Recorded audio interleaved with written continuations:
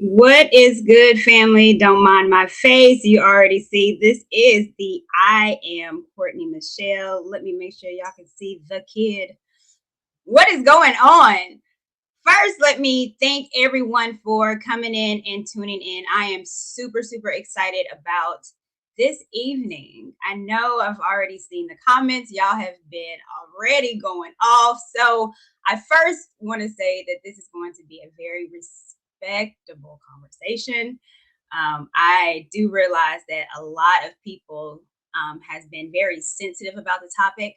A lot of people take this serious, whether you agree or not, whether you don't even know what this is all about. I definitely want to get into it. So again, thank you guys for tuning in.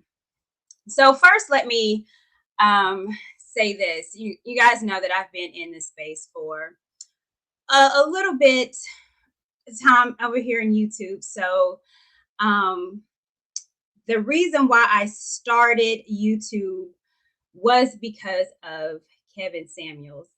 And tonight, I want to first start off because I want to dedicate this stream to him. In his passing, it's been kind of crazy because since he's been gone, I don't think people have forgot about him. But of course, I don't hear him as much as far as when he first passed away. So I've been looking at a lot of his content, and honestly, I really, really miss him. It's still been a void. So tonight, I want to dedicate this stream to Kevin Samuels, how important he was to me and how important he was to a lot of different women. So if you can give me a moment before we start, I just want to do something special for the Godfather. And that's not going to change anything because there are far more women and far women who are listening. And who are the recipients? The women who listen end to end and are saying, well, you've changed my life, you've helped me look at this way or that way. Those women are benefiting. And guarantee when those women come into contact with men doing something, they all benefit. We're better off working with each other, trying to understand one another. Because what I think has been lacking, I know a lot of women appreciate you, but I don't think it's been enough. And I don't think it's been enough of women that, like me, that would tell you that, I've been listening to you for a year and you completely changed my life. You've made me see myself completely different, where I was one of those, I'm a 10, because I feel like, and it's like. I wasn't very fond of him, but it was because of the woman I was during that time. And the women he was speaking about, I was amongst those type of women. And honestly, I feel like he helped me find my femininity because he go deeper. So hearing Kevin speak about how men are helped me to see Chief when he would talk to me, that he was coming not from just him, but he's speaking as men speak. We didn't care about backstories and feelings. He was about holding the woman accountable for her actions, and I like that because again, as a woman, I can give my story and it kind of erases accountability. Hey, how did you end up in jail? And I'm like, oh, it was a sad day it was a cold winter night. And I was just sitting there, I just kept crying and crying. And then all of a sudden people would forget that I committed a crime, to go to jail. And men haven't had that luxury. It's like, well, no matter what, you're expected to be right. No matter what, you're expected to be righteous. And Kevin Samuel he gave that same standard to the female. So with Kevin Samuel's content, I really learned about what men desire. He talked about women being fit, feminine, friendly, cooperative, submissive, inspirational.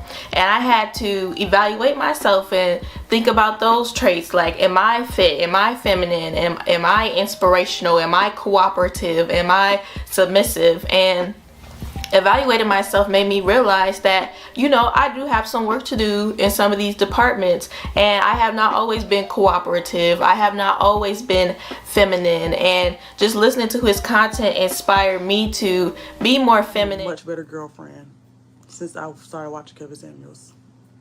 I am more self-aware about the things that I do and the way that I conduct myself around men because of Kevin Samuels. And it shows. It shows in the energy. Like, I wish y'all could see the way that men respond to me, like, my energy-wise. The fact that I'm not afraid to smile at a man if he's looking at me. Right. It's the Southern Belle. How are you? Is your audio connected? Let me make sure. You muted yourself. You got to unmute yourself. Yeah, let me unmute myself. How are you? I am doing well. How are you, Kevin? You look handsome. Well, thank you very much. It's Saturday night. We're just chilling. Well, you got your black on. I said, let me get a little black on too. Let me match your fly. There we go. So what we're doing?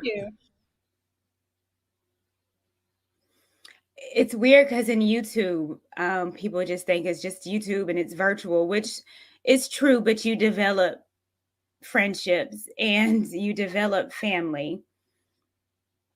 And he definitely was family for the Lapeef Network. And he was a gift and a mentor to me. You helped change this little old country girl.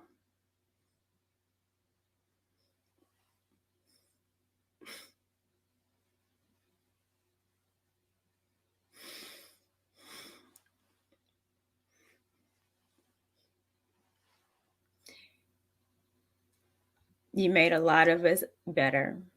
And for that, we are grateful. So you will be missed.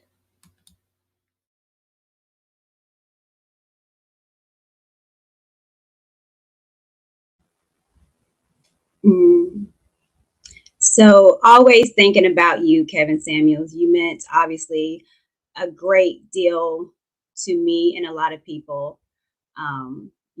You meant a great deal to a lot of women. I think it's unfortunate that sometimes we get in this space and we get in echo chambers and we get in our own little bubble and we forget that there's other people out there and sometimes we're not heard. So for me and my page and my channel is for those that want to be heard. It's for different thoughts. It's for different opinions. I want it to be respectful, but I want you to be heard. And so for this particular topic, I want you to be heard. It all started, you guys know, We Need to Talk, an amazing page that I fell absolutely in love with. I was on there a time or two, but it started with that. I got introduced to Richie, and I've always heard of SYSBM. And I always knew it was an acronym for Save Yourself, Black Man. And in my head, I'm just like, these men just want to go off, leave the Black woman and enjoy other cultures. And for me, the reason why I got in this space was I did not want that. I wanted to focus on our community and getting it better. I was listening to Kevin Samuels because I was doing evaluating myself as a woman and understanding my mistakes that I have made and trying to learn and grow with other women that were like me. And I was maybe naive about that because I thought that that's what we were all doing. All of the Negroes was trying to come together and make our community a lot better because it was. And we got off track, but that once was, I know that we could have it again. But it wasn't until I saw the acronyms of the Save Yourself, Black Man, the MGTOWs, where I didn't understand and I prejudged. I prejudged because I just thought that these men just wanted to go off because maybe they couldn't find no one or hurt feelings. You know, the Kevin Samuels sign language. I can admit I've done that a couple times or two or three. but I wanted to learn more. And so I got introduced to Richie, zoomed to Thailand. I checked out his page and I was like, this man seems like a lot of fun, but why is he over in Thailand? Bring his light skinned butt back. I got introduced to him. And again, prejudging because I didn't know, I didn't take the time to go into his videos, which again, when do we just know how people take a clip, 15 seconds, a minute, 5 minutes, and judge it upon that instead of taking the time out to really dig into the content. And when I met him, it opened my eyes to a different sector that maybe my preconceived notions wasn't all the way correct. So we had an amazing conversation on We Need to Talk. And so these two men had the great idea of doing a part 2. In the part 2, we zoomed all over to his page, and then it got a little deep. Now, it wasn't my audience at all. These men were really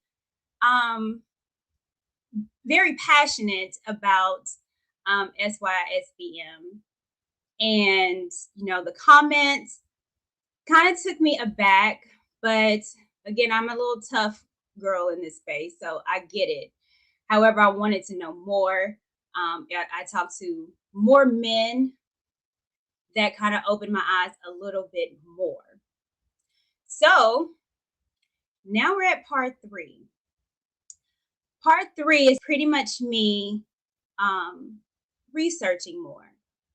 Researching the founder of Mad Bus Driver X, looking at his content, checking out the website, slayingevil.com. Yeah, I found that out. Okay. I digged in and to learn more. And the more I learned, the more I understood, but I still have more questions. And it hasn't changed my idea of what I started this journey for.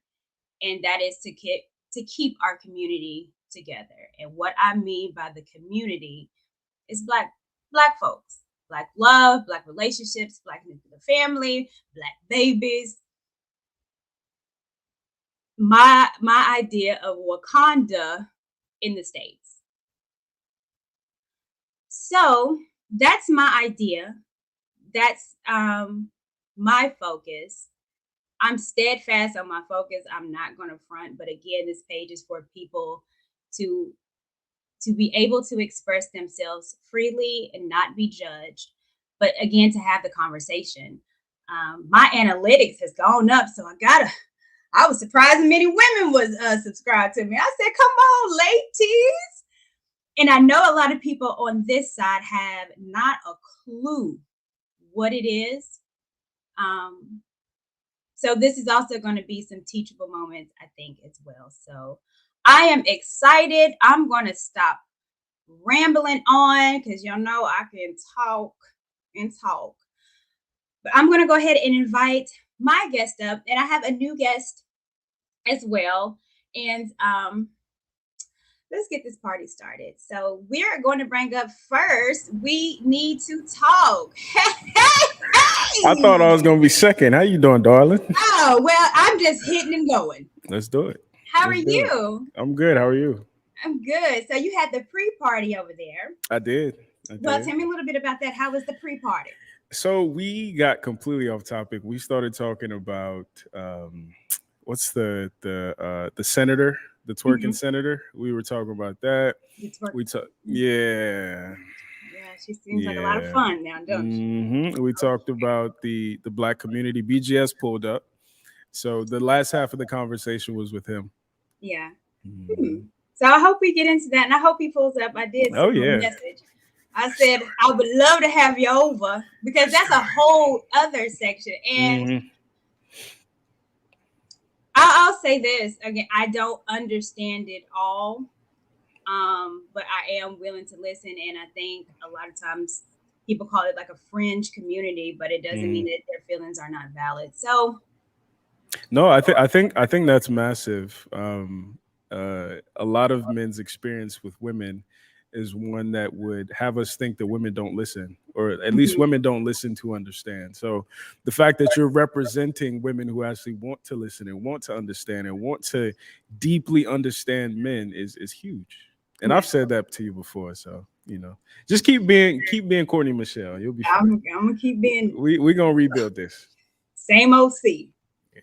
All right. I'm going to bring up the newbie. Okay. And I'm bringing him up now because you introduced me to him. Yeah. And he's new to the space, but I just love his commentary, and I think it's dope. And then, I'll just have him explain that. So, What is going on? We have Drake in the house. How are you? Good. I'm good. How are you? I'm doing good. So, tell us about your page. I know a lot of people is like, who is this guy? I called you Pretty Teeth Man. Can go ahead and say who he is. I'm Drake from Harvey World. So my page is, I'm a married man, first of all. And so my page is really born out of, I have married friends in successful marriages, but you don't see that as much. But where I'm in my little friend group, it seems like that's all of us. We seem to have had it figured out. But the thing is, I noticed we've been married for a long time, a lot of us. We got in it before, social media got it, muddied the waters and things like that, So what I basically want to do is I want to bring us back together, Black couples back together. I mean, couples, period, because it seems like it's not really just us against each other. Everybody, males and females, it's nobody can trust anybody. Yeah. And I think that we don't know what relationships change. I just want to see us get, back together. So what I do is I do point out women misbehaving. we do go over there, we do point a finger, we wag our finger at them, but at the end of the day, it's in love. That's why the name of my podcast is From Harvey with Love. It's because, like, if I didn't love you, I wouldn't say shit. Like, to be honest, the opposite of love is not hate, it's indifference. Right. If I didn't care about my community and about Black women specifically, I wouldn't say anything. I just let them just go along being wrong. Because at the end of the day, it's like, for lack of a better word, they failing in 4K. You see it. Like, you can live to manifest all that jazz you want to say, but at the end of the day, you got to do work. And I feel like Jordan Peterson said in one of his books, like, we killed God. In Christianity, we took the discipline in anything away. Like, even in the violence, the gangs, there's no discipline. It's like there's no need to be Christ-like. And I just feel like our men need to, be more disciplined. We need to be better as well. And to give these women something to look up to. And like, I know a lot of guys think that's some simp shit. When they hear me say that, that's when I'm on my simp shit. That's when I'm blue pill. That's why I call it purple pill. We do have to earn that respect. Like, that's the part, fellas. There's no way around that. We're gonna have to earn that. And like, slow it down, because you talking about men earning respect now. But at the end of the day, I was raised by a man, So ironically, like a lot of us Black men, they grow up pookies because they didn't have a man in their life. But one thing about me and my and some of my close friends, we didn't have our moms, but we had dads, or we had a grandfather that was that strong. And that's, I feel like, is what made us, a little bit more. And I just want, the reason we point the finger at the females, because I want them to see when they fucking up, like, this is not what works. It really is not. It's like, and it used to go to church and get shanked. I mean, it sucks, but you couldn't go in church and just act the way you act now. But now we have this new microwave everything. So I can go to the club on Saturday night, and I can stroll in the church on Sunday, and I can rinse and repeat. You know what I'm saying? And I can rinse and repeat. Yeah. Well, hold that thought. I'm going to bring up. I'm a zoom up. Zoom to Thailand. Hi, what is you? How are you? What's going on? I'm good. How you doing? I'm doing good. Thank you for joining. The time, everybody lives everywhere. I mean, I understand y'all zooming everywhere, but it's hard getting y'all Negroes together. But I'm glad that you was able to make it. So thank you. Absolutely. I wouldn't miss it for the world, man. To be on the same stage with you and Alan, Martin Luther King, and Martin Luther Queen. and then Drake coming up through too. Oh man, this is gonna be a love fest. If somebody start hating, it's gonna I know be it's gonna epic. be a hater coming in. You know They already what deal to with it. expect. We'll deal with it. So let me ask you, Alan and Richie, I want to ask you a question because again, it's been kind of the three amigos doing the part 1 and the part 2. Mm-hmm. So I wanted to get you guys to tell me a little bit of what you thought about part 1 and part 2. What were your takeaways on it? OG, you want to go first? I was about to say, Martin Luther King, you want to go first? Nah, you got it. I'll go first because you're more of an eloquent speaker than me. I just kind of bounce around. So, what I got from it, I was pleasantly surprised. I mean, because first of all, I didn't expect Skylar to just jump out the gate like a firecracker like that. It really, really surprised me. I invited him. His time is all the way off. It's like 3 or 4 o'clock in the morning London. where he is. So I tell him if he wakes up and get the crust out the eye, brush his teeth to come on over. So we'll see if that happens. Absolutely. And we're going to take the show over to his channel at some point. We're going to take the show on the road. So they got to finish their smoke session. Courtney thought I was like setting her up. Like she's like, I was probably setting her up. I'm like, no, I wasn't expecting none of that. I didn't know what was going on, but I liked it because I liked to see that Courtney could hold her own. She was in a away court and was holding her own. You know what I mean? So I was really, really proud of her, the way she handled herself. I just kind of stood back and watched, just like Alan did for us when we first met Courtney. Alan just stood back and just let everything organically happen. And that's kind of like what happened with you guys. So I look forward to seeing what else goes on with that. But other than that, man, it's the fact that I'm learning that you got to remember, like Zoom to Thailand, I didn't have an agenda. I was just out here just doing my thing, showing you guys a different life. And now it's turning into, all these wonderful things. And sometimes, it just depends on how you look at it. But I believe that we need more dialogue like this.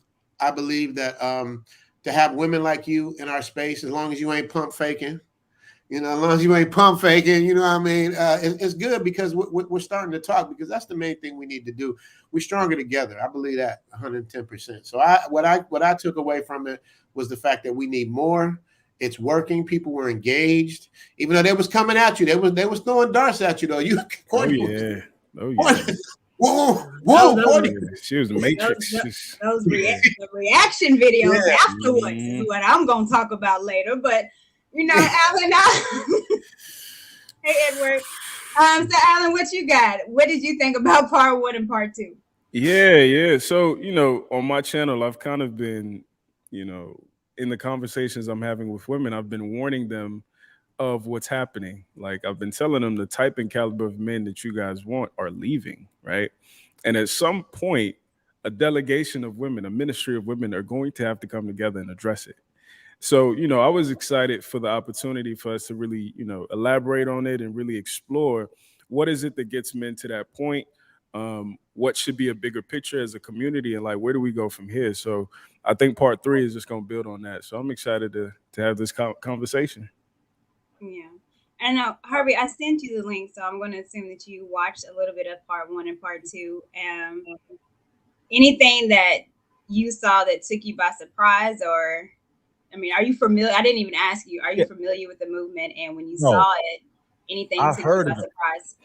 I've heard of the movement before, but like you, I assumed it was something else. I assumed that they were just basically bashing black women and running from them. So that's what I assumed, and I assumed, like most people would, that they was just the corny non-selects.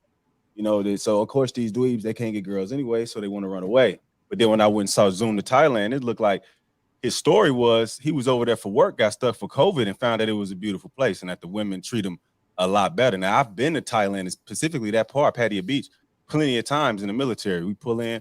I usually either stay at the Hard Rock right there or at the Royal Cliff Beach Resort. So they go to Walking Street. So I know how, and then they love us over there. Chocolate man. I know. Wow.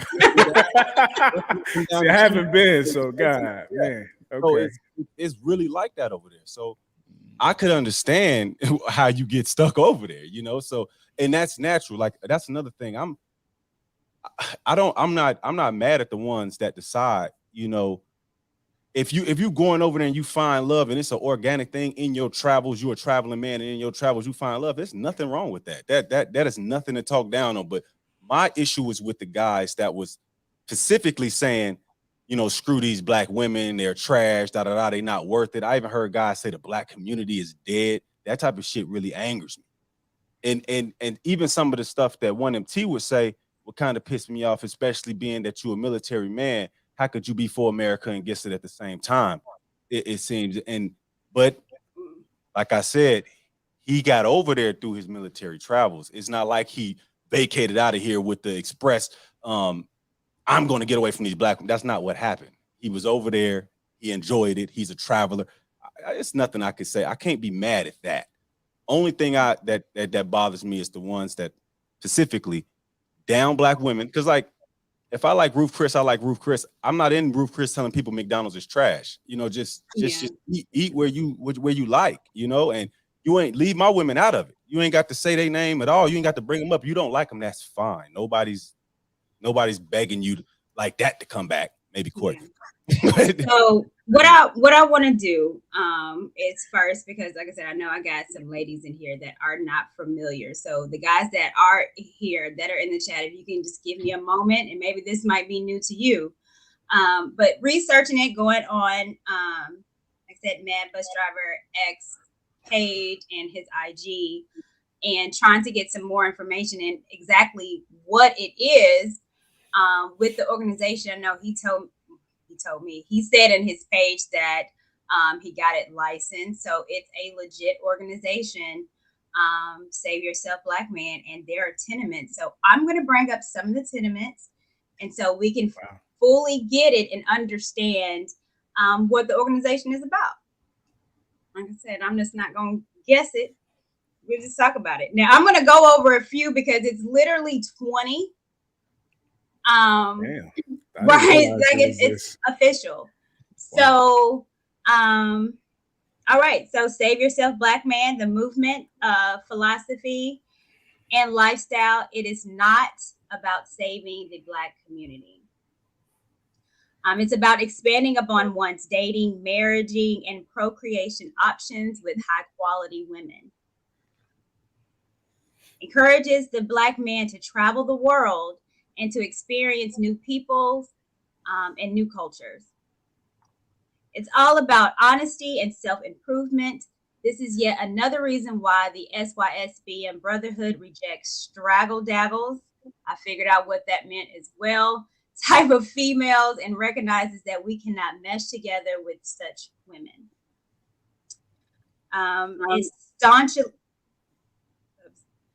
It staunchly rejects toxic feminism. It's all about structure, family, building, and leaving a legacy behind. Unlike the Black community, which is Black women only, we prioritize and put the heterosexual, free-thinking Black man first, as it recognizes his importance as a free thinker, a leader, and a builder.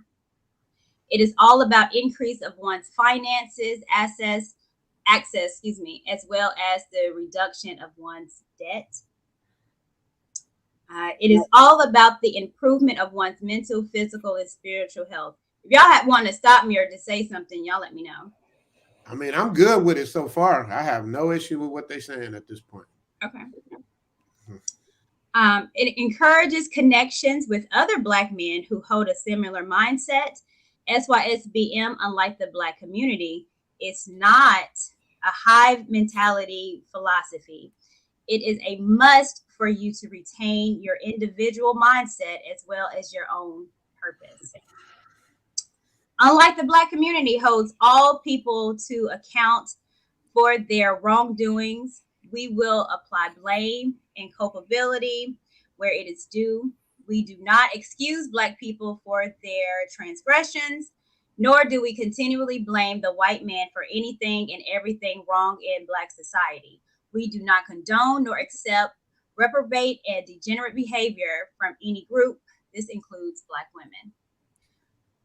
SYSB Nights. Wait, Drake is chopping at the bit. Drake, jump in, man. Now you want to say something. That is just funny. All right, go ahead. I will say this. I thought I saw Drake going. I will say this. If you replace the SYSBM at the top with divest, it would still make sense. It would still flow. Different though, right? We're going to get into it. Based on what I'm reading, it's not. We're going to get into it because I know that was the thing. It was the difference between the divest community and also YSBM. So we're going to get into that. So don't you worry. Okay. We SYSBM Knights are not the property of Black people. We are not beholden to the Black community, nor do we feel obligated to protect and defend the community or Black people. Okay. Now that's where I got it. Now, ain't it? I was riding all the way. Who else calls themselves Knights? I'm curious. Oh, sound like I will say this, and again, I'm going to open it up for people. I'm going to open the panel up eventually for people to call in. So if you get a pen and paper, because when I ask you what's the issue if you have with me, anybody on the panel, if you just say, I don't know, I just don't like it, that ain't good enough. Right. So is the operative word, because I'm trying to figure it out, because it's, that's the part that, it's, I was rocking with a lot of that. I was pretty much rolling with it. You know what I mean? Being a better person and all that. But, then Martin Luther King threw in Divestment. I'm like, wait a minute. Keep that in mind, because I'm going to ask you, again. Okay. Why? This 10 and 12, I can't get down with that one. But everything else, I was pretty much rocking with. Okay. SYSBM members are not Dick police officers. We do not attempt to bully and intimidate Black men into dating Black nor non-Black women. Okay. SYSBM does not obligate Black men to swear allegiance to the lifestyle. There is nowhere you have to sign your name in blood. Free-thinking Black men are free to take the SYSBM philosophy and tailor it to their personal needs according to their lives. Okay. Members have nothing to do with the Black community as a whole and have no problems declaring and standing by such a position. It was the so-called community, which I know you guys call the community, okay, that in most cases ousted free-thinking brothers from its ranks to begin with. We accepted this decision and subsequently small amount of frame. Okay, SYSBM practitioners are not clean up men. We refuse to accept the current decadent and degenerate single mother philosophy being pushed by the Black community. We will not be returning to the so-called community to clean up anybody's mess, i.e. date or wife up ghetto mothers. SYSBM is all about looking out for children and the future. This is one of the core reasons why we choose not to have children with ghetto women. Straggle Dagger is ghetto women. As a collective, these women, this is what they're talking about, hold a deep disdain and hatred for Black children from Black men, and thus will not hesitate to destroy such offspring. So did you guys understand that? That sounds wild. Okay. SYSBM does not put Black nor non-Black women on a pedestal. The brothers do not deal with non-Black women who have ghetto females as friends, because hanging around hood women is guaranteed to leave them contaminated and thus no different to the dysfunctional ghetto females we walked away from to begin with. And the Brotherhood would not be negotiating or horse training with any straggle-daggle women on any level at any time. So those are the 20 tenements of the organization. So you said you agreed with majority. What did you not agree with? Absolutely. I agree with the flat. Now remember, it's just like with Kevin Samuels. Like, Shout out to Kevin Samuels. That was a nice thing you did in the beginning, by the way. But a lot of times we get caught up in the words. Like we get caught up in how it's being presented versus the message. You know, you could politely say, hey man, I don't want to have babies and kids and offsprings with women that's going to do like the lady did about the McDonald's and all of that. I think that's who he's talking about. He's not talking about all black women. At least that's what I'm getting out of it.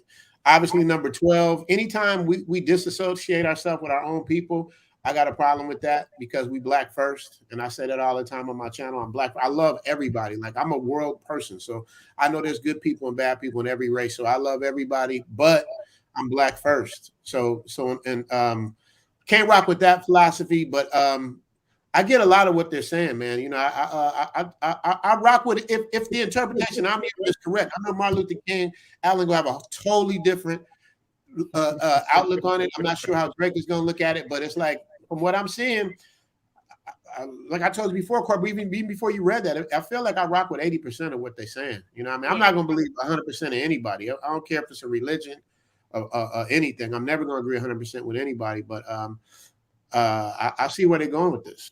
Okay. Drake, what do you got to say? I mean, one thing, I don't promote nobody going and being cleanup men either. My whole point is why is it's you didn't read in a negative undertone, but there's a negative undertone to what they're saying. It's the way they sound. That's why it's so quick for people to say that you just hurt, because you sound like something did that to you. Like you didn't just come to that conclusion. Something did that to you. And now maybe it was a black woman or any color. Maybe it was a woman that did that to you, that drove you to that. But that's still your anecdotal evidence with this circle of these women in your sphere, you know? And so it's just and to be so fed up. But you know what? On Alan on the pre-show with I think his name BGS, he had said about men, you know, all of us can't do it though. He was saying about the enlightened men, you know, he was right. There's not a lot of them. So I can't really expect all of these men to take up the fight. And so the ones that can't, if at war, they used to jump off the boat when they didn't want to fight and they shoot them in their backs from the boat. Now I'm not going to shoot them in their back, but I understand my brothers that do, because they the ones still here fighting with me. So like at the end of the day, if you want to go and purposely for the reason of your negative and go away, that's fine. Like I said, the way you went away, that's totally different. Zoom. You in your travels, it just happens. It's just natural. But if you are for any reason you running from war, everybody want to be a leader. So the way I see it, you don't have too many leaders in the movement because there is only a leadership opportunity when something is fucked up. When everything is going good, there is no leadership opportunity when you really think about it. At the end of the day, now there's an issue. Now you fight. Now the leaders will rise and bring their people out. You can run, that's fine. Like people always ran. We're gonna run because I know, especially Zoom, that terminology of run, and I want to talk about that too. So, but let me, Alan. Drake exempted me, so I'm good. I'm rocking. Like okay. Well, we're gonna talk about that. But Alan, what did you have? And I wanna do this, Alan. I want to get your what you thought about the 20 points that it has. And also, I'm going to show something else too, because I got that off of Mad Bus Driver X, his IG. But the website digged in a little bit more, which I thought was kind of telling. So what did you think about that, Alan? Yeah, I think it proves my point more as to how Zoom is not SYSBM. Like, I think we need to make a distinction between men who are willing to date outside their race, travel, and the whole nine, and men who took on 20 tenets as to how they are not beholden to their own community.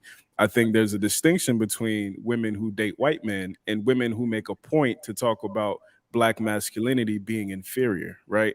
So on its face, a lot of this stuff isn't problematic, but like when you start digging into it, and the reason I brought up Divestors is I spent a lot of time listening to their content, and on the face as well, it sounds harmless.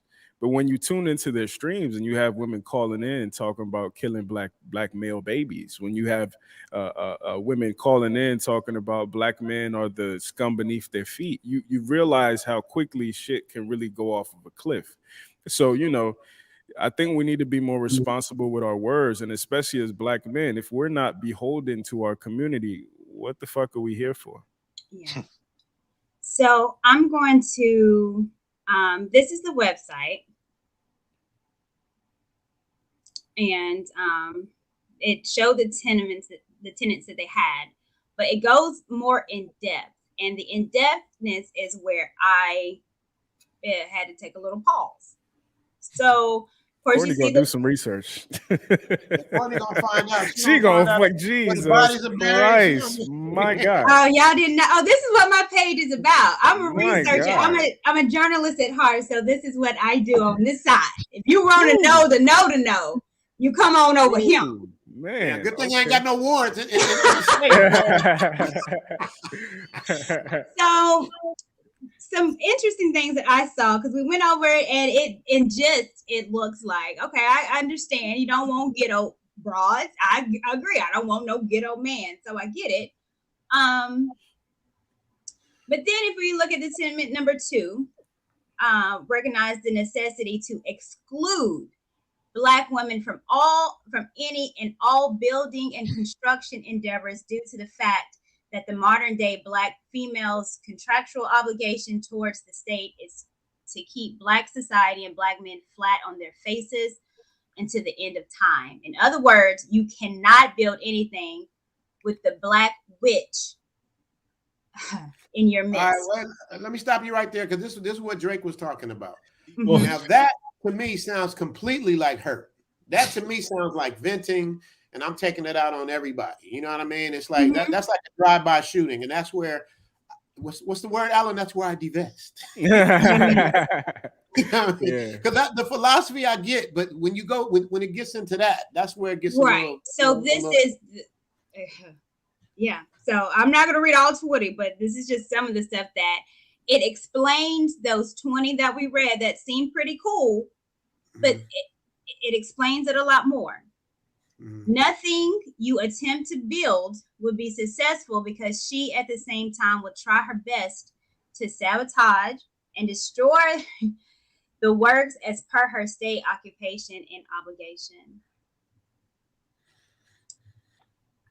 Okay, expanding upon one's dating, marrying, procreation options with high quality women. Let's see, pretty legit. So this is a website. I'm not going to read it. Again, it's called Slaying Evil. But see, but I gotta represent SYS back on this point. Like we can take them and tear them apart all we want to. You know what I mean? It's like you could do that with the Bible. You could take the Bible and tear it apart and make it believe whatever, make it say whatever you want it to say. I think like Drake said, there's hurt coming out of that, but I also believe what Alan said, like you know, it's we have to help, we have to come together. So it's kind of like that's more of a separatist type of thing. And I understand the frustration. I understand the frustration, but at the same time, it's like it's too extreme. Like, and that's why I guess I'm kind of in the middle, because I'm rocking with what's good and what's positive and what's uplifting as much as I can without bashing Black women. But at the same time, saying we don't have to settle for that bullshit. I'm not going to settle. I don't think anybody should settle for the bullshit. So it's like, Alan, I'm asking you this: do you have to take a side in this situation, or can you be, you know? Well, let me say this, because I'm not bashing. So I'm just, well, and I know you're not talking about me, but I'm just literally just reading on what it is. And again, I have a problem. We talked about divestors, and I want to talk about that. But if I don't know what it is, and then I research it, and when I'm told, or when it's told, the 20 that we went over, which seems legit, but then when you get in the heart of it, and it's like, so this is what, when people are in my comments, save yourself, Black man, this is actually what it means. Okay, but I don't think a lot of us, especially women, have no idea. And so for me, I'm like, I need to, what's your mind state? How am I going to connect with you, or no? Do you see me as a Black witch? And so this is me honestly breaking down what it is, what they believe. Right, but that's just that's a person's opinion. It's just like what Alan said earlier. He said that before we got on, he was like, what'd you say about me representing SYSBM, or what'd you say, Alan? Like they yeah, you're their Jesus, low key. Jesus, yeah, that, I don't do nothing with Jesus. But the point I'm making with that is, I'm doing what I'm doing, and people are saying that I'm SYSBM, and I don't even know the definition. So you know what I mean. So that means you got to put it up, whatever, however you want to define it, is how you define it, because the things that you said that they represent, I don't say that, I don't preach that. There's nothing that has nothing to do with me, but yet and still, I don't know what the word is, revered, whatever it is, in that side. So I get, that's what I'm saying. It's hard for me. Y'all got to help me with this because I don't want to be responsible for the shit I don't agree with, but I absolutely rock with them. You got to save yourself on this one, Black man. You know what I'm saying? Because that's the problem, I believe. It's like with us. It's this, Drake. You in LA, man. It's blood. So let's talk about this, because one of the things that we were going kind of back and forth, and I know Edward Anderson, if you're watching, I invite you to come up, please. I will drop the link. But made a stream about how Alan was comparing the two, and how one is not this, and how I guess SYSBM is about just dating out, and how the divestment is dating white men and excluding Black men. Again, when I go on the website says in particular and in bold, exclude Black women. So it is an exclusion. Now, whether you want to say, well, it's Black women just in the States and not overseas, okay. But so for the divestment community, which I think a lot of people are kind of not confused about it, but don't know, and I had no idea either. It started off as Black women empowerment, Black women going their own way. So we've heard that before on MGTOW. So Black women started this. Like I said, where SYSBM started in 2014, this organization started in 2016. So it was the after effect, or the residuals of what was started back in 2014. So this movement, again, presents itself as a self-help community that encourages Black women to decenter male attention, prioritize health, self-care, and to broaden one's horizon through international travel, intentionally hypergamous relationships, often leading to the promotion of interracial relationships as a form of hypergamy. I encountered blah, blah, blah, blah, blah. Now, the subsection or a part of this is divestors. So if we understand where that came from, this to me sounds exactly what SYSBM is. Is it not? Or tell me where I'm getting it wrong. Does it not sound the same? Martin Luther King, you want to take that? Or Malcolm X? Drake's Malcolm X. We need to toss Martin Luther King. I'm Angela Davis. Yeah, you Angela Davis. I just should have had my fro. And I'm Richard Pryor, I guess. I don't know. There you go. So again, where it started, and it's the same idea of taking care of oneself as a Black man, as a Black woman, and thinking about going overseas, where you're the core is the same thing. Yeah, I'm a fan of having names for things, right? I think in order to consolidate your thoughts, I think it's important to be able to name it. And, that's why I appreciated MGTOW. I don't know if I fall into MGTOW, but I'm all for, before you can demand anything from the world as a man, you first have to make demands of yourself. So I'm with that 100%. Now I can see how that can, lead to Save Yourself Black Man or lead to some of the other pills. But my whole message to men is, once you get yourself together, and that means spiritual, physical, mental. Part of that mental is also understanding the context that you operate in. You should have a sense of insight to the plight of your people, insight to the plight of the men in your community, the women in your community, and that should color your approach to how you dialogue with your community. Now, what I don't like about movements like this is that they completely dismiss that insight part.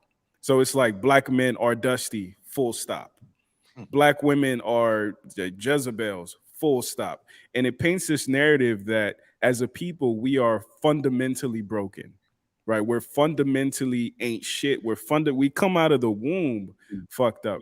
Now, I can have that conversation from like an epigenetic standpoint, but as a community, if we hope to find any peace in the world, if we hope to find any progress in the world, if we hope to at some point not be looked down on when we go overseas or when we, you know what I'm saying, move around in our country, we have to understand we must be community first. And these organizations at their core are not community first. Yeah. All right. Let me, I'm going to bring this up. And this was, if you don't know what divestors or what that community is, this movement is derived from, again, like I said before, BWE, Black Women Going Their Own Way, but with more intentionally focused on divesting oneself from the Black community from social justice, burn the cape, okay, and from issues relating to Black male oppression, self-improvements, feminization training, weight loss, professional development is promoted as a means of achieving hypergamy. Compared to BWE or Black Women Going Their Own Way, there is more of a focus on colorism and the disparate treatment of non-racially dark Black women. So this within its core, blah, blah, blah, blah, blah, is the divestment. It sounds good for they believe that, of course, Black men are oppressing them. And so what the divestors say is that they're just being healthy and being hypergamous. So at its core, sounds great for them. Mm-hmm. Well, I think I do want to, point this out. When I'm having conversations with Gen Zers, they have a level of self-interest that I don't think we have as millennials or generations before us had. And I think this is just in lockstep with that, this idea that you are not beholden to anything. You have no responsibility to anything. Life is about pleasure seeking. Life is about finding your own happiness. And I think that is a very, very, very dangerous narrative as men, especially men who are the result of our forefathers who fought for everything that we enjoy now. And I think the only way we can really pay homage to that is, number one, educate yourself or find people who are educated and, glean knowledge from them and change the ways that you move in the world and in the community. And as a Black man in particular, if you believe that you can dialogue with the world as just a person, and I tell my little brother this as well, as just a person without the context of you also being a Black man and everything that means, the world will remind you that you're Black. Facts. And I saw something, but I want to pull that up too, as far as with lingo. So what SYSBM, when you hear them say community, I always wondered why that was said. But it's in reference of the Black community, which they want to divest from.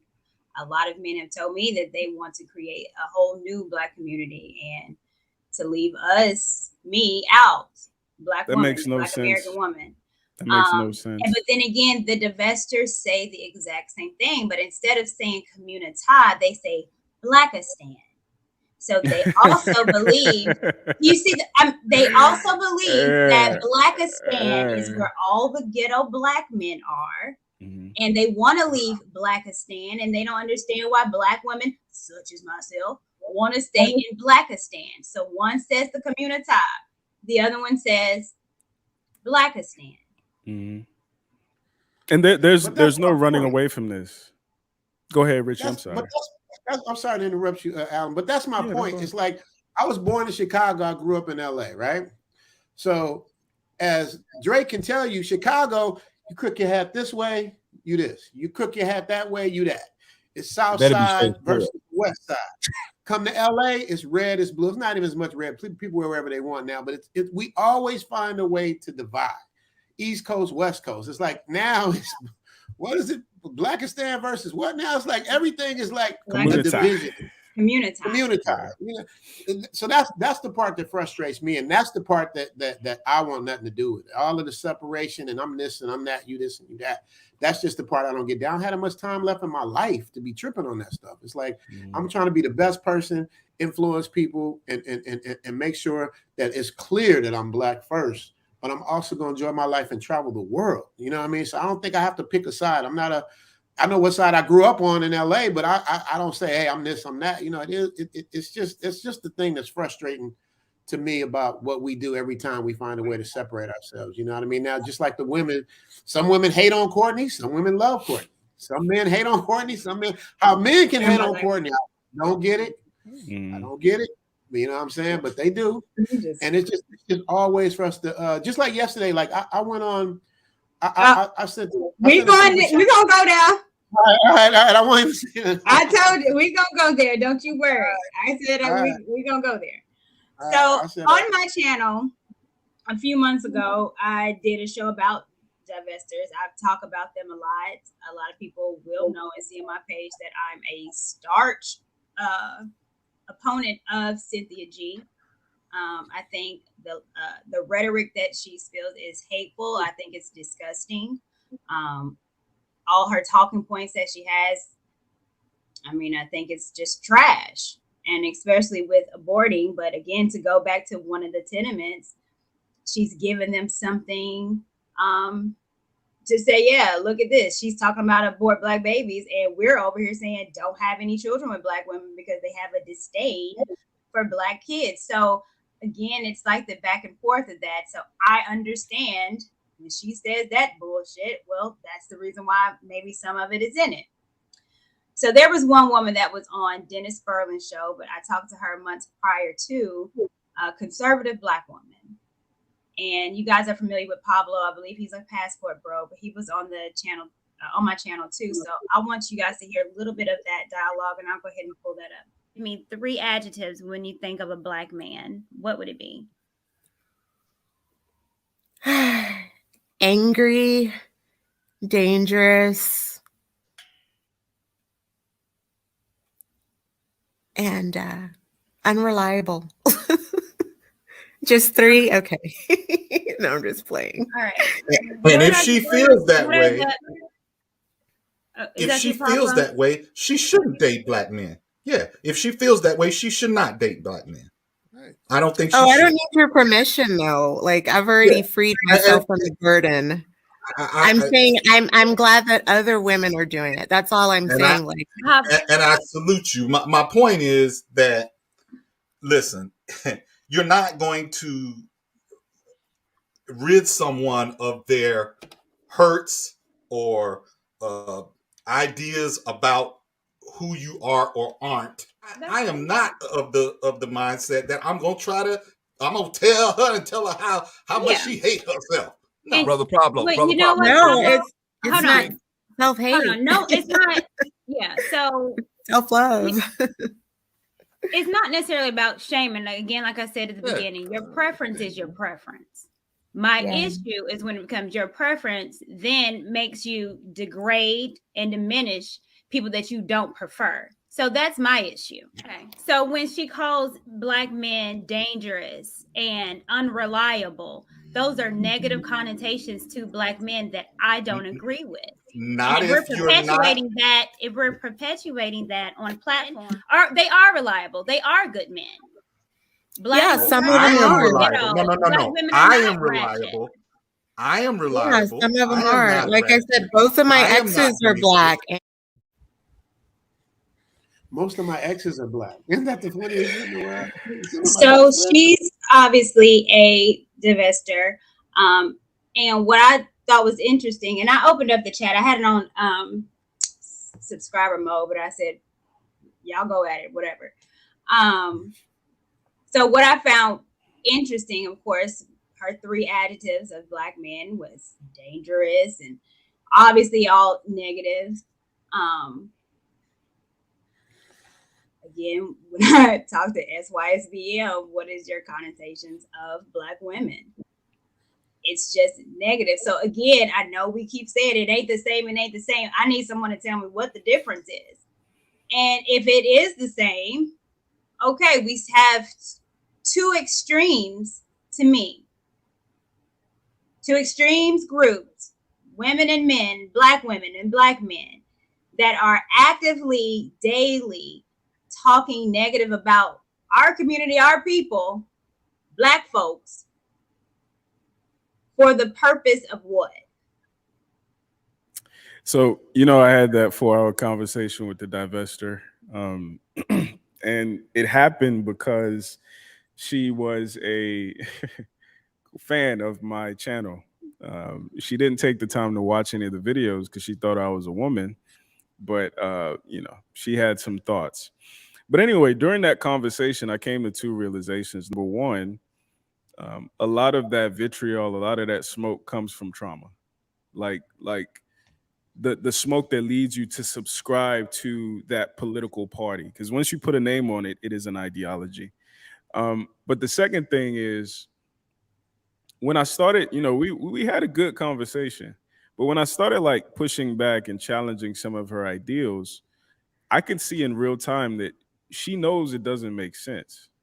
But I think what it is, and somebody who came up after the stream, I think what it is you have to maintain certain narratives for your trauma to make sense, right? Like you have to maintain this narrative that Black men or Black boys or Black women are this type of way for everything that you've been through that led you to that political party, for it to make sense. And you see the same thing happen with racists as well, right? Like once you push back, you realize that a lot of the shit that they say doesn't actually stand up to scrutiny, but that cognitive dissonance, I will make it make sense so I can sleep good at night. Because, one of the consistent things I see amongst the passport bros sometimes, but I'm sorry, more specifically SYSBM, typically it's dudes who weren't necessarily successful with women. And that's part of the reason why I knew from jump that Richie does not fit that mold, because Richie has been Richie all his life, right? And one of the things that I see that's consistent with the divestors is they tend to be dark-skinned Black women. And in our current culture, unfortunately, we have reduced dark-skinned Black women's equity from a beauty standpoint, right? So some of what they're coming up with divesting in the whole 9 is a backlash to that, right? So I think, we can't fully have this conversation until we address why does our community prop up this type of manhood, and why does our community prop up lighter women versus darker women? Because that's what leads people into these groups. So let me get to this comment, and Drake, I'll get with you as well to let me know what you thought about the divester and what she thinks about Black men, and also with Pablo. Pablo was cool with it, said, hey, that's her choice, and I'm not going to be like, bam, you need to get back with the community, which I get. But what I thought was interesting is that when I stated Black men are not scary and all these, they're not. Yeah, there's some, but I'm not going to put a blanket about Black men and use those adjectives, which was all negative. And Pablo came back and said, no, I'm not. No, I'm not. As if, again, it's a separation. If I am saying Black men are not this. The image of Black men that you have is not correct. And instead of saying you right, it was individual. I am. So I thought that was interesting. But okay, SYSB, don't hate Black women. That's the difference. Well, okay. But there was nothing in the bylaws on divestors, none of that said that they hate Black men. They just don't think you're worthy enough to be with. Mm. The exact same thing that you guys don't think Black women in America are worthy enough to be with. No one said anything about hate. She didn't say anything about hate. She just don't like you. SYSBM, the straggle daggles, don't like American Black women. So again, no one said hate. So I don't think that was poignant, but that's fine. I gotta give a little pushback though. I gotta give a little pushback. If didn't one say something about killing Black babies? Well, that was, now this is something different. Because her name, let me explain Cynthia G. Cynthia G has never said that she's a divester. She actually had a show a few months ago that specifically said this is not a divesting community. She does have multiple kids, multiple fathers by Black men. She specifically says if you want to have sex with Black men, go ahead and do your thing. So she's not a divester. She was actually in the Black manosphere. She was seen talking to O'Shea, Kevin Samuels on panels, hooping and hollering. She used to call herself a Black male worshiper. She used to be a Christian. And then what flipped? Yeah, what flipped? Trauma. Well, I don't know her particular trauma. Probably the men, multiple baby daddies. But what she said, and this was actually told to me, was being in this space of the Black manosphere, she got tired of hearing what was said about Black women, especially because she was a single mother. So she decided, well, everything that you guys are saying about Black women, I'm going to flip it. So since Black mothers are the issue, with 80% of the male population in the prison system are reportedly, I haven't seen the stats for sure, but are reportedly by single mothers. And because single mothers are quote unquote making the Pookie and Ray Rays, since it's us creating the community and the Blackistan, well, they don't believe Black men has made the Blackistan, but since single mothers are making these communities bad, the resolve is if you find out you are pregnant with a boy, then you abort him. And that will solve the issue. Yeah, see, that's what I'm saying. Like SYSBM don't have that philosophy, right? No, I have not read. No, so their philosophy is just their philosophy is just don't impregnate a Black woman. Period. They're just don't do it. Wait. Did they say don't impregnate a Black woman? Period, or the pook, whatever you call them, the Pookie and Ray Ray style? What they Let call me pull them? it up. I'll pull it. I don't want to fool nobody. What's it? What they call them, Drake? The straggle daggles. Straggle daggles. All Black women ain't straggle daggles. So I don't think he's saying applying that to all. Whoever the philosophy is applying it to all Black women. Because we got to remember, like we talked about this before on our thing. There's more Black women in Brazil than there are in America. You know what I mean? So we can't say, and we got Colombia, you got Cuba, you got Puerto Rico, like we're everywhere. So it's not just America. So we got to make sure we differentiate between the two or the three. Yeah, let me, because I've never heard a Black man say we're gonna kill Black babies and don't impregnate. They talking about a specific set of people. Am I wrong, Drake? At the same time, hell have no fury like a woman. Women gonna go 0 to 100. You know what I mean? Yeah. Women are gonna take it a place you don't, yeah. You're gonna take it too far for sure. I'm telling you. That's a fact. Let me see. Hold on for me. Let me see what tenement that was that talked about it. And no, but Dre, I think I cut you off, man. I'm sorry. What were you gonna say, man? I don't remember. It'll come back. All right. So let's read the two and I'll share it.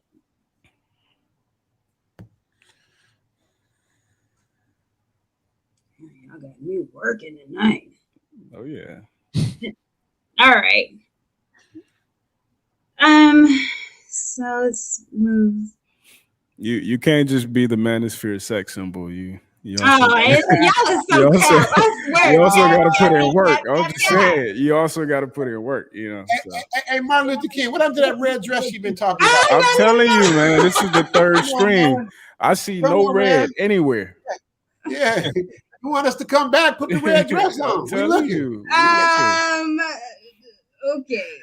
I don't see it. Now I know I read that. I might have to go back to that because I read as far as with procreation, and that would be too. Recognize the necessity to exclude Black women from any and all building and construction endeavors due to the fact that the modern day Black woman's contractual obligation towards the state is to keep Black society men flat on their faces. Okay, child-free Black woman. Well, I will table that. I'll look into that a little further. So let's table that. I think it's based on personal experiences, man. I think this is where people are coming to this conclusion. Right. Yeah. So Cynthia G takes it to the extreme. But again, Cynthia G is not a divester. And she's made that very, very clear. So again, taking Cynthia G out, the divester community, the Black women going the own way, has not said abort. That's just Cynthia G and her platform. Got you. Okay, I understand now. I thought she represented what that meant. No. I don't know a lot about her. You know what I mean? But that's okay. That's what I thought. Okay, so they don't. So that's not their thing. Okay, so we it's not their thing. It's a Cynthia G thing. Now I'm sure divestors are over there, but again, who she is, she was in the Black manosphere. She was pro-Black, blackity black, and then she flipped. I'm pro-Black. Now I want to kill all the Black babies. All right, I just want to make sure we boys. Just the boys. Y'all see why I'm in Thailand, right? I'm pro-Black. Now I want to kill all the Black babies. Just the boys.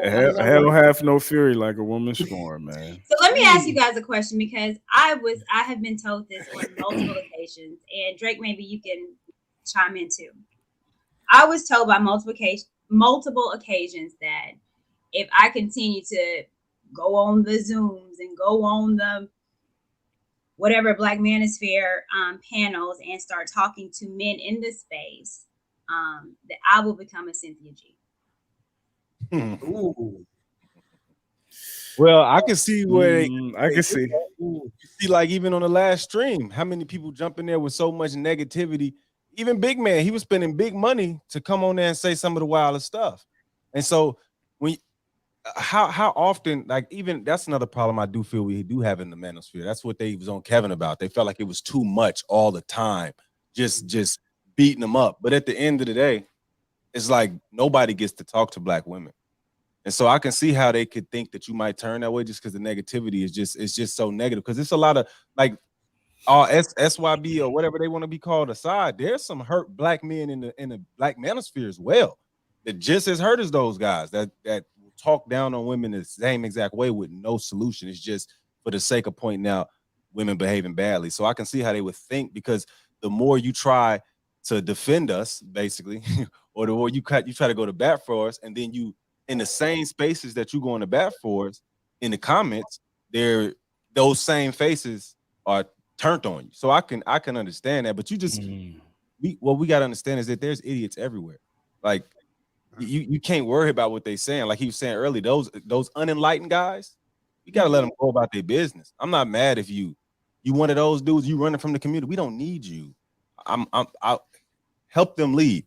Like with Richie, I don't think we need to steal that Black man back, because I don't think he really gone. You know what I'm saying? Like, there was a comment. They was like, Courtney, I hope you don't use that hashtag steal their ass back. It says stab. You just gonna walk around with stabs on your chest. And that was like, it says stab. You should sell it to the divestors. Woman walking around with just stab. Yeah. Stab ass. Hey, by any means, come on, Michael. Okay. All right. So yeah, so I thought that comment, and I've been told that a few times, that if you stay in the space long enough, and I want to make sure that I clarify as far as with being in space, because I am not a part of the Black manosphere. I have always said that I am adjacent. meaning that I got in the space by listening to the Black Manosphere. Before I started talking my stuff on Lapeef, I was an avid listener. I was obviously Kevin Samuels, but O'Shea, Obsidian, Alpha Male Strategies, MTR. So I was already consuming content before I even got in here, and I was intrigued completely because I felt like I had an ear in the barbershop, and I was like, "Also, this is what y'all Negroes talking about. Steph is cold and the sweet watery guts." I used to be like, "Okay, so this is what y'all talking about when you talk about women in the sweet watery guts." So It's interesting. I was all like in the barbershop listening. So that's how I kind of understood the content creators and learning more about them. And I was intrigued and I respected it again as a space where you can be heard. But then once you start talking, it's gonna be brutal. All right. So I want to talk about this as well. So Mad Bus Driver X. Again, he created the term SYSBM. I know he's been on the internet since about 2012, coined the term in 2014. It's interesting because he covers his face. He has a mask, so you don't know what it looks like. Just has a very distinctive voice, and this is a mad, like it's very distinctive. But once I started going through his content, I noticed something that was interesting is that he never shows himself. But all of the content is pictures of interracial couples. It's not anyone physically that you're talking to, happy couples that are interracially mixed, or there is no conversation. It's just pictures.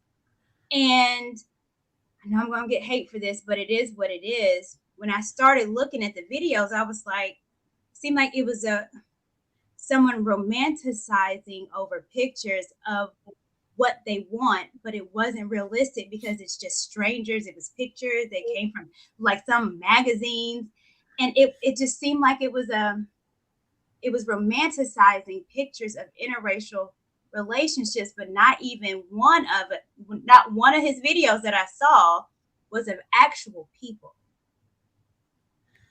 And I just thought that was interesting. So I'm going to pull this up so you guys know what I'm talking about. Where you at, man?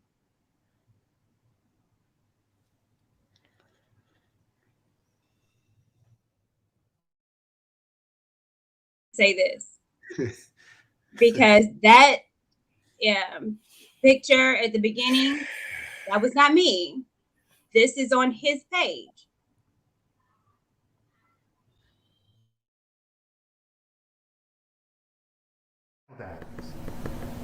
Now back to the divorce rates versus death rates versus incarceration rates. What would you rather deal with? Let me pause it. I want to do this one. Yeah, he's going to be in other places, right? Because that's not his bathroom, that's her bathroom. Muscle bound. It's some summertime at the beach. No, not beach, at the pool. They may be in, subtropics or something. I don't know. But, he's doing his thing. He's having his fun. Huh? Girl next door type. Leftovers? Is this the leftovers? Is this the trash? A lot of people keep saying that. Oh, we've taken out the trash of other people, of other races. A lot of dudes online that keep saying that. Does this look like the trash of other races? Huh?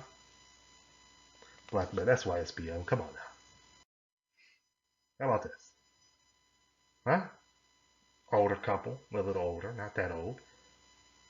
I mean, she's nice. What's the problem? None. None of that. This brother here is graduating. Is it high school? Is it in college? He's graduating from something. And look, he's got himself a nice lady with him. But they would say he was a sellout. For being him, for being free, they would say he's a sellout. He's happy. Oh, he's definitely happy. I mean, he's in the bedroom. Look, he's happy. She got like, I guess, a cowboy hat on, and she's wearing a dress, and she probably doesn't even have any other things underneath, whatever that is, that dress she's wearing. But he's just cheesing. So, yeah, he's very happy. Man, let me stop you right there, man. Man, y'all bet not be in the States comparing me to this corny shit right here. No one is. No, this is again. Like that's some corny shit. I'm taking fades for the corny shit. I'm not. Don't do that to me. Don't do that to me. That's that. Yeah, that's that. You know what I'm saying? Like that. That was some cornball shit. So you know again. Let me again. This is nothing that I'm orchestrating or whatever. This is understanding the space. This is who coined it. This is who created SYSBM. And I got BGS here. I'm going to pull him up. Thank you for coming up. But he's the one that coined it. So when I go and I'm just, again, doing my research and going through the content, what I noticed was there was no contact with another woman, another couple. It's just pictures and glamorizing interracial couples in pictures. We don't know if these are real folks. Don't know if it was a Sears, a Walmart 2 for $10 picture photo shoot. Prom date, don't mean I'm with you. Nothing. It wasn't personal. And nothing on the page shows anything personal, a connection with anything. I'm talking about the Burger King mask. Well, that's simple because if working, especially back then, okay, especially when we started, okay, chicks will get you fired, right? They get you ousted, and there's been people that have been ousted, been fired, been doxxed, had their lives ruined. So that's what the mask is for, because you can't be open. That's why I have an avatar. Okay, because believe it or not, well, some people said I'm not pro-black. I still work in the pro-black industry, and my mentors, a black female in Los Angeles. People in Los Angeles probably know my voice. Okay, and she's been my black mentor for I've been her co-host for the last 13 years. Okay, prominent pro-black or conscious community females has been in the community, especially in Los Angeles, really worldwide, for the last 30 years. Because I met her 30 years ago, and she's been that way. So that's the only reason I'm her co-host. So so people, anybody that knows me can check my credentials. It's not I didn't just land here yesterday. No, well, it's funny because I was moderating in We Need to Talk chat, and I saw you in it. And I was like, what the hell are you doing over here? So I sent the message down. I said, do you know who you got in your chat? I know I've never communicated with you before. Like I told you before I even started talking on any kind of channel, I made myself very familiar with the space, because if I'm going to be around or adjacent to, I think it's incumbent of me to understand who people are, the content creators, what you talk about. So I was familiar with you. And so if you're familiar with Kevin, you're familiar with me, because absolutely. He shutted you out a few times. Well, because the stuff that Kevin started to do with the men and then eventually the women, I'm the one that actually guided him to that. From the very beginning, like 2016 or so. So that's how I heard you through Kevin, and then I've seen Edward Anderson adores you. Always reference you. So you've always been, you're quite revered, and so I'm honored that you or hated. Depends on which side you're on, or hated. Well, I'm considered black of the black, so I mean, you don't know that, you don't know. Okay, you don't know my struggle. Okay, yeah, I hope you don't know my struggle. Well, I mean, I don't know it, but I can find out. Okay, I'll be finding out. It's just not very hard. Well, I don't really care. I appreciate you coming up, and now you are in another sector, which I don't really know much about either. Okay. So tell me a little bit, I guess, maybe about you. You said you started with Kevin, but I'm pretty sure you started before then. I actually started out because I was having issues, family issues, and I started research because I've been a researcher for the last 20, 25 years, especially geopolitics, stuff like that, and actually started researching researching a Tariq Nasheed, and then dating, and then I found out about the red pill, researching dating apps. I think it was Dataclysm. I was actually researching OK Cupid, and I found a red pill, and then I found MGTOW, and I actually became a MGTOW in 2013. So BWCTOW was actually a reaction to it. And this chick in Philadelphia that started BWCTOW because she was pissed off because there's a lot of black men leaning toward MGTOW. And most people don't think people think MGTOW is about hatred of women. Actually, MGTOW is actually came through the men's right movement. The men's right advocates. They're actually men's right advocates, and actually MGTOW is a response against the state, especially by white men. Has a little bit to do with women because they're tangentially connected, but most of MGTOW, which I am, and ITMOR is about changing the rules, changing the environment with the state. It's not really, women are just tangentially a part of it because the environment controls women. I tell men that all the time. Said, you can fuss at them, fight them all the time. That doesn't mean anything. Until you change the environment, you're not going to change the women.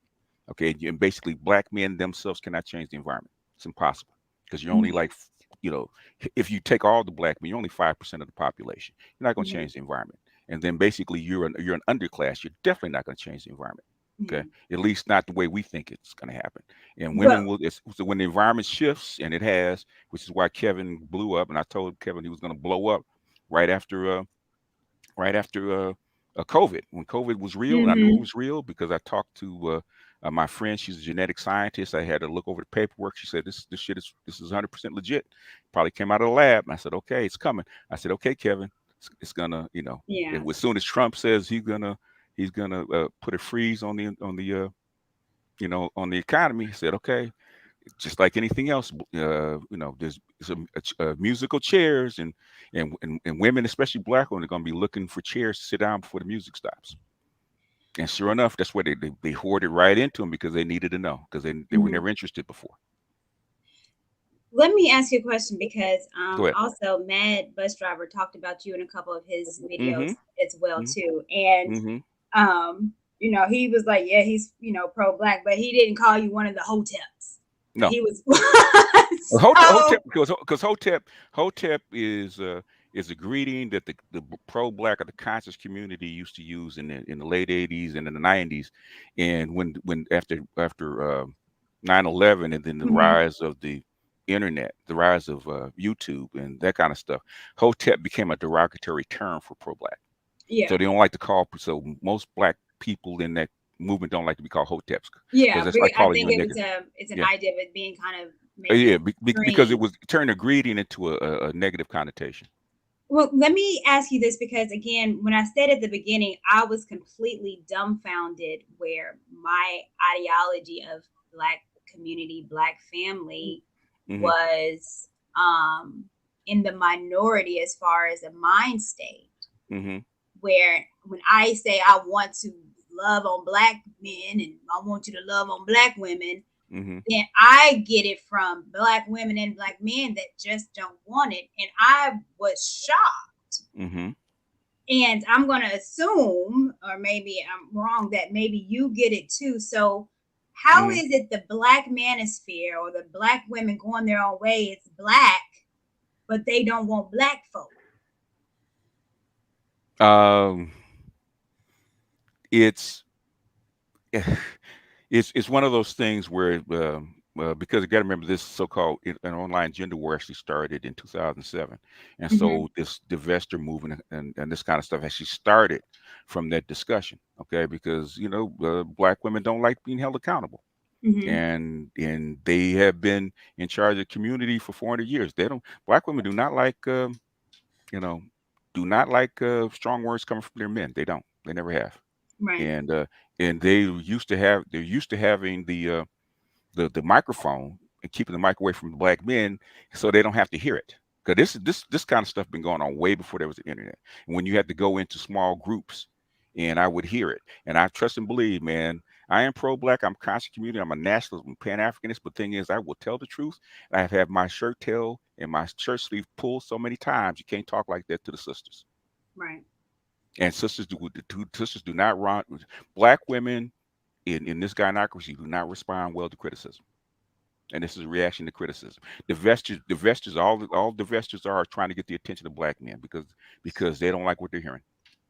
Because I agree. And that's you again what I was saying about Cynthia G. She's not a divester, but it's coming out of her. I know where it comes from. If you I'm not going to shout her out, but all you have to do is investigate, and we did the relationship between, and she actually said it one time. She actually really talked about it.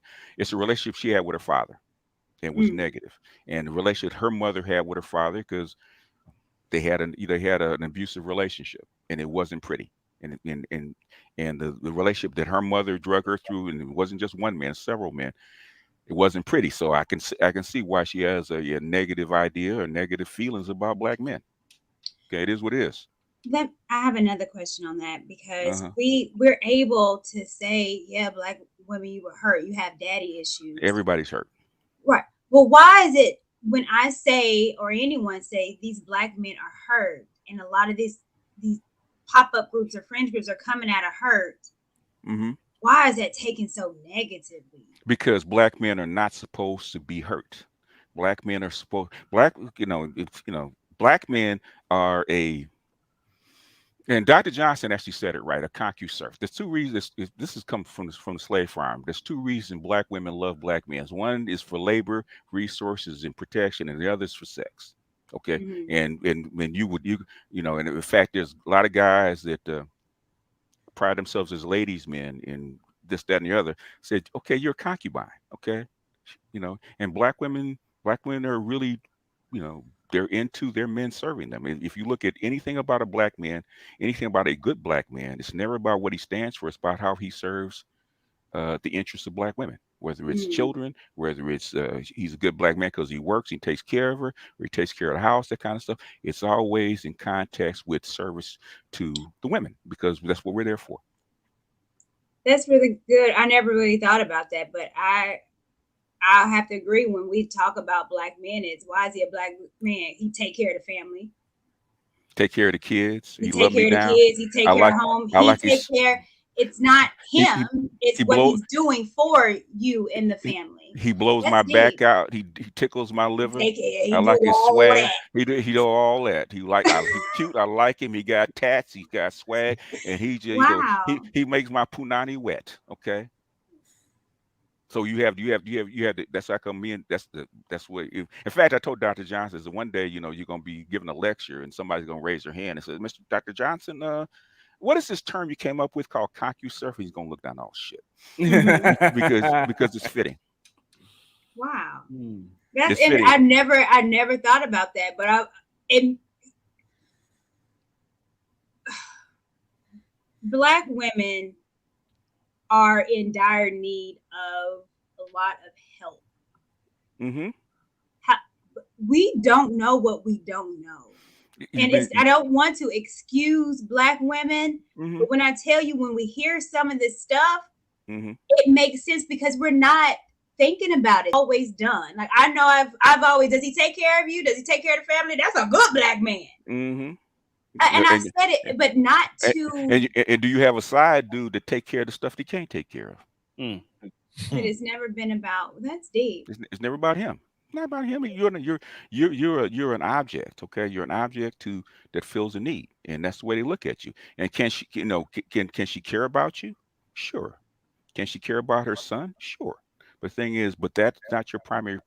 That person, that man, that boy being a man, or that man being a man for a man's sake, has nothing to do with it. It's in service of the black woman, or the black women as a group. Do you think that's a women's nature, or it's training?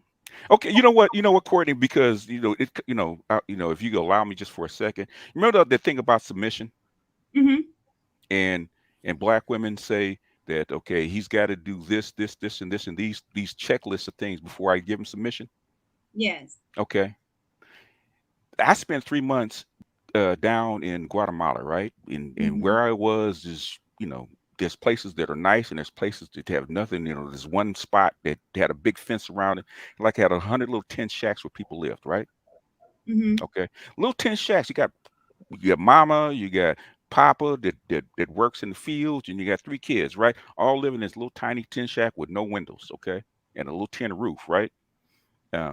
And so I said, she must be unhappy. She must cuss him out. She must be berating her man. I saw more respect. I saw more honor, more deference to that man that barely had sandals. Okay, had to work his ass off pushing a goddamn barrel full of coffee beans. Then I seen out of women that were married to stars. Okay, I saw more deference and honest deference, humility, femininity with women that had nothing. I do mean nothing. Barely had the clothes in their freaking back. Had nothing. A feeder man, if he was drunk, on a Friday because he done work 6.5 days a week, she was drunk. Her and the kid would come get him and walk him back to home because he couldn't make it, right? I ain't see her cussing at him. I ain't see her fussing at him, beating him upside the head. None of that. She just humbly, rubbed his back and walked him back on home. And these were women with nothing. I said, so don't tell me that submission is about what the man does for you. Submission is built into the woman because that's where she's trained. And any place you go, any place in the world, it's about training. Black women were socialized completely different than anybody else in the planet. And me and Alan had this talk, okay? And I said a few things about being stepdaddies, and Alan had to agree. The black men on this planet are socialized completely different than anybody else. That's how come the feminists love black men. If you read a feminist book, their ideal person about an egalitarian male or mate, black men is at the top of the list. If the black man had money, they take him in a heartbeat because he's socialized. We are socialized to serve our women, whether it's sexually, whether it's taking care of kids, doing household work, household chores, working 2 jobs, protecting her, standing up for her. How many times you see a black man go kill on a black woman say so? Just on her say so because he offended me. And he's got to do 10 to 15 years because his woman said that this man dishonored me. He goes blows that man away in the head. And I do 15 years. On her say so. Oh, okay. So I'm stopped. Go ahead. Well, no, because that opens up another question, which I thought about as well too. And you are cooking tonight. I feel like I need to write this down. So I want to be going back at this because I wasn't expecting this lesson. Lord, you got me got some it gets deep. aha moments. And Jesus, come on. What the thing is that's like I convince our Dr. Johnston and the other PhDs that are actually do the academic work and do the research that are steeped in this stuff. I said, okay, this is my theory. This is where I see things, and this is what I've read. Prove me wrong. Am I wrong? And everything that's come back is 100% right. Even Dr. Curry, this goes all the way back. You can't, you cannot mistake this stuff. Okay, you cannot even think any other way because they wrote thousands of books, thousands of papers. They've for the last 70 years they did nothing but study the black family because it's so out of line with everybody else. They said number one, they called the black family the bumblebee. How does this unit, how does this culture survive? Queen. How does it survive? Because it makes no sense. How can it still be here? Sage. Let me bring up my brother in Sage Talk. How are you doing, Mr. Lee? Hey, how are you, Courtney? Good. Now I know that you got some stuff to say, but I'm gonna I'll mute myself. Get to you, but BGS, let me ask you a question because I do believe that Black men are very liberal when it comes to their women. Oh, extremely. And that goes to us being a people. We're emotional based. We're passionate folks. We care. So when it comes to men, I think when men are going overseas, and Richie, you can correct me if I'm wrong, or maybe it connects. You know what, Courtney? I was just, I knew I was going to come in here, so I was just looking at somebody else's video about women traveling, right? Mm-hmm. And it's not that black women have a problem with black men going overseas. It's the problem is we're not taking them with us. Tag along. But because they don't want, they want to tag along. They want me to because I'm traveling. They have more passports than we have more passports than they do. But we ain't had no men to travel it. How can they go how can they travel the world and not take me? And I got a passport. How come you don't take me? How come you go someplace else to get a woman? I'm right here. I'm going to travel with you. You ain't going without me. Yeah, we feel black women we feel an ownership to black men. Because they do. They own us. They do. They own the community. It's not that So they feel they do. When men are going overseas, and this is not all, but maybe some, I think Black men. Black You ever hear white women complain about their men going overseas? No. Mexican, Hispanic. Well, do you think they're doing it for the idea of a relationship or just for a one night?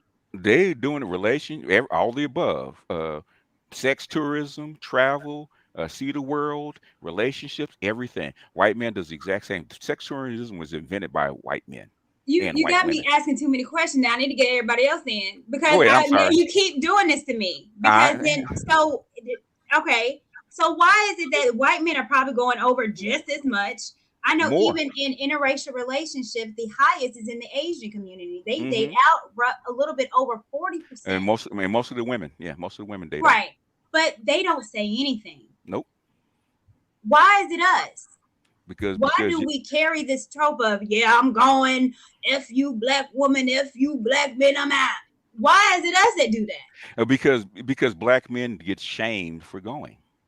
When they were just going, like when Charles Tyler was going to Brazil and elsewhere, they didn't say nothing about black women. They were going for black women, right? I just wanted to experience something different. They were shamed continuously about going overseas, but nobody shamed Stella when she got her groove back.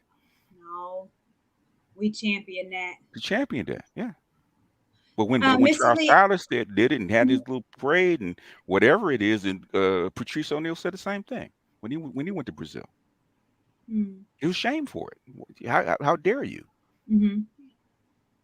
So with me, do you go over there because you can't get a woman? Okay, if you can't get a woman here, what are you supposed to do? Stand here and hold his nuts? No, go someplace and get it. Well, let me finish this thought, and then Mr. Lee, I want you to come in because my thought is because our black men tend to be a little bit more liberal than men overseas. We know men overseas, especially Spanish men, that are very possessive. Oh, good to try overseas, Chinese. Women can't talk, speak, or Yeah. So it's the want for black men gives those women freedoms as if they're in a Western world, but they can't be there. Yes. Yeah. So it's not necessarily a sexual fantasy. It's the idea of I can be free with you. I can be free. But you know what? Because my son, and his mother is black as the ace of spades. She's dead dark, right? He dates Hispanic women. Okay. And so I asked him. So he dates Hispanic women. So I asked him. I said, "Why you date Hispanic women?" He said, "Because they're like my mother and sister." I said, "Okay." I said, "Why do Hispanic women date you?" He said, "Because you're more fun, you're more free, there's less burden on me, and it's an easier relationship for him." So that's what they tell him. Yeah. That's what I've heard them say. Okay, I get you, Mr. Lee. What you got for me? Hey, good evening to the panel, everyone. Hi, welcome over here. Very enjoyable conversation. One thing I would say, though, with regard to the SYSBM tenets that will be in reference, I didn't get a chance to research and look at totally what they assert. But I think one of the problems that Black men always have to deal with is to prove themselves. Like, we can't have an opinion, state what we state, and it's valid. And it can be investigated to see what's the merit here.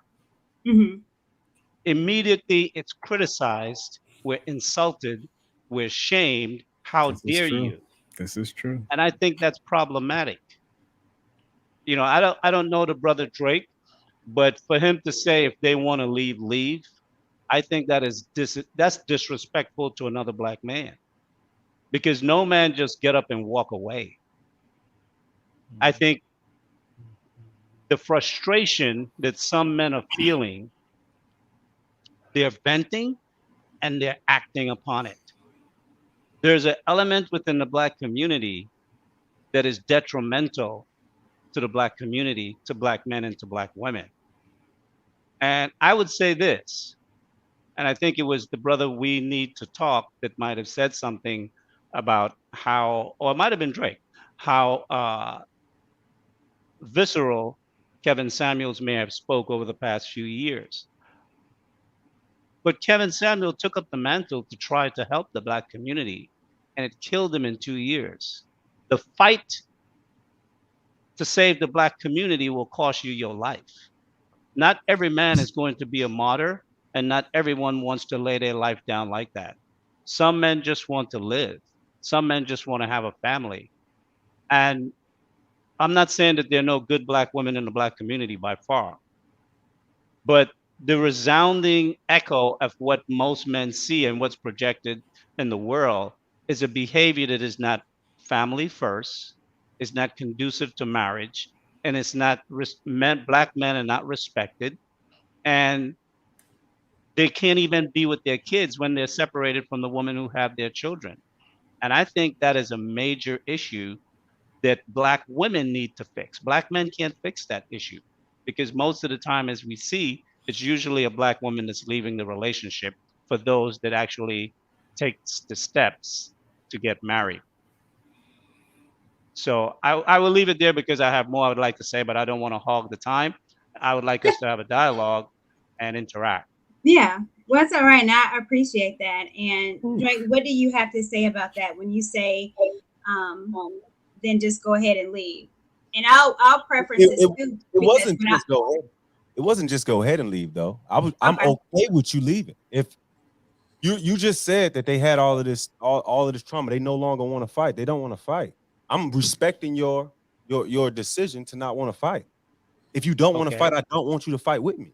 I'm not begging you, and I'm not disrespecting you. What I'm saying is I understand. Trust me, I come from a broken household, so to speak, with a Black mom who went through the crack epidemic in Chicago. So you don't have to I understand how a man can be broken and how he could not want to. And I respect that. But what I'm saying is, on your way out the door, don't say shit about my women. That's all I'm saying. Like, if it's so negative and they can't be fixed, I point my finger at them as well. I'm not saying that they're the greatest and that they are scattle-daddles or whatever you want to say and ghetto women. Yes, and they need to be reprimanded. They need to be changed. But at the same time, if you don't want to fight, that's fine. Just leave them alone. There's no reason to leave with negativity. Just leave out the back door. Nobody's begging you to stay. Nobody's saying that you are less than or whatever. Like he said before, everybody don't. You said it. We don't all have the strength to fight. I'm not, and if you don't, I'm fine with that. That's all I'm saying. Okay, well said. What I would say though is that it comes across as though that there's something wrong with those men. No, not everyone come from a position of hurt or pain. You know, when the question is asked and regarding when Courtney made the statement, why is it that when the statement is made, who hurt you, Black men tend to want to deflect? I've never deflected from that. I've always had relationships with Black men. If I was hurt, it was by, I'm sorry, Black women, let me correct that. If I was hurt by a Black woman and not just one. So when that question is asked or posed to me, I will clearly say it because I'm not afraid to state my mind because I don't need a woman's permission to speak. Never have, never will. When I was 17, I went before my mom and I told her, these were the things that I felt that you did wrong and you never listened to what I had to say. 6 months later, my mom came to me and asked my advice about a decision she wanted to make. And from then on, we have always had a respectful relationship that she has accepted me as a man. And I think what I find a lot is that most Black men can't assert themselves with Black women. I'm a man first, and my mother, even though she's my mother, I'm over her. The Bible says I'm over her. Society says I'm over her. If she wants protection in any other woman, she's going to seek it from either me, my brother, my dad, my uncles, or other men in the community that would be so mindful to do. So I think our women don't respect us at all, by and large. And even the good ones who say that they do, when a black man makes a controversial comment, the first thing is not to analyze the comment and see, does this have merit? The first reaction is to cancel the comment or cancel the individual that made the comment. Don't give him traction. Don't validate anything he has to say. And even black women in this space who try to stand up on the behalf of black women, I'm sorry, on the behalf of black men, they're browbeaten, they're insulted, they take a lot of flack to stand up in the defense of the men that they want to be with. And if the black woman is taking that from other black women, there's some black men that are saying, you know what? I don't have it in me to have to try to change this whole community like that. Some men will say, you know what? I'll make 100 grand, 150 grand, 200,000 grand, and I will leave. And if those of you who watch my show has been consistent. I talk about men's issues, men leadership, and particularly what would happen if the top 20% of black men left the black community. I posed that question on more than one occasion, and the overall general feedback that I've seen is nothing. And if that is the point of view from women towards black men, then who am I laying my life down for? And why should I? And I think that's something that we as black men, Drake, I understand where you're coming from, but I think at times, instead of just making a general assumption about a particular group or individual black men and see what they say and see what's the value behind what they're trying to communicate. Because that snippet that Courtney Michelle played about the young lady that was a divester, when she made the comment about black men being dangerous and black men being not supportive of their families and so forth, that's a true statement. That didn't affect me as a black man at all because it don't pertain to me. I've never operated that way, and I know black men who have operated that way and those who have not. And we have to be able to accept the truisms that is in our community if we really going to fix it. Because what that young lady said was absolutely 100% correct, because less than a week ago, 60 black people died in Chicago at the hands of black people. Every month or every couple of months, black people are killing black people in large numbers. Well, see, so this is, Miss Lee, this is where I will push back because it bothered me because I don't do generalities.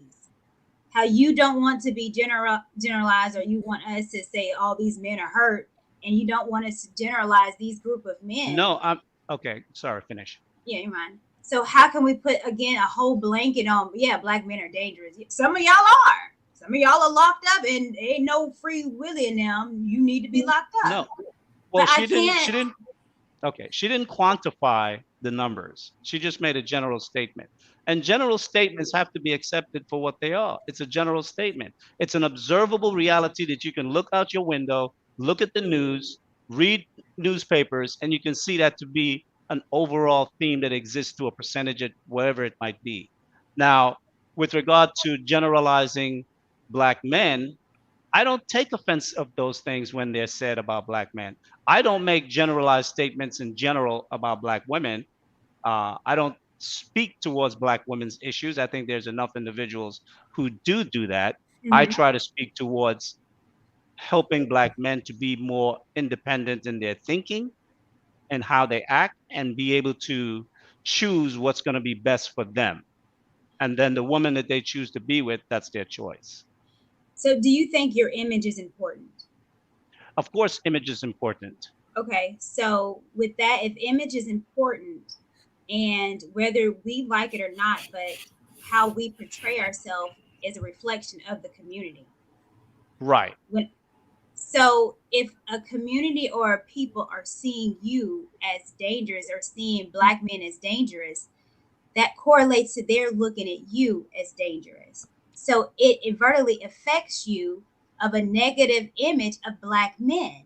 And if we And there, perpetuate it, that means we're perpetuating that, and it affects you as a Black man. So when were we well, not seen as dangerous? At what point in this country were we not seen as dangerous? Let me know. Well, no, I mean, you always have. I mean, shout out to Birth of a Nation. You have always been characterized as savages. Mm-hmm. So you've even by our always own been women. seen as that. Mm-hmm. And I think with the Black Manosphere, Kevin Samuels, we have to change our image. We have to, I'm saying we, but men and women too. We have to change ours, because what do you see? A senator shaking her ass. But what I showed at the beginning of this video was Black women that appreciated Kevin Samuels. That was fully clothed. That was married, just regular women. You won't see that. Mm-hmm. It's not marketable. But we do have to change our image, because regardless, that woman shaking her ass, that's not me. But when I walk out, you best believe that people looking at me, I know she could twerk. I know she could probably do it on a handstand. Mm-hmm. It affects me. So Russell Wilson gets shamed and a Future gets praised. Why is that? By Black women. Why is that? Well, I think it's Black men shaming Russell Wilson. No, they don't. You think I don't? You praying for one? No, they're not really, because you can see which women. It's not the suit and tie, the suit and booted guy that the Black women choose. They choose the guy with an edge. They say so. Well, and the other okay. the reason I even brought Kevin Samuels into the manosphere and gave him the assignment, I'm always humbled and grateful that he took it, right, is because we were having what we call the street dudes versus educated lame wars, right? Had a whole bunch of guys, millennials especially. That's a obsidian thing too. Educated yeah, lame. what I'm saying, but the educated lame actually came from Sergeant Willie Pete, because he was educated, and he came up with the name. But and it was going on way before Obsidian even got here. Okay, but the thing is that so when you have a forum like me that's like 95% men at the time, Black men, especially educated Black men, I said, okay, what's going on with you guys, right? They explained to me, right? They're millennials, and millennials are raised differently. Okay, they have an emotional and a maturity delay, because they're kept in the house. They weren't allowed to play. They weren't allowed to socialize the way that Gen Xers and the previous group of boys were. They were told to go on play dates, get your education, stay in school, stay straight, don't mess with the girls. So they get to the point they're 25, 30 years old, and have never really interacted with women. Okay, so they're not polished, and they don't know. Okay, and so I said, Kevin, I said, I had a whole group of guys called educated lambs that I'm talking to, right? Make a lot of money. Okay, bachelors are better, programmers, engineers, mathematicians, all kind of stuff, finance guys, right? Make a lot of money, got bachelors, got masters, got what have you, right? But they're not good with women because they're not polished. I said, do me a favor, take these guys, take this mission on, bring these guys in. Okay, show them what they're missing, polish them up so they can be happy, and they can get the women they want, and they won't be ridiculed. Those are high value men that you're looking at right now, because he started that 5 years ago. So he made that transformation. But they were disrespected because they didn't have an edge. And even today, I keep hearing this thing about Black men that are not wanted. Even Michael B. Jordan, right? He don't have the edge. Black women don't like him. Even Black women say thing. He don't have an edge. So well, I mean, I think it's a vicious cycle. It is, but are you trying to change women's nature? Because it's not a Black woman's thing. Women have a propensity to enjoy bad boys. Okay. For every one Urkel, there was a Screech. So, or maybe that's a Western thing. But again, are you trying? That's in a woman's nature, because we want what we want now. Okay. And the excitement of, I guess, like a bad boy. Bad boys. Now thing. Bad boys are more fun. We don't think longevity. Okay, well, that's good. The thing is, so let me ask you this: so those kind of guys supposed to wait around till sold your No. wild Finish. oats? No. Yeah.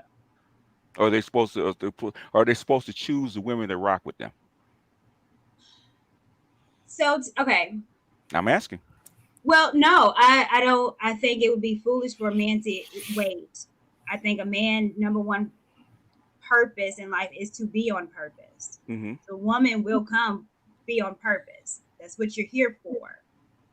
Not chasing pussy, chasing purpose. Mm-hmm. Mm-hmm. But women don't see it until they mature. Okay, good for them. But right. But And the with but the maturity white level, women, it's, what the white women do, the Asian women do, the Latina women do.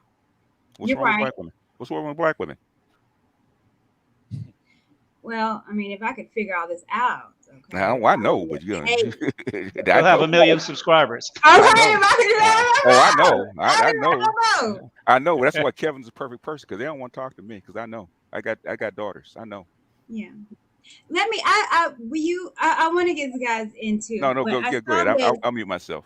Yeah. Okay. I thought. Well, it's what we were talking about, and Richie, maybe you can chime in on this, and if you think this is true as far as what I said, maybe black men are a little bit more liberated than other men in other countries, and that's what makes you a little bit that makes you look better because they feel freer with you.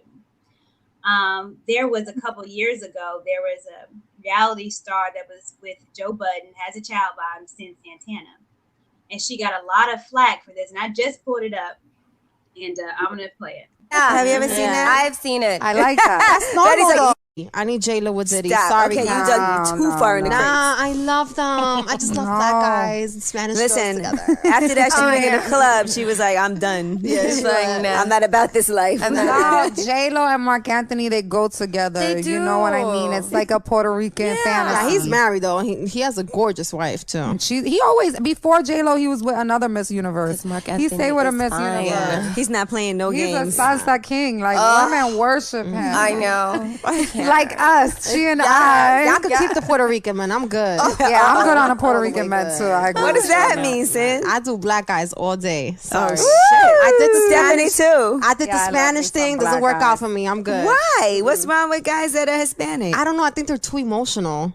You don't think they're very overly possessive, Mina. They are. The Puerto Ricans? Oh my God. Oh Why are you my breathing God. so hard? Nah, I don't got time for that. Why are you I don't got time for them fucking Puerto Ricans. Like, why he got Black so guys close can to be you in that possessive picture? too. Like, Yeah, but they're controlling. They No, cater Hispanic to men are you. very possessive though. ridiculous. Hispanic men are way more possessive, and Yeah. black guys cater to us Spanish girls, especially. Like they, you know what? Let me not even get into that. Oh, she's gonna get herself in trouble now. The black girls, Yeah, they're gonna be nah, like, I didn't mean it like that, but you know, black girls gonna take it personal. They'll be like, Nah, but I'm good. I'm done with the poppies. But for me, even my Latino men, I like them a little bit with some color, you know, because I like the way the dark skinned dick looks. Okay, but you know, some guys have a different colored dick than the rest of their body. Yeah. Have you ever seen that? I've seen it. I like that. That's normal, Betty's like, though. yes, I have seen it. I know you're not cutting back to me after talking about dicks now. That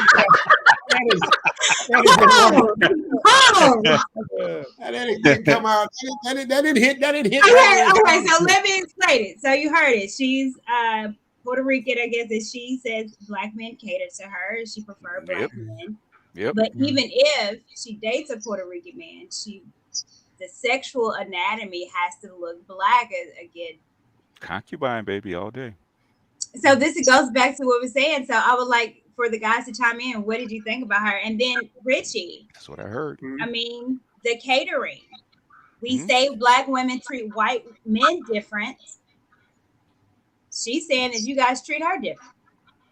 Well, let me start by saying this: Sin Santana is fine. Like I used to, and Sin can get it any day of the week. Sin can get it.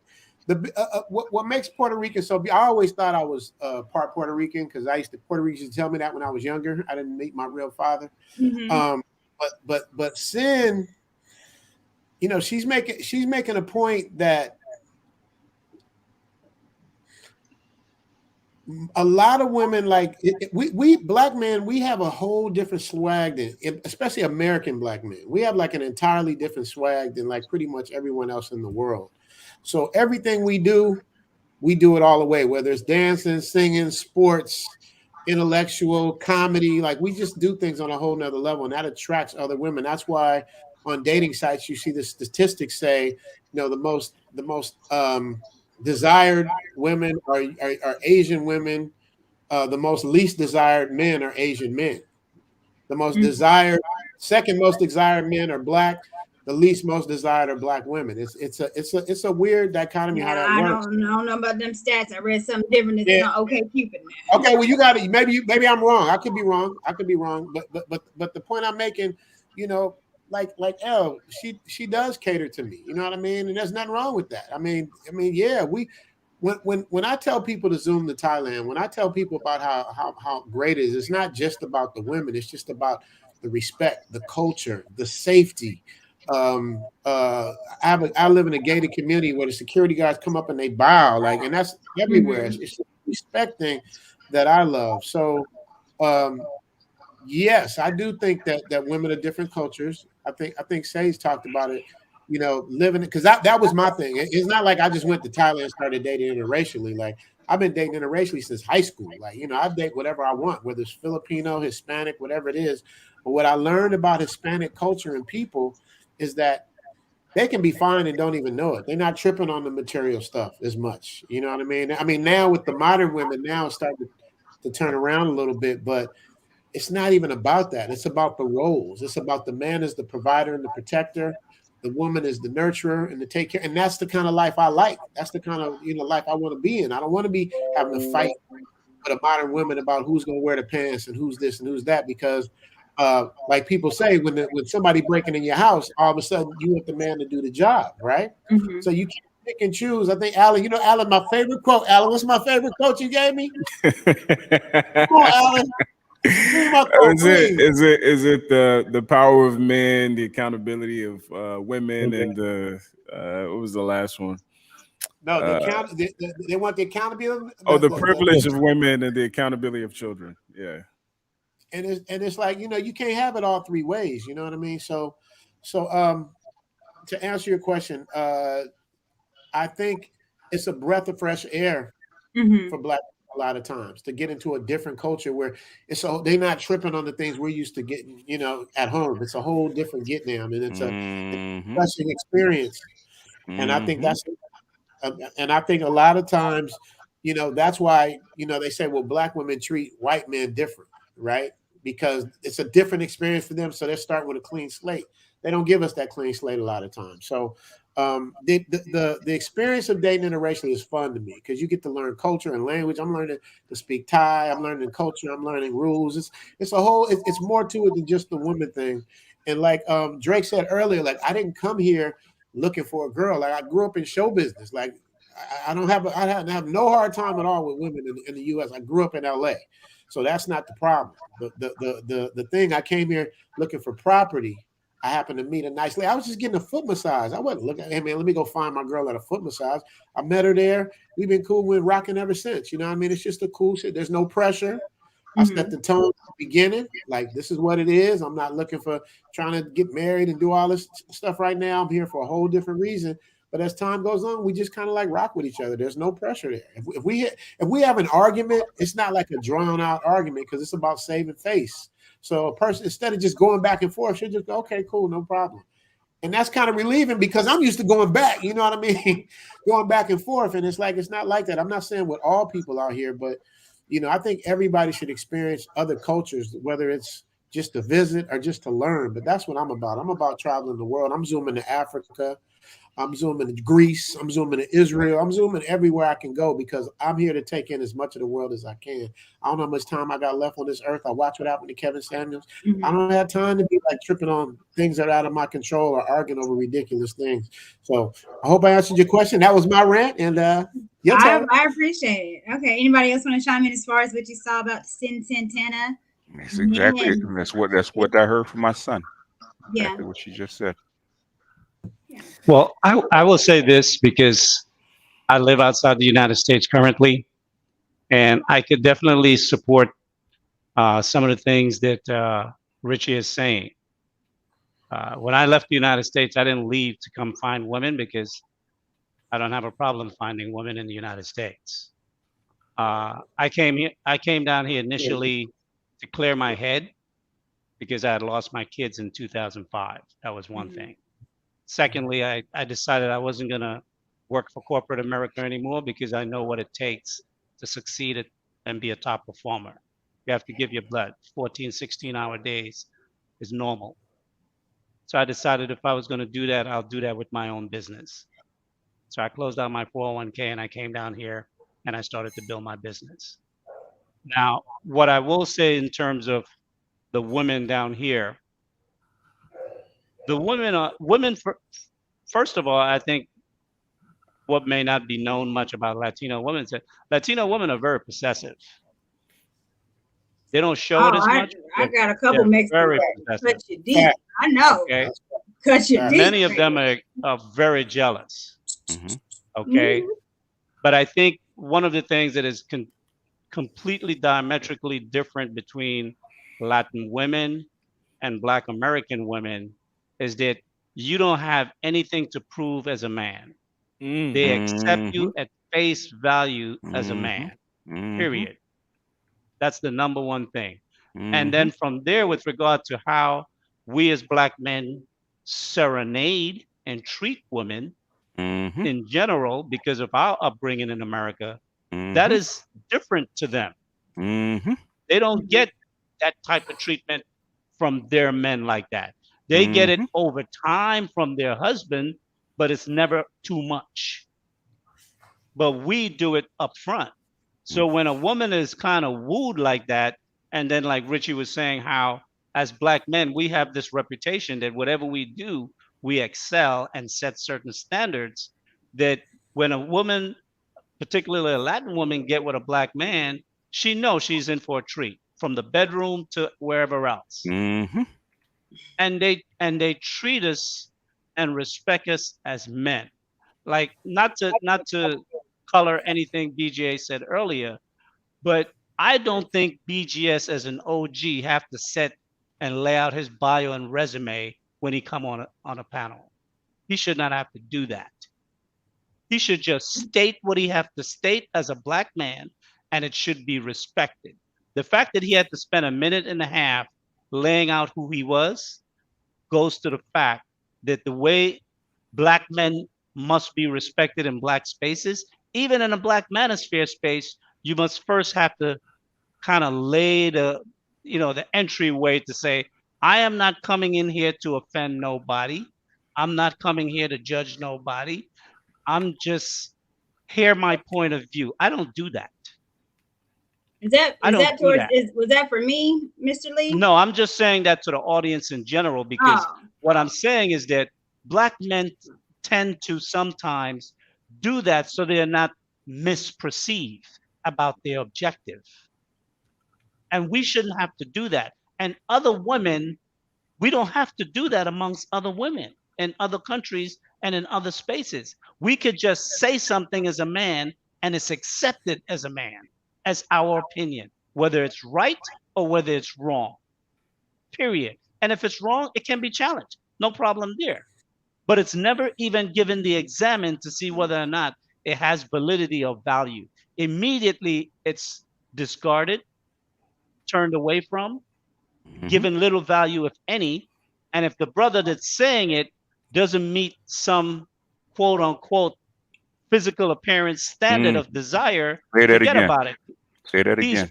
He's automatically dismissed. Let me ask the panel this of you men, and each of you guys can answer for me, please.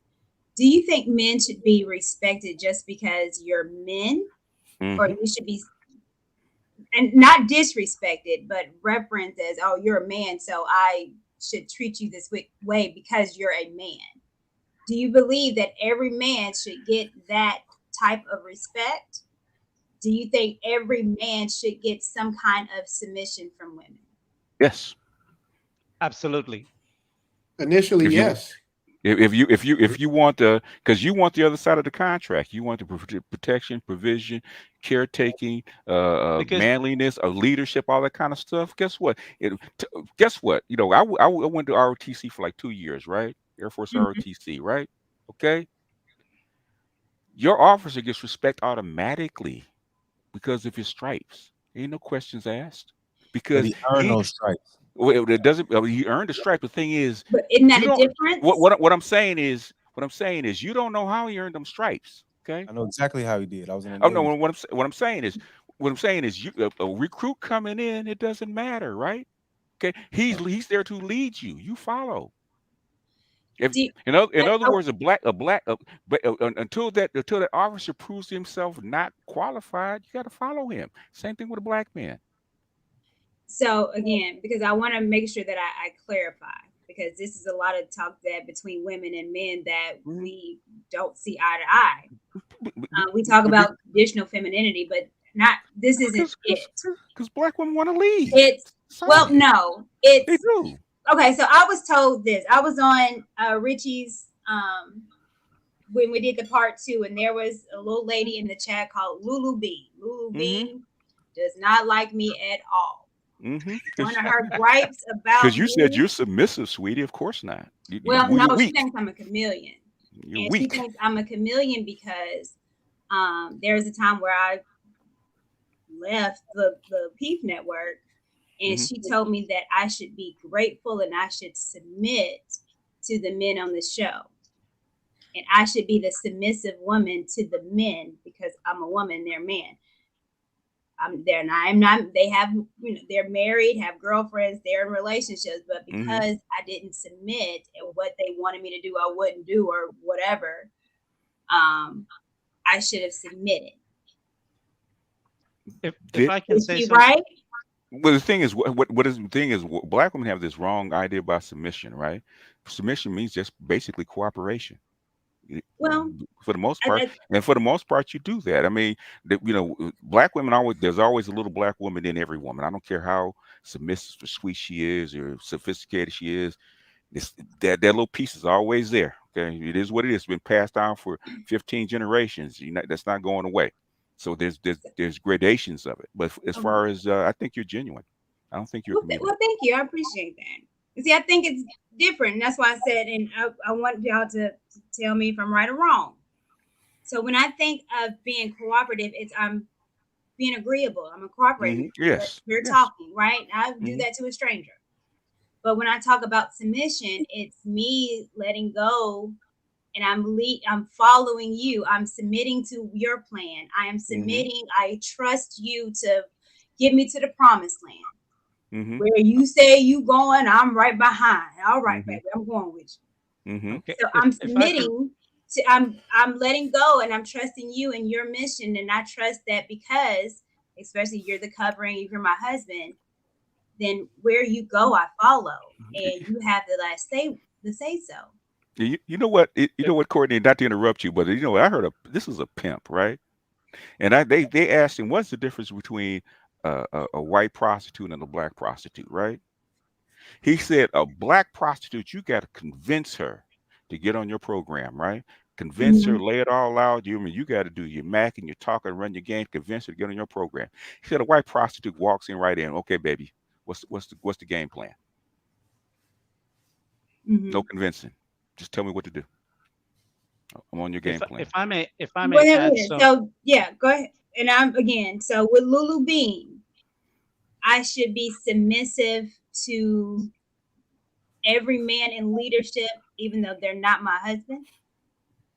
Let me add some dimension to the term submission, because I think in Black America, we're using dictionary definitions of words to try to apply it to cultural behaviors that have existed over centuries and millenniums.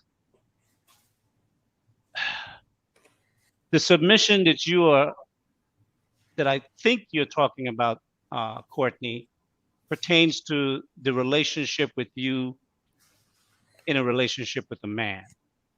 But submission goes across the board far beyond that. Because by the time you were born, if you were born in a culture that is about family and patriarchy and husbands and wives. When you're crawling around on the floor, you're following your mom or your sister, and you're seeing what they do. By the time you are 4 or 5 years old, you're catering to your dad in terms of how you interact with him in a female way. You don't even know it yet. And as you get older, then your mom starts teaching you things, and you observe the relationship between your mom, her husband, her sons, her uncles, her brothers, and so forth. And by the time she becomes a teenager, submission to her takes on a whole different understanding than just with that one man that she's going to pledge her life to in a marriage. I'll give you an example. When I first came to Honduras, one day I was taking the bus to go to the border to go to Guatemala. It was about 6 months because I needed to update my ID. So you have to cross the border, your visa. So you have to cross the border. I was on the bus. The bus got crowded. I'm standing there. I usually carry a small briefcase with my papers and stuff. And they put your luggage in the back. And I'm standing in the aisle over this woman that's sitting on the aisle seat. She looked up at me. She just took my briefcase out of my hand, placed it in her lap. And I looked at her and I said, she gave me a look and I said, "Está bien." She said, "Sí, está bien." She held my bag for 2 hours until I got to the border. And then she gave it back to me, not expecting anything. See, submission is about how can I help a man, period. See, that helpmate thing is beyond your husband. It's how can I help a man? She just looked at me. I was not Latino by appearance. I didn't dress Latino. I was just a man. The bus was crowded. I needed both my hands to hold on. And she said, if I take this bag from him, it will free him up. See, as a black woman don't look to see how I can help another black man, whether that's her man or any other man. But you don't think that she would have done it if that was a woman just out of being nice? She would have done it. She probably would have done it for a woman, but all the men got up and gave the woman the seats. Okay. Social All contract. right, I want to get the other guys too, as far as with submission. And what I ask, are women expected or should be expected to respect every man, submit, or have some type of submission to every man because he is a man? See, that's the thing, man. When women hear the word submission, it just sounds like ass. You know what I mean? It just sounds like ass in it because they're thinking of it as a slave, as somebody who has no voice, no opinion, and that's not what we mean. Like Sage was saying earlier, and BGS have been explaining. Shout out to them. It's a different take.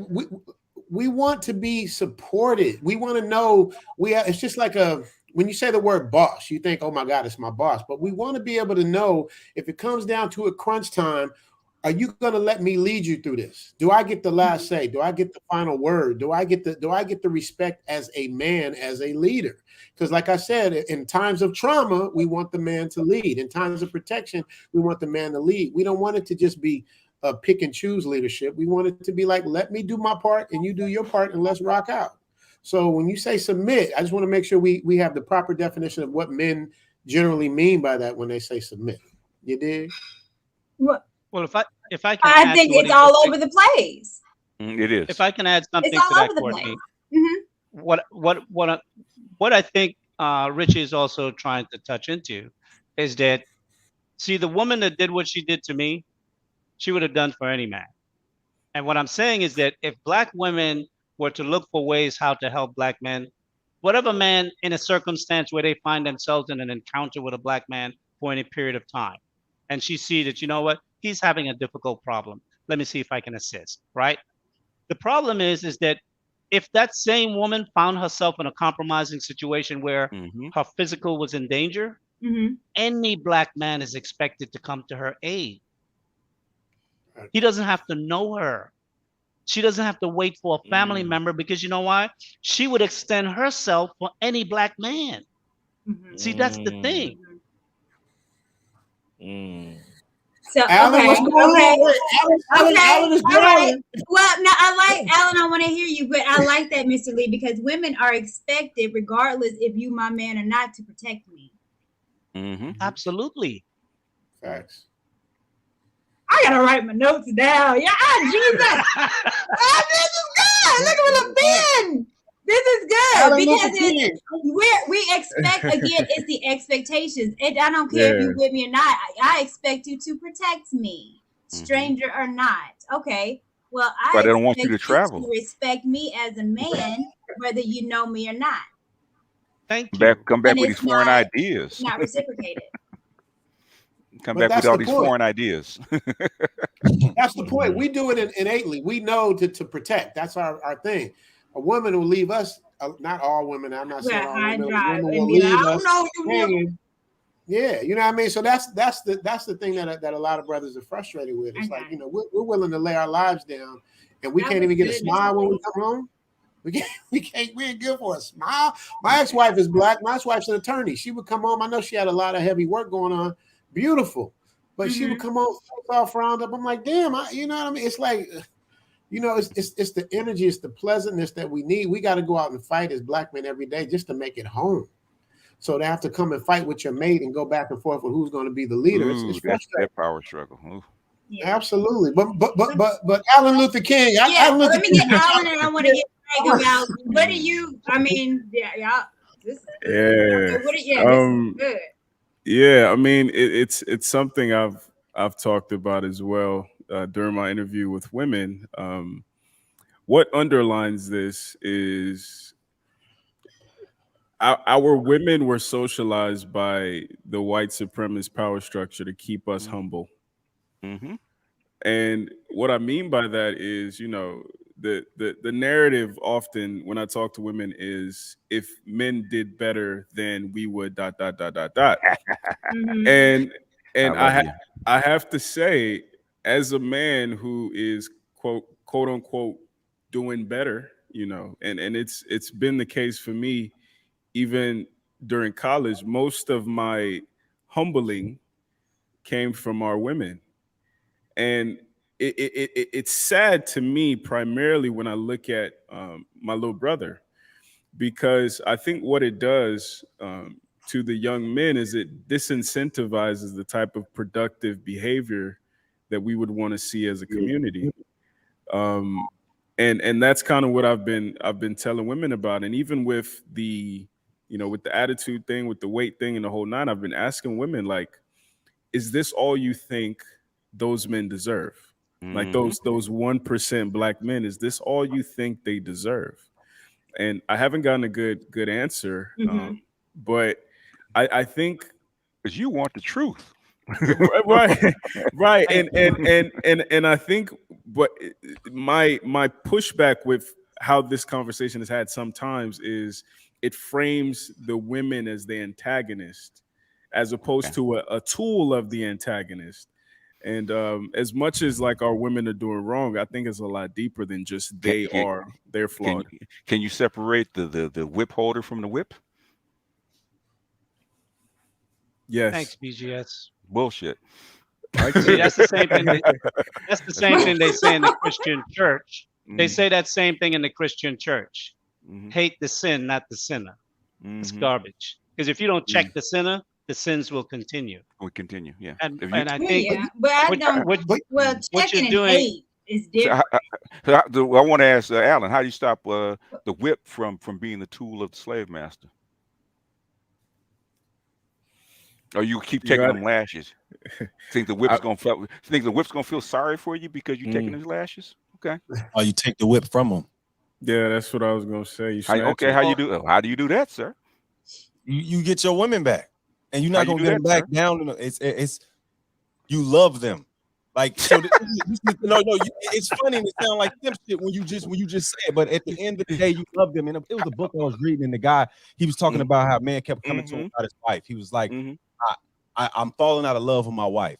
And the guy, it was a therapist or something. He kept telling him, he said, you need to love her. He said, that's the problem. I'm not in love with her no more. He said, he just kept telling him, you need to love her. You need to love her. Because love is a verb. It's something you do. It's not this fleeting feeling that everybody likes to imagine it as. it's actual duty, it's actual work.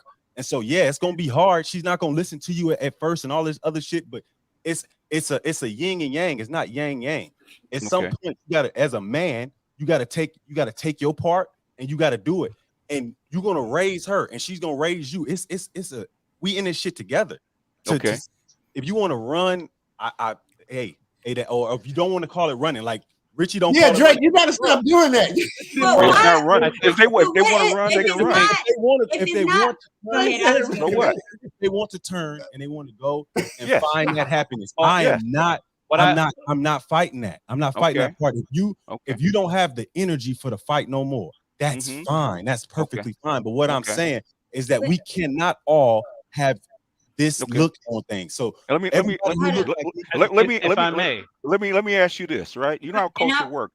You know how culture works. I'm gonna play something after you, BG. Go ahead. No, you know how culture works. Okay, culture is second to DNA. Okay, the same things that we saw in the slave masters' quarters after emancipation. Same thing that Frazier saw in the 30s, and the same thing that Du Bois saw in the 1890s, the same thing Clark saw in the 50s, same thing Moynihan saw in the 60s, same thing Wilson saw in the freaking 80s. Okay, you have records of it. That pattern, culture pattern, has not changed. You are not going to drill that out. Yana Van Zandt, small thing about Yana Van Zandt, sign language that Kevin used. Yana Van Zandt helped me codify that back in 2007, right? You're not going to drill that out, okay? How do you change an embedded culture after 15 generations? Loving is not going to do it. Kevin had people getting married, right? He had some getting married. He had some getting married, right? But some is better than none, right? Some is better than none. He got some men just like Kevin that's going to sit down and they're going to do the work. That's what we need. I mean, like I said, I have no qualm. I mean, besides cowardly part. You know how you change the culture? It's called environment. Okay, you don't have that power. If I may address something Drake is trying to, bring about. The thing is that the young black men and some black women, I think in large too, but black men are now absorbed into America as Americans, not black Americans. And more that's becoming the idea as an American man. And black men are just going to choose women that they want to be with. It's not going to be like I have some beholding to the black community, or worse, that I've been hurt by some black women. The new generation of black men haven't even been hurt. The men that may have been hurt are the men that are 50 plus years. But the men that are 30 or less, they haven't been hurt because they ain't dealing with them. And I think framing the argument that, if you don't have what it takes to stay and fight, good luck, sailor, see you. That type of approach. Do you want me to come with you? I said, so what would you have me do? Come with you, leave with you? Hold that thought. Sure. Both of you guys. And hold that thought. Because I want to play something because it actually ties into Mr. Lee, what you, I think, are maybe trying to come across. Maybe. We're marrying out. And I asked, what are we going to do about that? Unanimously what the response was, I don't care what them sellouts are doing. I don't care. I was like, you don't want to know what 30% of your college educated are doing, and the black men and black women across the board, I don't care what they sellouts are doing. I'm like, and that's a problem. Yes, Kevin. Oh. But we don't. But what we don't like to do is when we go ask those people why are you doing what they're doing, we want to reject their answers. We want to question, and they say, I don't do it because I was rejected. I was not welcome. There was no place for me. I was made to feel X, Y, and Z. So I'm like, all right, you want the black community to really thrive? You're gonna have to have a reclamation. You're gonna have to reclaim your black talent, and we need black male media. We need a black economy. We're marrying out. Thoughts, and I think this will go to maybe what Mr. Lee and Drake, you guys were talking back and forth. So what are your thoughts on that? 100%. That's the way culture works. That's the way civilizations work. Admixture is normal. Okay, number one. Number two, the only reason that black men and women stayed together for so long, for 200 years after emancipation, is because black men have no choice. Okay, you had a choice. Either be with you. If you want a woman, she had to be black. Otherwise, the noose is waiting for you. Okay, you're gonna get hung. You're gonna get killed. You get disappeared. So your only choice is a black woman. What happens when all of a sudden you give black men choice? Well, if I may add something to the idea with regard to black women, I think in the beginning, what they were doing was a good idea, or in the best interest of the black community, if I can say that, in terms of how do we protect young black men? How do I save my child? Because remember, in slavery, young black boys were being sold off. There was a lot of things going on with black boys and black men. So, and even being put to death. So, in the beginning, I believe the things black women were doing was, how can I save my son? How can I protect my son? But somewhere along the line, that morphed into something else after Power. slavery ended. And we Power. got into the 50s and 60s, that now it's more about, I know better for you. You don't know nothing. Mm-hmm. And they've taken, it's morphed into power, like BGS said. And now they want to rule over black men like our voice is not important. Mm-hmm. And we're not even men in their eyes anymore, because we've always had to protect you. Mm-hmm.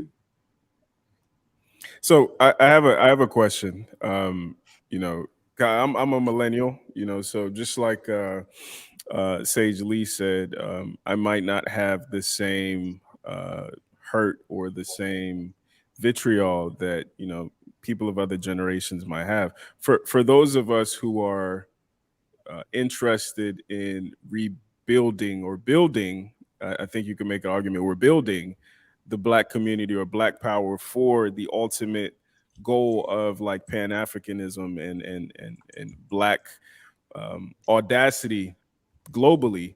What direction do you feel like we need to go as men? What do you think we need to do? You know, there's something that I think it was called margin call when they knew the company was going to go under, right? And knew all the people that actually had to sell this screwed up product, right? He said, "How are you going to get them to do it?" He said, "Okay, first thing you come in and you tell them the truth because they'll find out anyway. You got to throw them a bone and a big one. Okay, what are you offering to get these guys back on the farm? Because for the last 50, 60 years, they've been undermined. They've seen their grandfathers, their fathers, their uncles, and people in front of them get mowed down by this. What are you going to offer them? How you going to convince them? Very good point. I like What the financial what bone are you going to throw at these Z's to say, okay, black women are actually worth fighting for? What kind of bone are you going to throw them? You can't say just because of the culture. You don't think that's good enough?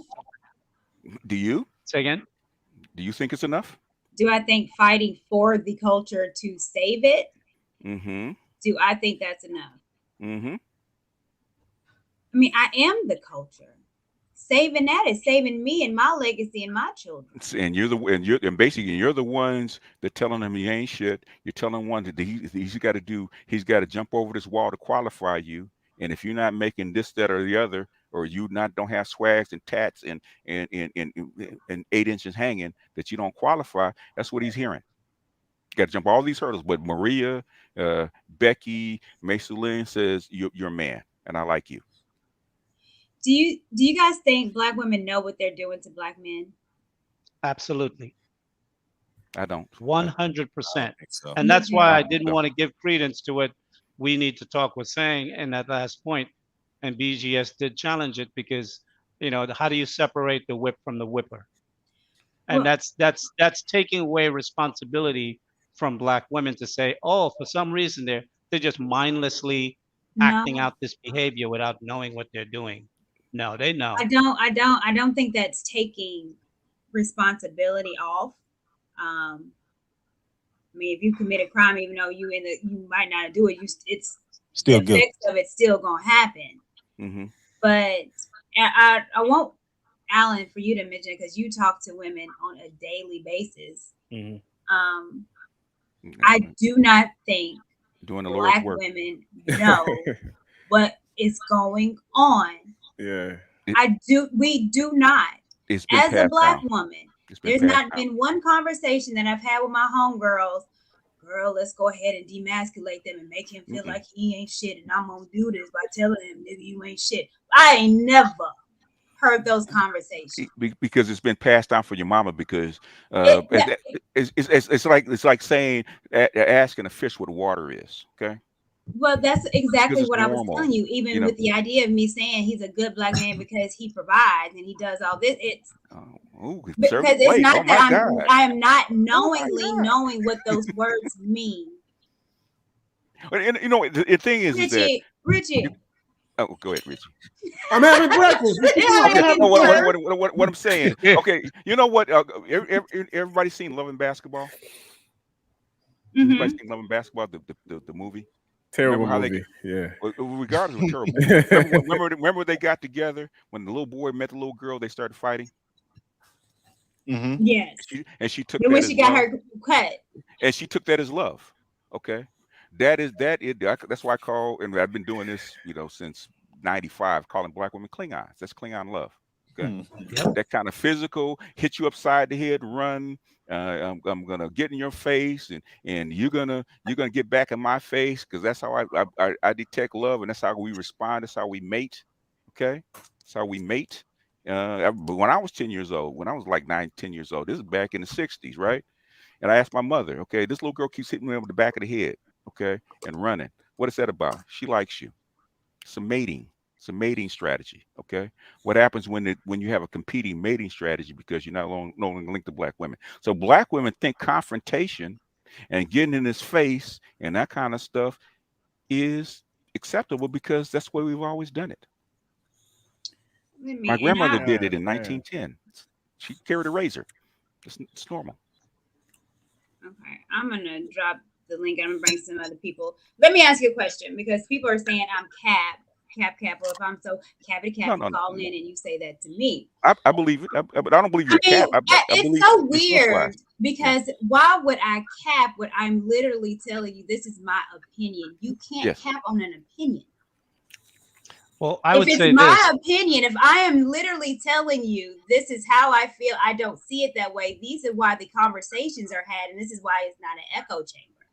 So it's cap, it's my opinion. Black women are not sitting around thinking what we want to do to demasculate and make you feel less than. There's not a book that we have secretly wrote. So let me ask you this. All right, Courtney, I gotta push back. Are you done eating? No, but I don't want to get everybody. But I gotta stop. Don't choke now. Push back. Right, exactly. Okay, before you push back, and riddle me this. A drug dealer. What's the purpose of a drug? Why do they sell drugs? Money and power. The instant gratification. No, power and influence. It's more. Okay, we'll go with that. Gratification, power, influence. So if I'm selling you drugs, do you think I am doing it with knowing the long-term effects of what that drug is going to do to an addictive person, an addictive parent that might be? Absolutely. Yes. 100%. A lot of drugs, they don't think about you. Yes, they do. Yes, they know it. They got to get you hooked. They know it. They're getting you hooked. Yes. But the ramifications of what that drug is doing to an entire family, a mother, they might can see it to get you hooked. They see it. They see it and they know it. I've been in trap houses. Because they sell to you. If they're in the business long enough, they sell to you by generation. They sell to your mother, and then they turn out her daughter, and then they sell to her daughter. I was 20 in the 80s. I saw this go down from the ground up. You ever see Snowfall? Okay. I have seen Snowfall. In other words, the hero that was bust out and was smart and came back, started doing that shit. I could have been that guy. Yep, me too. I could have been that guy easily. Alan, okay, no, Richie, you had pushback, and then Alan, can you go up to Richie, please?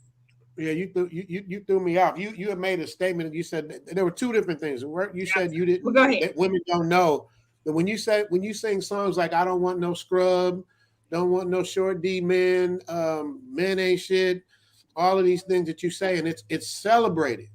You know what I mean? It's like you guys innately do that. Not everybody, but you guys innately like celebrate songs putting us down, making us feel like we ain't shit. So when you say women don't know, man, I'm not saying all of them know, but a lot of them know. And I'm not saying all of them don't know. And then when you go to the crackhead thing, I have to push back with the fellas on that.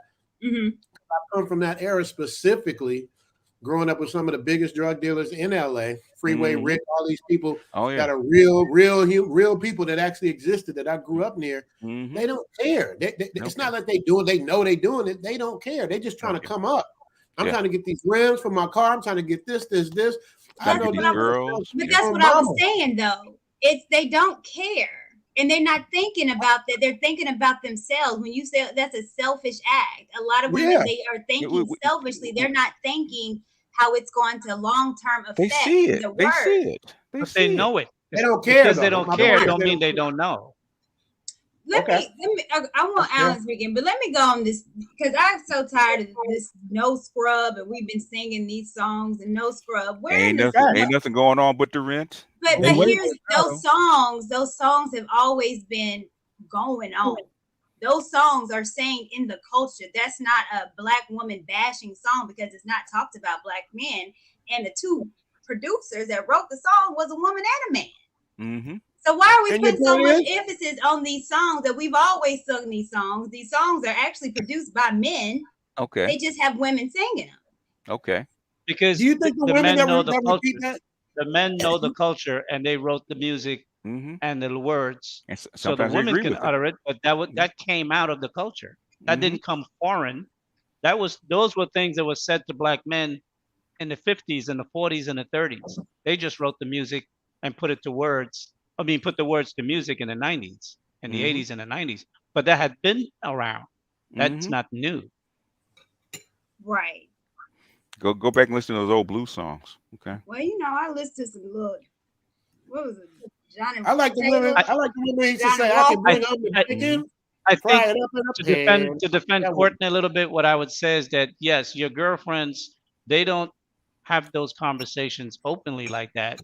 But the thing is that actions and the way in which they interact with black men communicate it. You don't always have to say something to actually be doing it. And I think sometimes when you're in a relationship with a woman, a black woman, when you get into arguments and the real pushback comes, that's when you hear those words because those words are designed to hurt.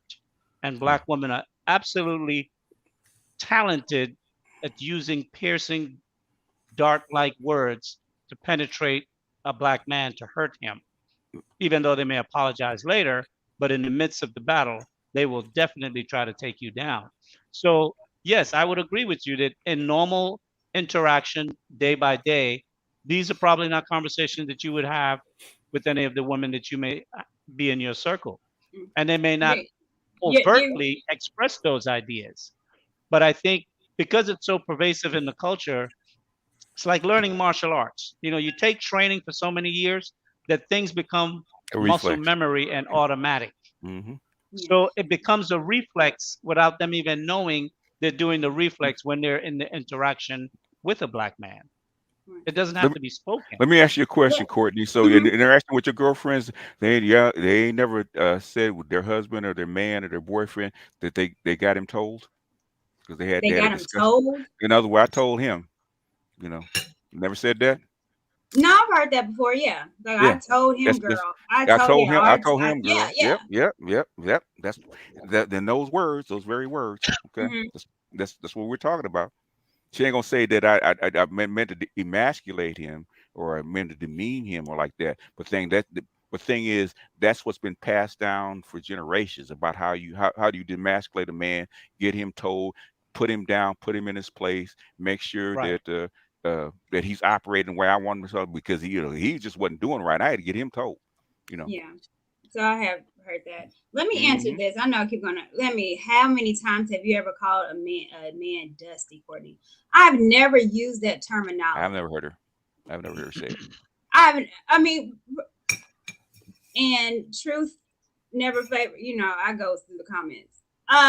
Let me check you real quick. So me in this space, I'm very cognizant of my words and what I say. And I choose to use a platform to really try to speak life and protection over my community. Now, do I snap off at the people? I snap off. But I snap off is like in protection.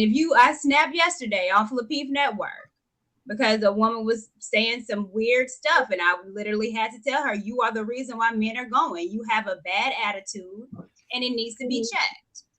So I did. Have I ever called a man a dusty? No.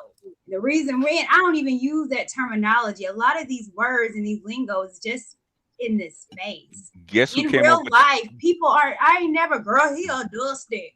Guess I who mean, coined we the might say word? he weird, but Guess who coined the word though? It wasn't a woman. it wasn't a woman. It's Jason Black. O'Shea? No, Jason Black. That's what I thought it was. Jason Black. Dusty. That's where Cynthia G got it from.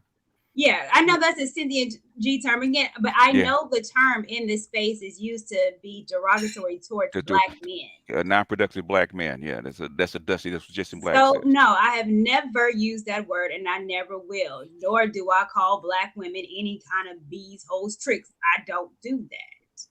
So let me just be clear there. Alan, please answer. I'm sorry. I'd be going on a tangent. I ain't never heard Alan so quiet, man. It's tripping me out. He's sucking me. Maybe he got served breakfast. He can't talk. Yeah. So my channel, I talk to women. Bless you. I used to 2.5 years. And the thing is, I was doing it even before YouTube. I had We Need to Talk started as an organization on college campuses. And then, I became a speaker too at some point. And when I'm talking to these women, they genuinely have no clue. But to your point, and even Sister Shahrazad Ali's book, she talks about like the programming from when girls are little. And I don't think we can understate that programming. But my empathy comes from understanding that they don't know and understanding how and why they've been used as a whip to the black man. But genuinely, women don't know. So when you bring it to their attention, do they stop? It's not that simple. I wish it was that simple. I wish. So let me ask you. Let me give you a little pushback. We're gonna have to talk, Alan. Let's do it. I'm trying. Y'all keep calling me cap. Women know, and you have a woman. See, you want women. You want women to listen to men, and I know you might think that we do. What I'm telling you is that, and I don't know why, but we don't connect dots. We don't connect the dots. We do stuff very impulsive, and we do stuff off of feelings and emotion. Well, and we don't think long term. Yeah, we're really a lot of us be airheads in these streets. I'll tell you this, Courtney. In these kind of discussions, men are just as 70% of men are just as brainwashed as you. Yeah. So what you're saying out of your mouth, 70% of men will say the exact same thing. It's 30%. It's growing, but the percentage of men that will actually come out and say what we're saying is still small. Yeah. Trust and believe, but my most vicious haters are not women. They're not. They're men. I mean, vicious. Yeah. Well, I want to get back to that because I want to talk to you some more about that because I think we got a lot in common. But Deb Will, welcome. Now, I want to get back to talking a little bit about SYSBM, excuse me. Because we talked about this on the Lapeef Network yesterday. That was a wild show. Huh? I know, Deb, you was there yesterday. I was there. Goodness. It got real. It got real. I missed that part. Courtney, I missed that part. I need to see that. You was there. But I want to talk about that. I want to bring up a clip about that yesterday. To get you guys' opinion and what other people are saying about the Save Yourself Black Man community. So I'll bring that up. Out of ain't shit niggas that's gonna make me date a white dude. It's just not happening. Whatever excuse you want to use for going getting you a Becky, use it. Do you, fam? But it's an excuse. Because like I said, I don't care how many ain't shit niggas out here. I don't care how many times Future, blah, blah. That's not going to make me marry and have no baby with no white dude. It's just not.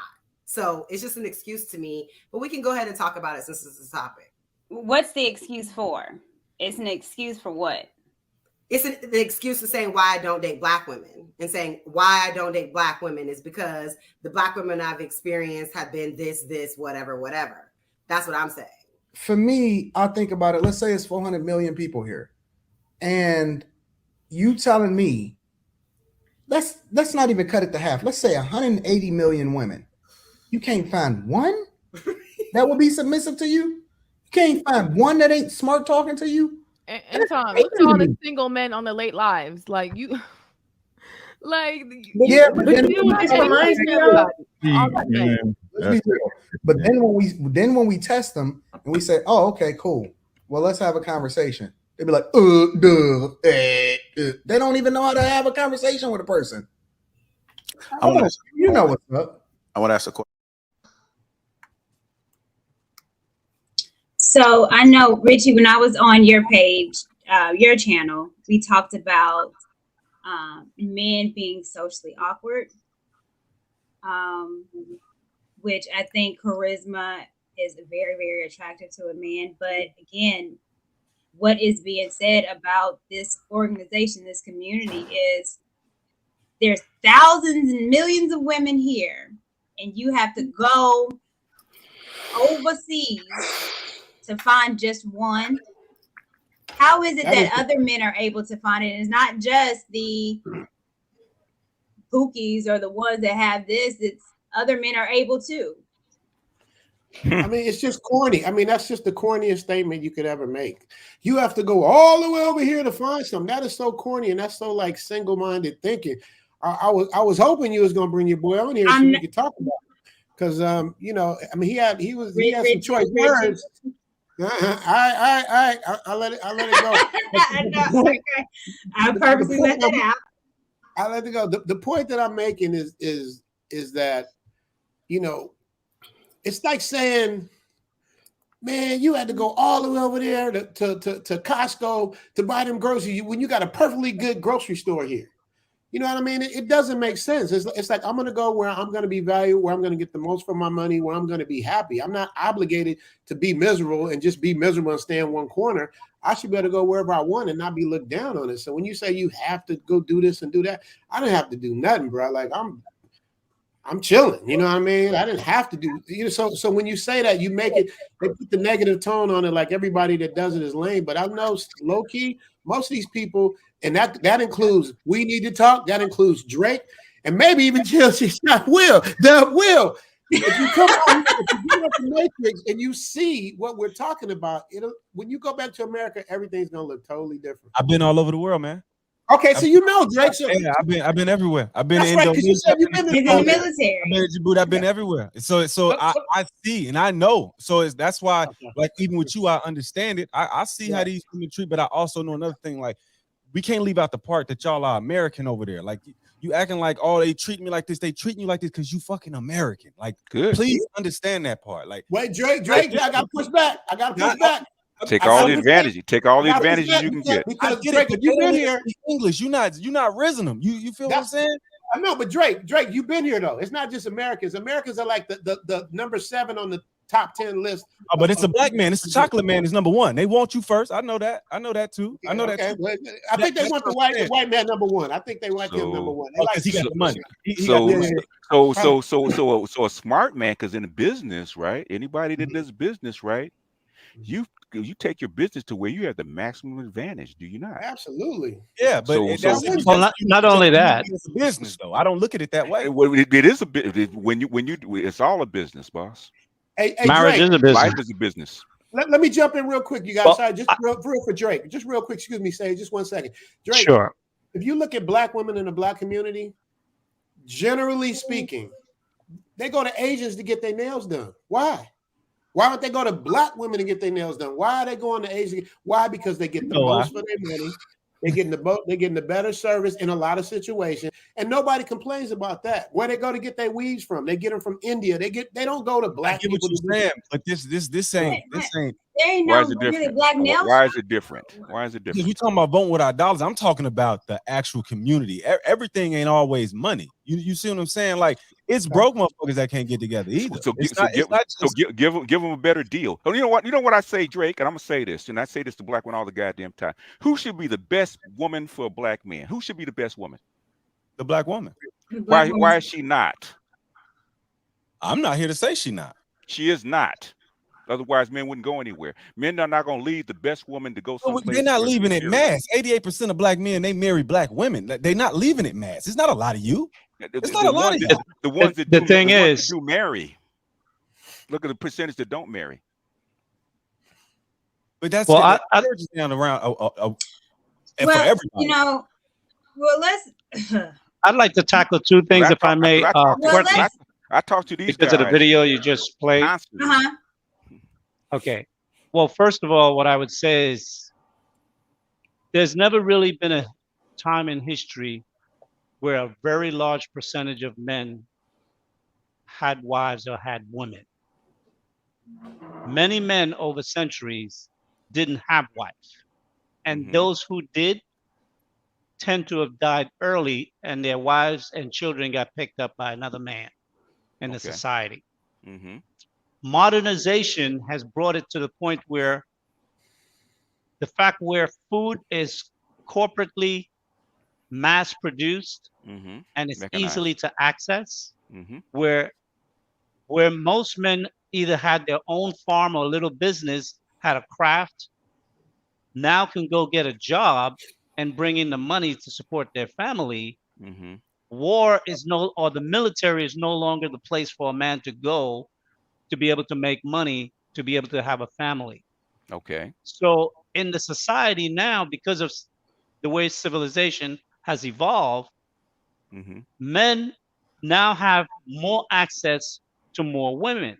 But what it seems to have changed is that, especially on apps, and I've not used any apps, but I hear the talk about apps, Tinder and so forth, that now women are making the decision to choose the men that they want. Whereas under the patriarchy, there was a more wider distribution of women. You were assigned. Yeah, you were assigned.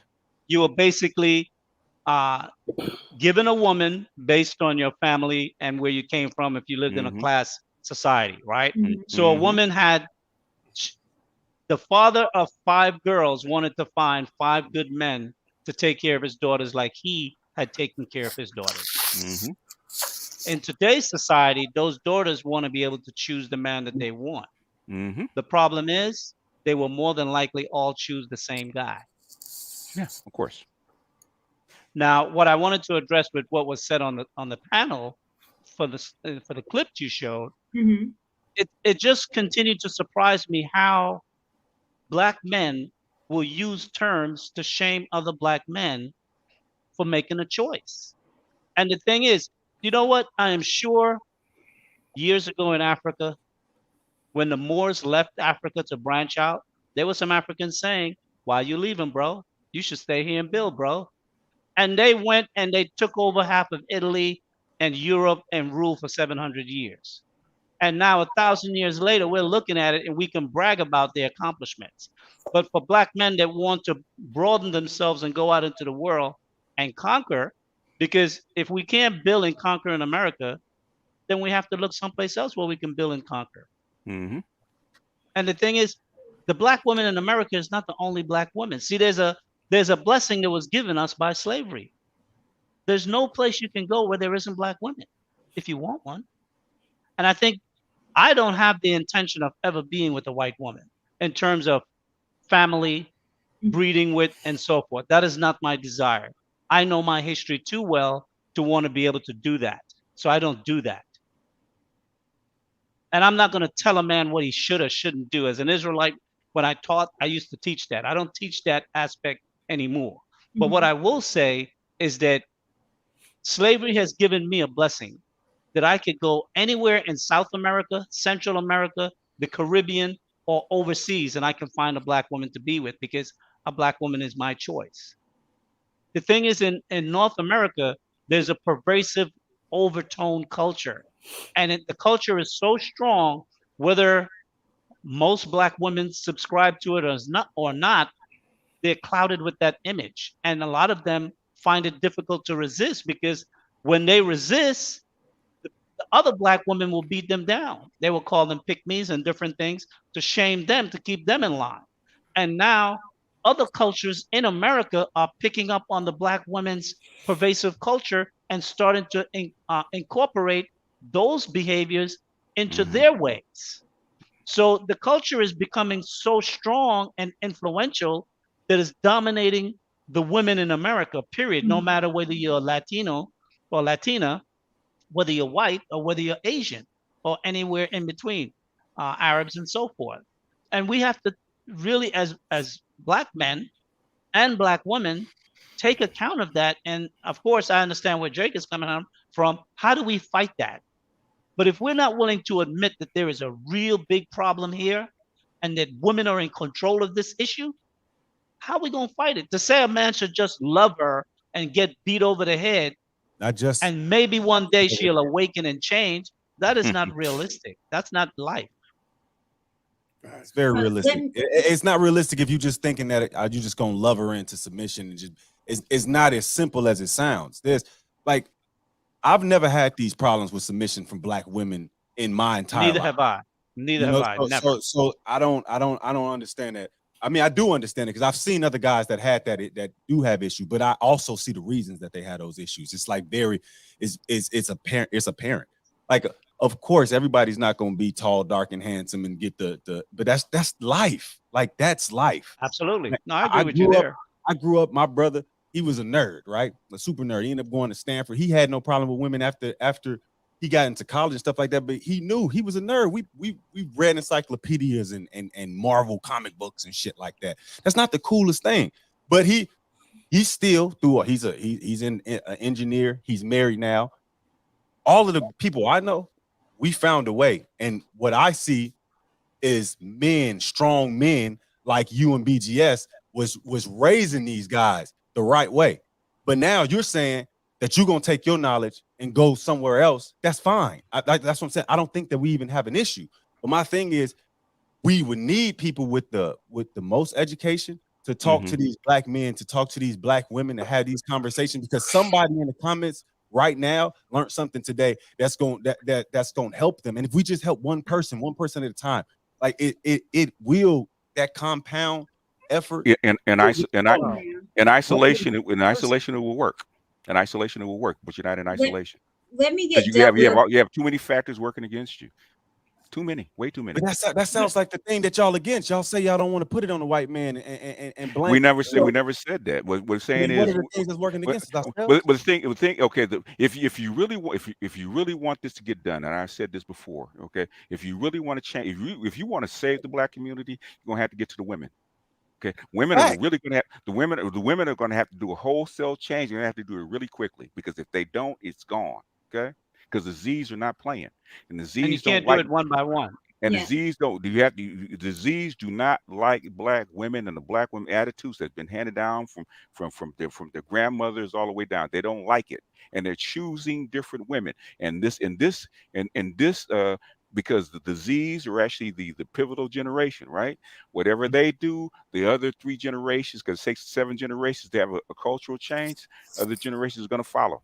Okay, if you don't get to the women and women do not change and they keep the same attitude that they've had for the last 150 years, good luck. Okay, that's all I'm telling you. Hold on. Wait a minute. I give it like 30. I give it like 30. Where'd you get 150 years?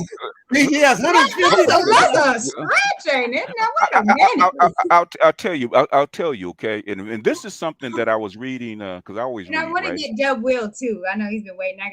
Doug, I'll hold off. He will. Oh no, I want to hear this 150 years. Y'all been hitting me with tons of bricks all night. I need a bottle. I should have had a bottle to drink with it.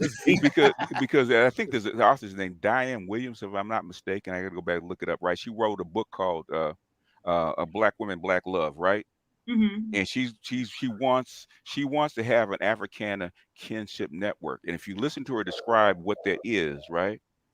She wants to have a extended family that will help take care of the children, right? And so she can go from one husband to the next. So in other words, if she has 8 children by 4 different men, 4 different husbands, she wanted to go through all those husbands till she find a woman, a man she can actually be happy with and grow with. Okay.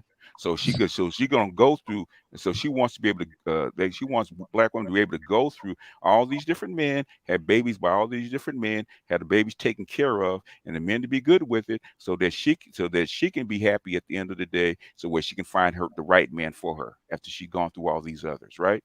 And you have a lot of your intelligentsia, black women that are making policy that believe the same shit. Okay, so it's something that keeps perpetuating, and that's the same thing that went on in slave quarters, right? The same thing that my grandmother, God bless her soul, sweetest black one I ever knew, right? She had 9 kids by 4 different men. Okay, and that was not uncommon. You read Fraser's book, that is very common. 70% of black women that have more than one child have it by more than one father. And you hear Kevin for years, man. You heard for 2 years, Kevin ask about which is insane to me. Okay, because what's your name? Kendra G is doing the same thing, right? How many kids you got? 3. How many baby daddies? All right. Automatically. By how many fathers? Automatically. I got some numbers because I knew this was gonna come up because I know my people. See, this is why y'all need a black. This is what you need a black woman for, because I know what you gonna say before you say it, because I know you. Let me before I show some numbers, Doug Will, what you have to say. I want to get you in. Alan, you've been quiet as a little church mouse, so I want you to say something.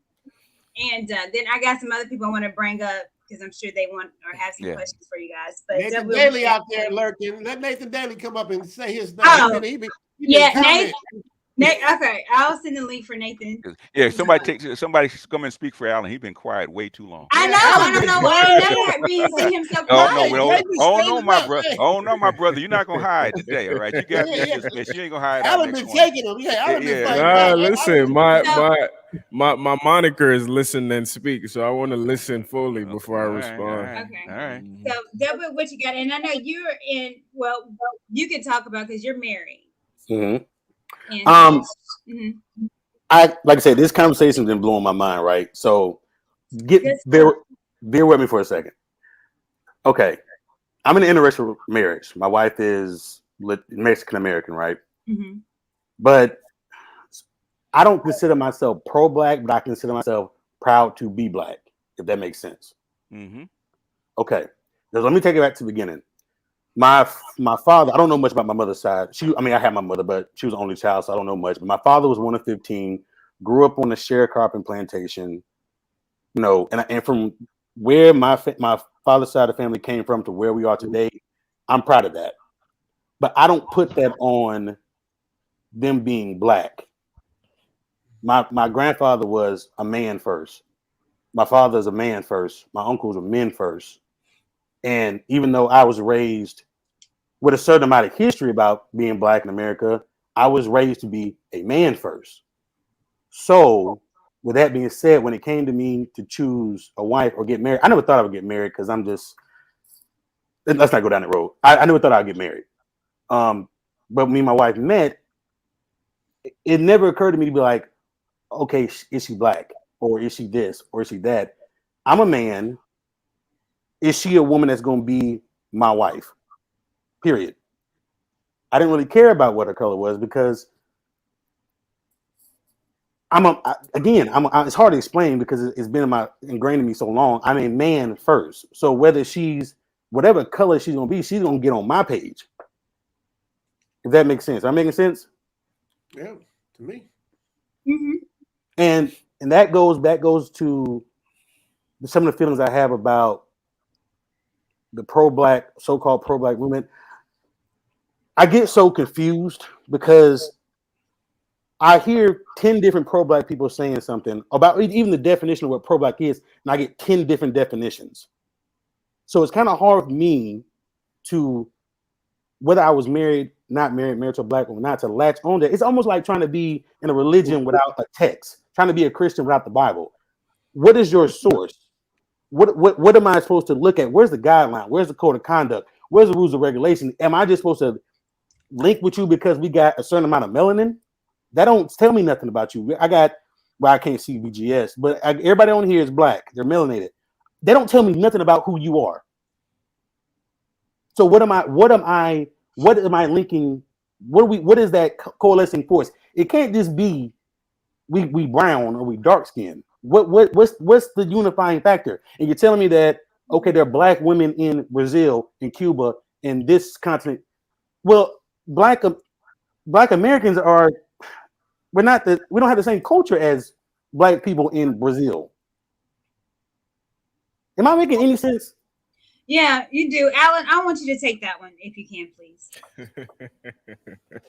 Well, what I would add to what he's saying is that it seems like in Black America, if you're a black man and you choose to build a life with another woman, and I'm going to exclude white women for the sake of my dialogue, but a woman that may be black from a different part of the world, and let's say in the Americas, in the region, Caribbean or Central or South America, or a Latin woman for that degree, it's like as a black man, you automatically have to give up your black citizenship.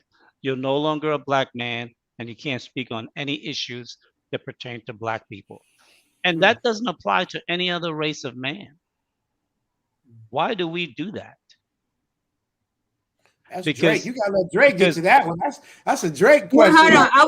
I want Alan to answer. Okay, I'm sorry, Corey. You're right. Real quick before Alan goes. Okay. What BJ said earlier hit me like a ton of bricks. He said, because when we first got married, I heard that as like, oh, you went and you got, you didn't choose your own, or you went outside yourself, or you went and got another one. And he said, like, because black women think they own us. And I was like, I didn't understand it when we first got married. I've been married almost 7 years. But I was like, what do you care? Like, you don't know me. You don't know what kind of man I am. I could be trash. I might be doing y'all a favor. But it was like, oh, you think I belong to you? Well, no, I'm proud of who I am, but slavery been over a long time. I don't belong to nobody. I'm a man. My nuts hang like they do, and I'm gonna do what's best for me. You don't think white men think white women belong to them? Why you think they used to hang your ass for looking at them? I don't care what white men think or do. But I'm just saying that's natural within all of the races. They think the other one belongs to them. But what I would say, Drake, what I would say is that you're right. The white man does think his white woman belongs to him. But the problem is in Black America, it's the black women that think we belong to them. It's not we that say they belong to us. See, if they belong to us, we're the superior. If we belong to them, they're the superior and we're the inferior. And that is the problem. That's the problem. We're the white woman of America. And Dub, I'm going to drop you because I'm going to bring some people up. The back is full. Write that down, Drake. Appreciate it. You know I love you. Bye, Dub. Yeah. Been doing this a long time, bro. Comment section, man. Drake, hey, man, I had to give a shout out to Drake. He holding his own. You know what I mean? I think Drake and Alan are just a lot younger. So they got to live a little more life. I think they still, because I used to be the same way. Like I was going to join the Nation of Islam. I had all these thoughts when I was younger of trying to make change and all that stuff. But when you realize that force, like Michael Jackson said, it's got a lot of power. So, hey man, I got a daughter, man. I got to fight for her. I can't let y'all. I got two. I got to fight for them though. I got two. Drake, did you say y'all? Drake be sneaking a man. Drake. I got two. My youngest is about Obi's age. Okay. Oh man. Yeah. Okay. Well, there you go. Yeah. So I know. Did his research on me. Oh no, I go without. Well, you said your age, so yeah. Go ahead and answer that. You know who you are. I think. I mean, part of the reason I've been so silent is I think multiple things can be true. Me and Drake are idealistic. And it's partly because we're young, partly because we care about our community, and we understand that white supremacy at its core is an economic thing, And right now, that economy is predicated on Black dysfunction. So when I'm talking about getting the Black community back together, is primarily because a community and a family structure stops dysfunction and it stops fueling that machine. So for me, it's bigger than just like the person finding their comfort. And I've been saying this, like, I consider myself Black first. And I think that's different from, was it Dub Will earlier? I'm Black first and then I'm a man. And to me, that means that, you know, my allegiance is what validates my masculinity, you know, my allegiance to my people, my allegiance to my community, because without that, I'm just a male, right? So but I'm learning, I'm listening, I'm doing the work of talking to women, I'm doing the work of trying to transform the ways that they think. The Lord's work. And one of the things I'm proud of, because somebody asked me this before, one of the things I'm proud of isn't necessarily what happens with the life of the woman that, you know, sits on that chair, but it's some of the women who watch the interviews and they come back and they say, yo, I didn't realize that's how I sounded. I didn't realize, like, until I observed myself outside of myself, I didn't realize that's what I was doing. I didn't realize I was a whip, right? So I don't think we're going to save everybody, and I don't think that's what Drake is saying either. But I think this is the most worthwhile fight that I could think of in my lifetime, and I'm gonna keep it going. I love that youth. I love that. Welcome, Nathan Daly. Always. Nathan Daly. Wait, I got beef with Nathan Daly real quick. Nathan Daly, you can come on Finance Courtney's channel. Because I asked Nathan Daly, I don't know that from Nathan Daly. When Courtney say something, shit start moving. Nah, but you know, you ran. Nathan is my friend. You ran, Richie. You ran. You ran. Courtney, me and Courtney, we dynamic duo. That's my other half right there. But then, you know, that's my twin up there at the top. We need to talk.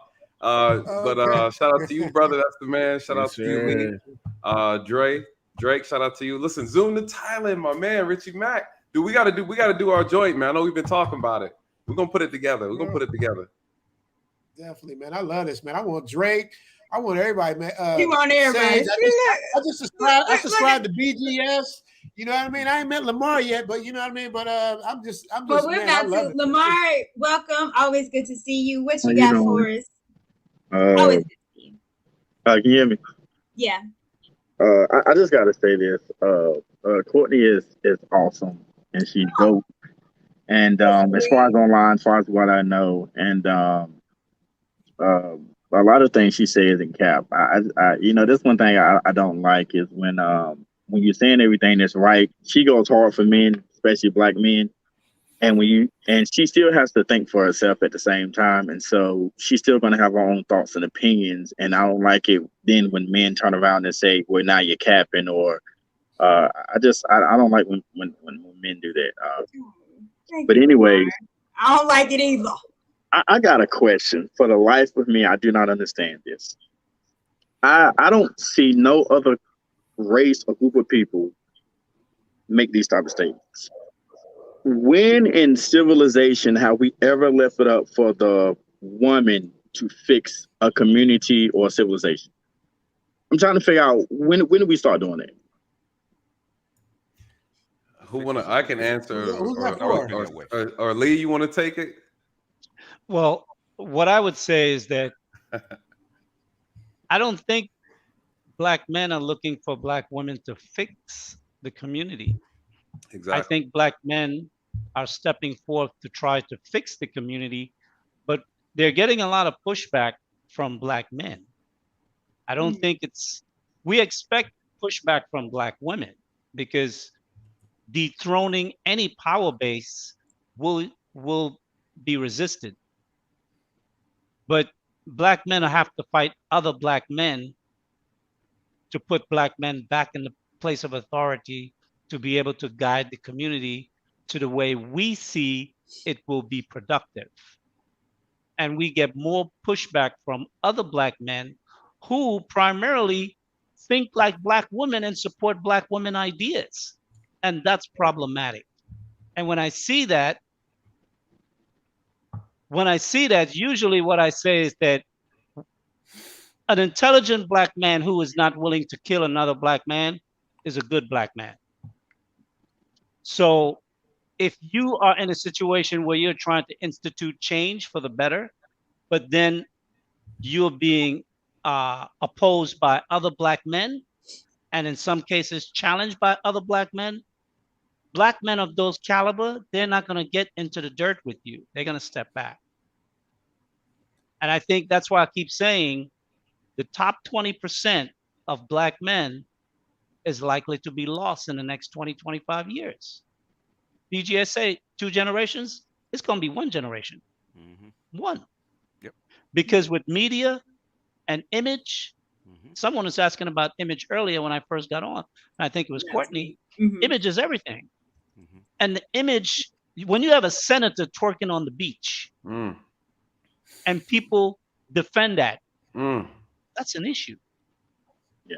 What was just spoke about when, who was it that laid out that scenario about, it was BGS, about black women having multiple men who give them children. Last week, there was a big conversation about the lady that wanted the guy to feed all her kids.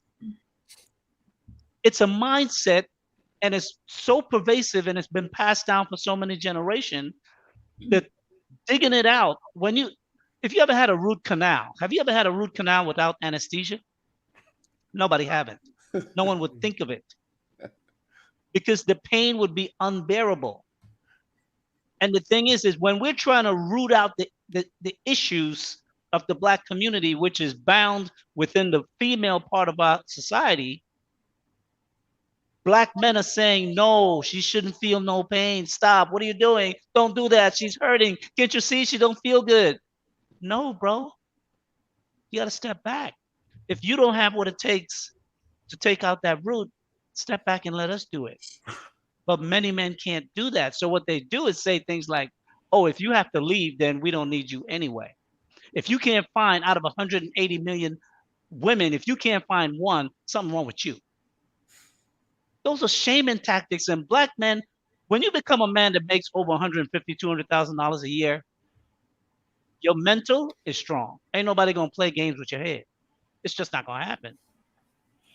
So I think other black men have to say, you know what? I may not like his method or what he's trying to do or what he's saying, but let me find out why. Let me find out the reason why he's taken these stance. And let's see if what he has to say has validity, that maybe I can pick up something from what he's saying and implement it in my program so I can attack the situation, because I want to stay here and fight.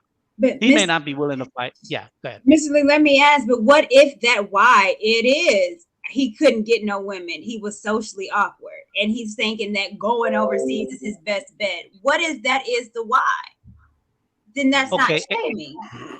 That in this generation, that could be a real issue, because the past 20 years or so, men in general, not just black men, but men in general has been socialized not to approach women. And they've been socialized to be more feminine. Boys are too physical. Sit down, stay in your seat, read. Why can't you be like the girls? Be quiet. Those things are feminizing men. So when a man now, from he was 6 years old in school until now he's 18 years old getting out of school, his interaction with women or girls have been very limited. So he doesn't know certain rejection from a woman is not always a no. A no is, tell me something I'd like to hear. Yeah. It's not, no, get out of my face. So they can't interpret those differences because those are nuances with women. And so when the man walks away, so the woman says, oh, he's a lame, he's weak anyway.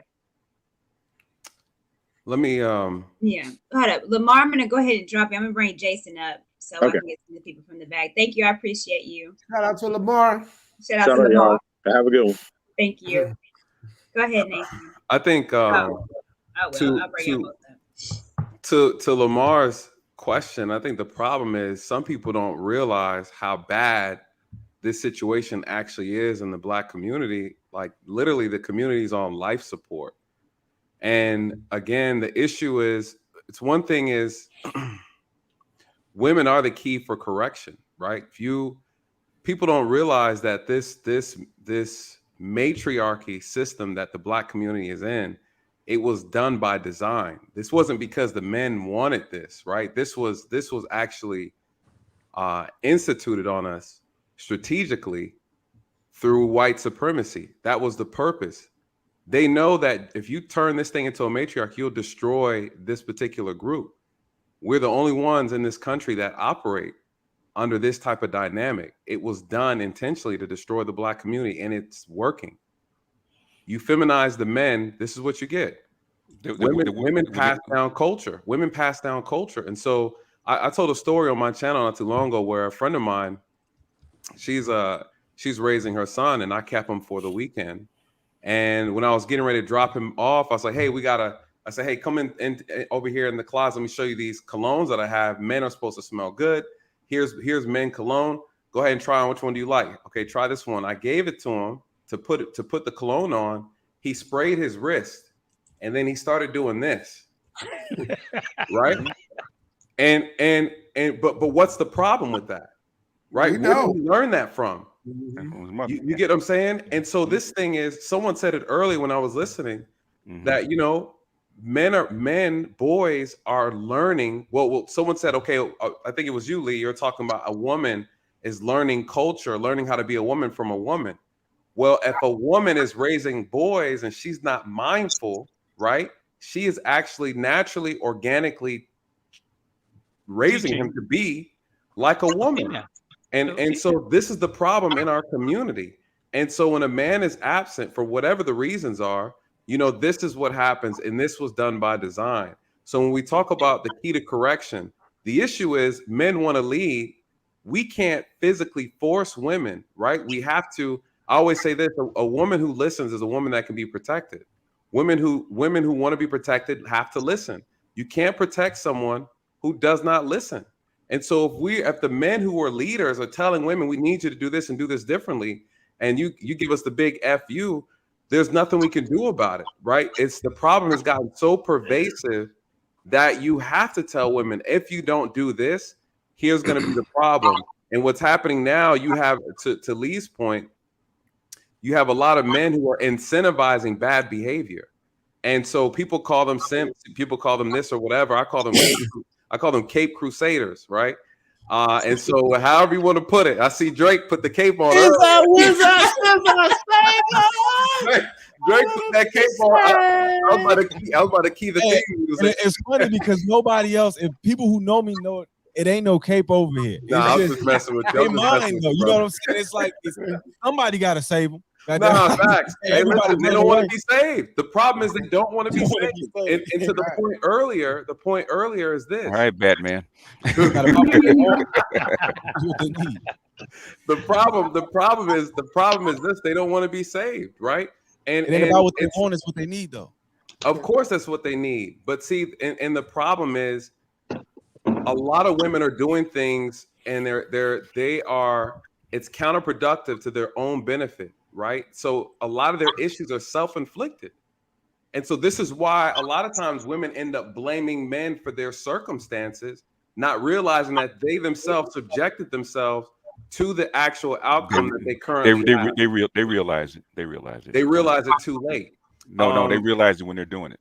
They realize it. Well, and okay, so Lee brought a good point and said, okay, well, how do you fix this? The problem is that the position that women are in is very powerful. It's a very powerful. Who wants to give up power? How do you take power back from someone who was granted power through systemic racism, right? How do you get that back? Nobody wants to give up power. They got a taste of it. That's why they won't allow certain shows played in certain countries. You can't get certain TV shows, certain movies played in certain countries for a reason, because they understand the power of conditioning. They understand the power and influence of media.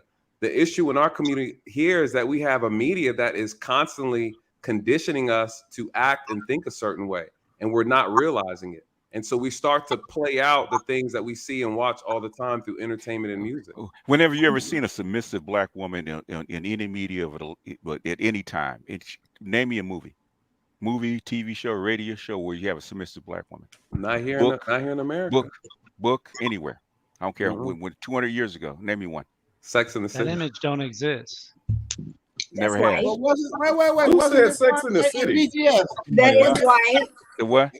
In the Denzel movie, when she was like slobbering on herself when she did her monologue. I mean, at the end she talked shit, but what movie was that? Oh, you talking? It was a Fences. play. Fences. Yeah, it was a movie too. Oh, yeah. Have you watched Fences?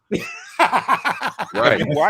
Have you watched Fences? Guess when he came in and sat down and got his liquor, where he handed his check to? Yeah. Do you think she was passive when they first got together? Right? She said, "Yeah." But that was done back in the day. I remember my granddad doing that to my grandmother. It was called roles. Okay, there was roles. The one, I say back in the day, black women weren't married to the man; they were married to the role. They're married to the institution. Okay, and no matter what she felt about that man, love him, hate him, whatever it is. Okay, God bless. My mother is one of those people. Okay. They're dedicated to their duty as a wife. I heard my uncle died. So stuff I heard come out of my aunt's mouth, right? Because I thought they were the perfect couple and love each other. And the stuff that she says, she stayed with him because of her kids and duty.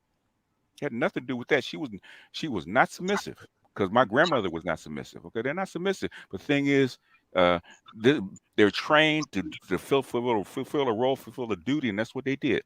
Go back and look at Fences. Okay, she was not submissive. I can guarantee she wasn't submissive. Okay, when she first met him, he said, Rose, okay, I don't want to marry you, I just want to be your man. She said, get out of my way because I want to, so I can find my husband. She wanted to be a wife. And she wanted a man. What did she say? She wanted a man that could give her a house that she could sing in, and that's the deal that she cut with him. She was not submissive, not in the very least. Let me get to two at the bottom. Jason and Better You. What is going on, you guys? Good to see you as always. How you doing? Hey, Jason, what you got for us? I'll be quick. The two things I wanted to speak about is about the solution. We need to talk was kind of asking about that. And I think in general, what would be amazing for a lot of American black men to, win them back is we have to have a movement in black women where they, one, get fathers back in their kids' lives, and forget money. I think it has to be like a whole thing where it's like they reject child support in general. And what has to happen is that we have adult conversations about how support looks like to the children, even to the extent that it looks like 50-50 custody where the child is living with the father. And I think that's what we actually need in the black community more than anything, is that actual men are not weekend dads, but actually spending real authentic time with their children. And I think we need black women to be the spearhead women of this, because it won't be white women that do this. It has to be black women saying, okay, what our culture is a huge issue. And what we need to have happen is that we need men to get back in their children's lives, regardless of the money. We're not even going to care about the money right now. We just want to make sure that they are spending actual time with the children. On this side of the world, that's actually way more important than the money that is received from women for child support. And the second thing that I wanted to bring up was about this thing about men going global. I've been going global since my 20s. Yeah, because you're in Germany, right? Yeah, I've been here for 8 years, yes. He's in Germany. But I've been traveling since my 20s. What really happens is that our culture in America, there really is not a community in basis in America that's positive for your self-esteem. And what I mean is that to see real examples of men, I think a lot of times you have to leave America to see that. To see what a real father looks like, you have to go outside of America to see that. To see how a real family positively interacts with each other, you have to go outside of America to see that. And once you spend time with maybe Native people, or once you spend time with Asian people, or once you spend time with low income Hispanic people, you start to actually see what a true man looks like. And I think, unfortunately, when you're shamed for seeing that, because our families and our communities thrive in dysfunction and not very many logical things, but outside in the world, especially in third world countries, you see logic and roles hold place. And I think that it's very important for all black men to go global and experience that and find out what kind of man you are in those experiences, because you can always say what kind of man you are in America, but once you go into a third world country, and not as a tourist, but actually trying to make money and actually live there, you find out what your real moral code is. And I think Black men and Black women need to kind of get away from the pacifier of America and put themselves in situations globally and find out who they are. And that's just my main 2 points. It's actually a great thing for men to be going global. And it would be a great thing for Black women to go global, but most of them only really travel as tourists. They rarely actually travel and try to relocate and be someplace for a year and try to make it somewhere. If Black men leave like that, they're not coming back. They're not coming back. That's That's the problem because put your mama on the phone. I ain't never coming home. Yeah, what ends up happening is you get treated the way you're supposed to be treated as a man. You get respected as you're supposed to be respected as a man. I've traveled to many countries. Women look at you as a man. They don't look at you for all these other superficial things that don't matter. The problem in this country is it's been civilized to a point to where women feel as if they don't need a man for the qualities that a man is supposed to represent. This is why a lot of women make the biggest mistake. They start chasing after men for the things that they want and not the things that they actually need. They misconstrue the two. And then once they get a man based off of what they want, as they spend time and reality hits and they need a man for what they actually need a man for, it's been too late. And so this is where the issue is. Now it's like, hey, how come you don't have a car? Hey, how come you still living with your mom? Hey, how come you don't have a job? It's like, listen, man, this is the life I lived when you first met me, when I was throwing the wood at you. It was good when we first met. Now, 6 months to a year down the line, it's not okay. And this is something I would see all the time. One of the biggest things I talk about all the time in regards to this situation, in reference to the dynamics of men and women in the Black community, is unfortunately, women are complaining about the circumstances. But then when I find out what the issues and I start interviewing them, what I end up getting is that women are picking the wrong mates and then they're staying too long in those relationships. So they're picking wrong and they're staying way too long, knowing that this guy does not bring any type of quality to the relationship, or he has no interest of being married. He has no interest of being a father. But that is the man that you pick. That's the man that you lay down with. So one of the biggest problems is that women are not vetting men properly. And so these men are showing you exactly who they are. It's like, hey, I'm a dog. Okay, well, as a dog, that dog has to receive a bone, and women are giving these dogs bones.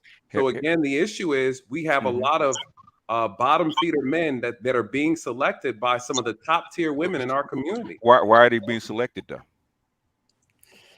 Oh, I mean, I know why they're being selected. Why is that? No, go ahead, say it. But I mean, what I'm saying is some people say it. Say why are they being selected? Don't say it. No. Don't just say I know why they're being selected. No bullshit. Well, no. I mean, listen. The thing is, this is the culture. The culture is these men are exalted in our community because they're concubines. Okay. Well, they're concubines. But the issue. I would say a little bit more than that. I would say they're being selected for their genes. I think these women see these men as being status at the lower echelon. There are two examples going on in Black America. You have the successful, high top producing men. How about the baby boys, the homosexuals? Well, right. So that there's status? The problem. I can't speak to that. I don't.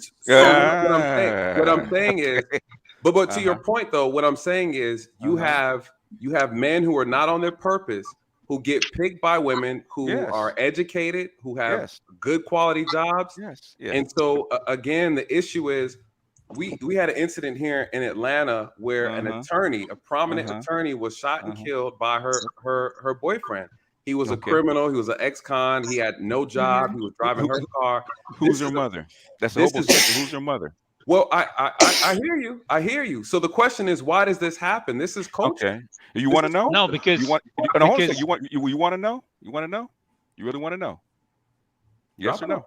Okay. But before 1996, only 10% of people actually went to 4-year colleges, right? After 1996, guess what Bill Clinton did to actually clear the welfare rolls? He started giving them money and incentives, especially Black women, to go to school. So we had lower class Black women that probably would have never made it to 4-year college, never got a high powered degree, that kind of stuff, getting into college. So we have women coming from a lower class and they're imprinted by lower class men.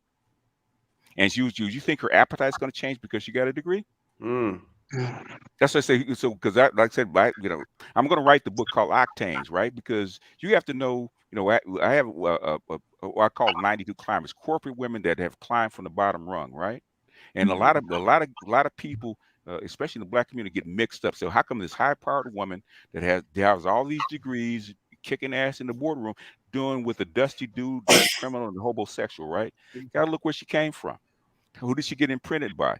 Was she a middle class suburban Black woman, a two-parent household, or she come from a single mother from the projects and having to educate her way and get this degree? So you have to understand that. And you have a lot of women that are in this lower class, working class, and sometimes even struggling class. To get them off the rolls, let's give them money. Let's put them in education. Let's get them degrees so they can actually get them off the welfare rolls and earn money. So now have a whole bunch of mixed classes in the Black community. Hey, BGS. Hold up. Hold on 1 second. Let me drop Jason. I'm going to drop you. I'm going to go to better. Well, go ahead, Richie. Then I'm going to go to better you, and then I'm going to bring up. I was just adding the BGS. All the single ladies. And let me say I this. mean, I hear it all the time from men, from especially from professional men. Why did this particular woman choose this particular guy and blah blah blah blah blah? I said where she grow up at? Oh, where she grew up, she got imprinted. She got imprinted by the class of men that she grew up with. Well, right, and I don't disagree with that, but what I'm saying is, I'm not justifying it or blaming it on men, right? Again, you're going to have the bottom barrel in every society. That's very consistent in any ethnic group. What I'm saying is, why do we have a lot of our women who actually pick these type of men? There are men. The problem is there's a myth going around in the Black community that there are no good black quality men. That is a lie, right? The lie and the myth that you hear a lot of women say is that there's not enough good men, Black men. There's not enough educated Black men. There's not enough Black men who are earners, top earners. That's not true. That's absolutely false. It's very true. What's true? Okay. Black men? No, there's good Black men in all classes. I don't care where he comes from. Well, right, what I'm saying is, but as far as top earners, from 15 to 40, from 15 to 45, how many Black men earn over $90,000? What percentage? Well, I don't know what I'm saying is I don't know the exact percentage. What I'm saying is we exist in all categories. 2%. What Black women say, what I hear a lot of Black women say is that they cannot find good Black men, and they're not. What do they mean by that?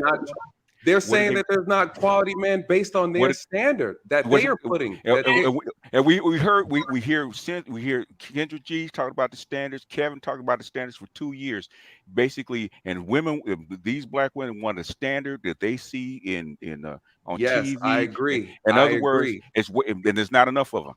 I agree, but again, once again, what I'm not disagreeing with you.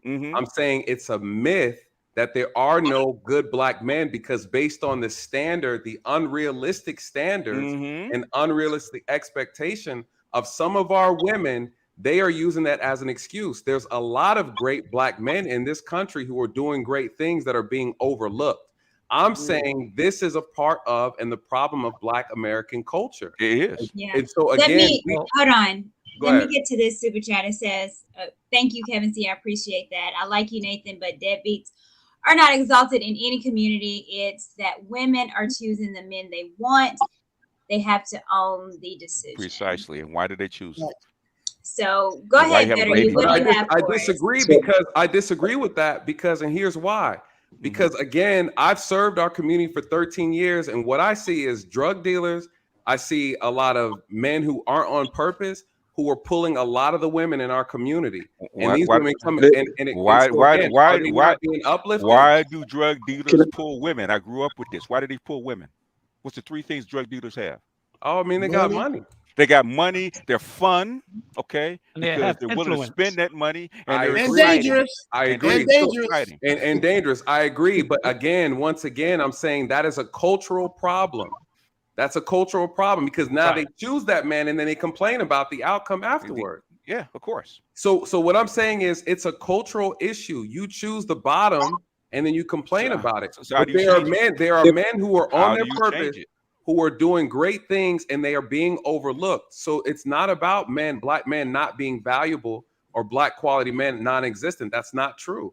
That's absolutely not true. I did a woman's channel for almost 3 years, right? Every Friday, 3 years, right? Guess what the women on that panel told me about them them changing? If we don't leave, they're not going to change.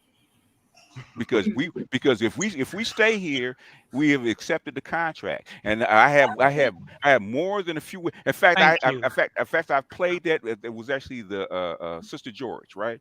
She reiterated like 3 or 4 times, and she said. She said, "We ain't gonna change." I said, "Why not?" Because you niggas ain't gonna leave. We know it. Hold on. Let me get Better You in here. Better You, what you got for us? Gotcha. So actually, the last guy and Mr. MBG just kind of hit on a couple points that I was going to hit, but kind of to follow up on the tail end of that discussion. I think there's also a power dynamic at play in why certain women of a particular income or status choose lower socioeconomic status men. I feel like there's a lot of women, when you see those dynamics, that are essentially trying to exert a greater degree of control, and they're essentially control freaks. Bingo. Keep going. And then in terms of how do you fix it, it's a systemic problem, and it's been created basically by a lot of the welfare systems, the way the society is set up. Some of the things that we would have to do, mandatory paternity testing, for one, 50-50 custody.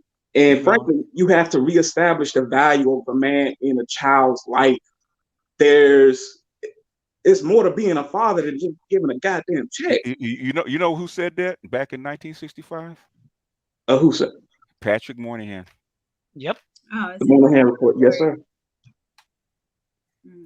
Yes, sir. And then the last final point.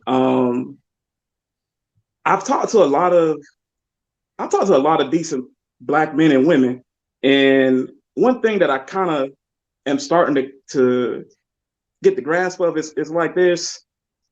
It's like it's a wall in between us, and part of what I think it is that as people level up and they begin to ascend into different places and strata of society, we continue to frequent the same places. At least that's not my working theory.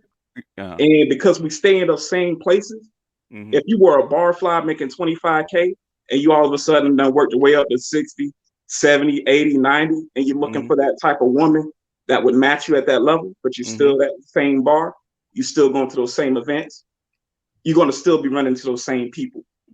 So I would like just kind of get y'all thoughts. Okay, class doesn't mean class. It has something to do with how much you make, but class is who you are. Okay, what your habits are. Okay, and people forget that just because you're, and I remember this experiment one time. I was doing a live and we're talking about classes. We call them octanes, right? So how many corporate women actually go after you guys? They say, how many truck drivers we got? Okay, how many corporate women go after you guys? And they said none. I said, okay. I said, there's 15 truck drivers in there. How many of you guys make less than $90,000? 0. And the average was $150,000 a year. Money does not make class. I agree with that. I mean, look. Yeah, I know you know. I totally agree. No, you can't buy class. It's who you are. And those are habits. Yeah. Working class is working look class. at all these people with money and just as trashy. Let me get to. I haven't read any of my super chats, guys. I definitely apologize. Shortage of sexually desirable, down to earth. Sexually desirable. Notice that. Take a hint. Words are important. She didn't say the shortage of good men. Sexually desirable good men. That's all right. Better you. I'm going to drop you to bring some other people up. Okay. Okay. Thank you so much. I appreciate you. It's good to see you from yesterday and today. Yes, ma'am. Y'all take care. Have a good one. But he hitting on all cylinders. I agree with him. Yeah. Freeman Journal, thank you so much for coming up. I want to bring up some stats because we say a lot. And let me bring up some stuff. Y'all hit the Cash App. We spitting game, tough, real game. But yeah, I need to support read the some of my channel. We stuff spitting too. game because I could go someplace else. I could go I and hang out know. with I told you, Edward. I'm honored. Yeah. So y'all hit the Cash App because I'm giving you guys like a behind the wall game, and you guys not All hitting the Cash App. game. Come on. So, Dr. Eugene Steele, the ideologies of the SYSBM and the sisterhood, I think, are both rooted in bad experiences and frustration. It's actually more the environment and the culture rather than frustrations. Okay. Okay. And choice. Before men had no choice, now they do. So they have the opportunity to actually have some choice, like the brothers on the panels that have traveled. They got choice now. Who do they choose? I married a black woman. I've been all over the earth. Hey, even handsome. But talk to Zoom. Oh yeah, I've been in his neck of the woods a lot of the time. Tell the brother down that even though she's black, guess where brother down in Honduras is? All right, so let me look at some of these stats here, and someone's shouting you out, Zoom. Okay, appreciate you. Listen. Let me get them off. Okay. What percentage of recently married Black men have spouses of a different race? So as of right now, African American men have a higher likelihood of marrying outside their race. Men marry someone of another race 24% of the time. What percentage of recently married Black women have a spouse of a different race? African American women are least likely to marry outside of their race. Women marry someone of another race, approximately about 12%. So Black men are marrying double from Black women of outside of our race. But you're missing one point, because I actually found this because somebody sent me a study, right, from the CDC about births, right? And yes, you remember that? Okay. Yeah, I remember that. And they wanted to say that 54% or 54% of Black men are not married, don't have kids, right? They highlighted that. So I kept reading the study, and what I found out. Oh, well, hold on now. Okay, go ahead. Don't be using my thunder, because I might got what I don't know. Okay, you want me to spit it? You want me to hold it? Hold that now. Okay. Okay. Almost 30% of Hispanics in their 20s. Oh, that's actually, let's see. Okay, this is just on marriages, interracial marriages. Okay, marriages involving a white husband and Black wife are substantially less likely to end in divorce than marriage involving a white husband and a white wife. Old study. Yeah, not true. But go ahead. Okay. Continue on. Let me see. Blah blah blah. A white husband and Asian wife were 4% more likely to end in divorce than marriages involving a white husband and a white wife. Let's go to the Black people, because that's all I really care about. Marriages including a Black husband and white wife were more prone to divorce than those composed of Black husbands and Black wives. Black males, white female couples also had the highest likelihood of divorce of all white and non-white marriages. So I have always heard, and this is pulled, and this was 2018 or 2019 that I pulled this from. Oh yeah, but the study came from a Pew report back in 2004, because that's been contentious over the last 10 years or so. But that's what. So are you saying that? Because what I've always heard, and this is for years on end, let me remove, is, of course, interracial relationships, marriages have a higher rate of divorce than same race couples and marriages. And then the difference is when you get a Black man and a white woman, their divorce rate is higher than Black woman, Black man. And the ones that stay longer together is actually Black women and white men. I believe that, because who's the biggest pressure on, but from both sides, it's the black man, white woman couple. They get more pressure than anybody else about being together. Mm-hmm. But the stat I was going to pull out is that from the CDC, Black women have, and this is just a 5-year study, Black women have 1.2 million more children than what Black men sire. That's just a 5-year study. 1.2 million more.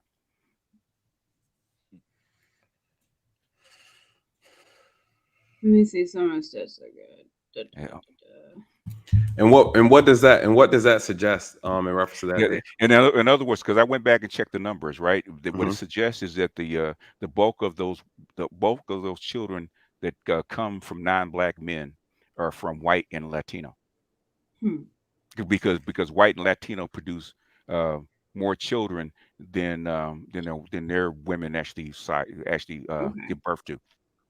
Well, I didn't pull this up. Let me see what and I got. Black men are the only one that have less children than their counterpart.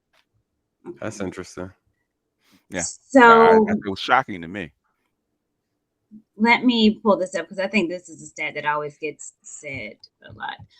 About 1% of white, Asian, and Hispanic men ages 15 to 19 are fathers, compared to about 3% of Black men of the same age. Among men ages 20 to 29, 21%, 0.2 of white men, 24.9 of Black men, 12.4 of Asian men, 29.4 Hispanic. So there is this theory in the manosphere that specifies that Black men there's only 20% of Black men that's impregnating all the women. No, that's not what they said. Well, that's what you hear. I can't tell you. I hear that all the time. No, that's what women hear, right? What they're saying is that of the out of wedlock births are produced. Well, by no. I'm gonna get to that now. Okay. What I hear all the time is 20% of men are impregnating 80% of the women. I hear that stat going on. So that's the 80-20 rule, but that comes from white people. But the actual fact is, and this is what I've heard because I'm in the manosphere. I hear it all the time. Right? You are the man. Is that the out of wedlock births? It's 20% of the men are actually producing like 80% of the out of wedlock births. Okay. See, I didn't hear that. Okay. Yeah, of course. Well, I gotta hold on. Repeat. Can you repeat that? Yeah, repeat that. In other words, 54% of Black men don't have children. They're not married, don't have kids, right? 33% of Black men are married. Okay. And so basically, and that's what 16%. 80.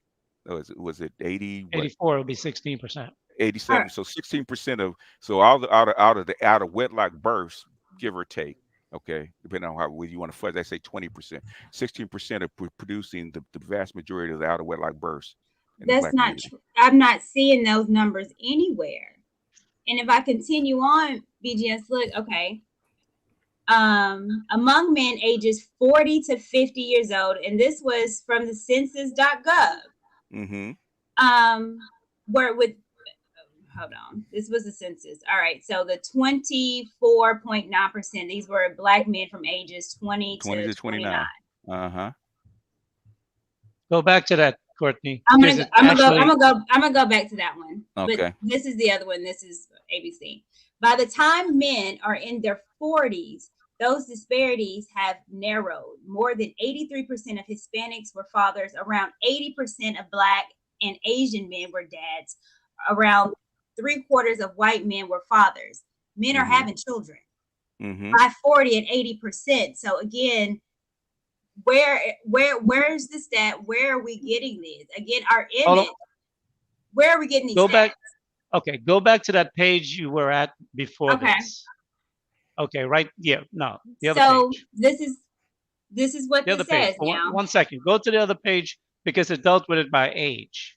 Yeah, right there. Okay. The second bullet under educational attainment. Okay, It about says 14% men, of fathers. Okay. Do you want me to read it? I'll read it. The second bullet says among men aged 40 to 50 years, men with bachelor's degree are less likely to have children than men with less than high school diploma. And I think that age group of men who are not having children fall into this age range because they didn't have it when they were young because they're professional men, they're businessmen, and they're looking to choose a woman that is more on their level, you might say. And because of the general pool within the Black community of women, they're not finding a woman to choose, and they're not there. It's not that they're not having sex; it's just that they're not fathering children.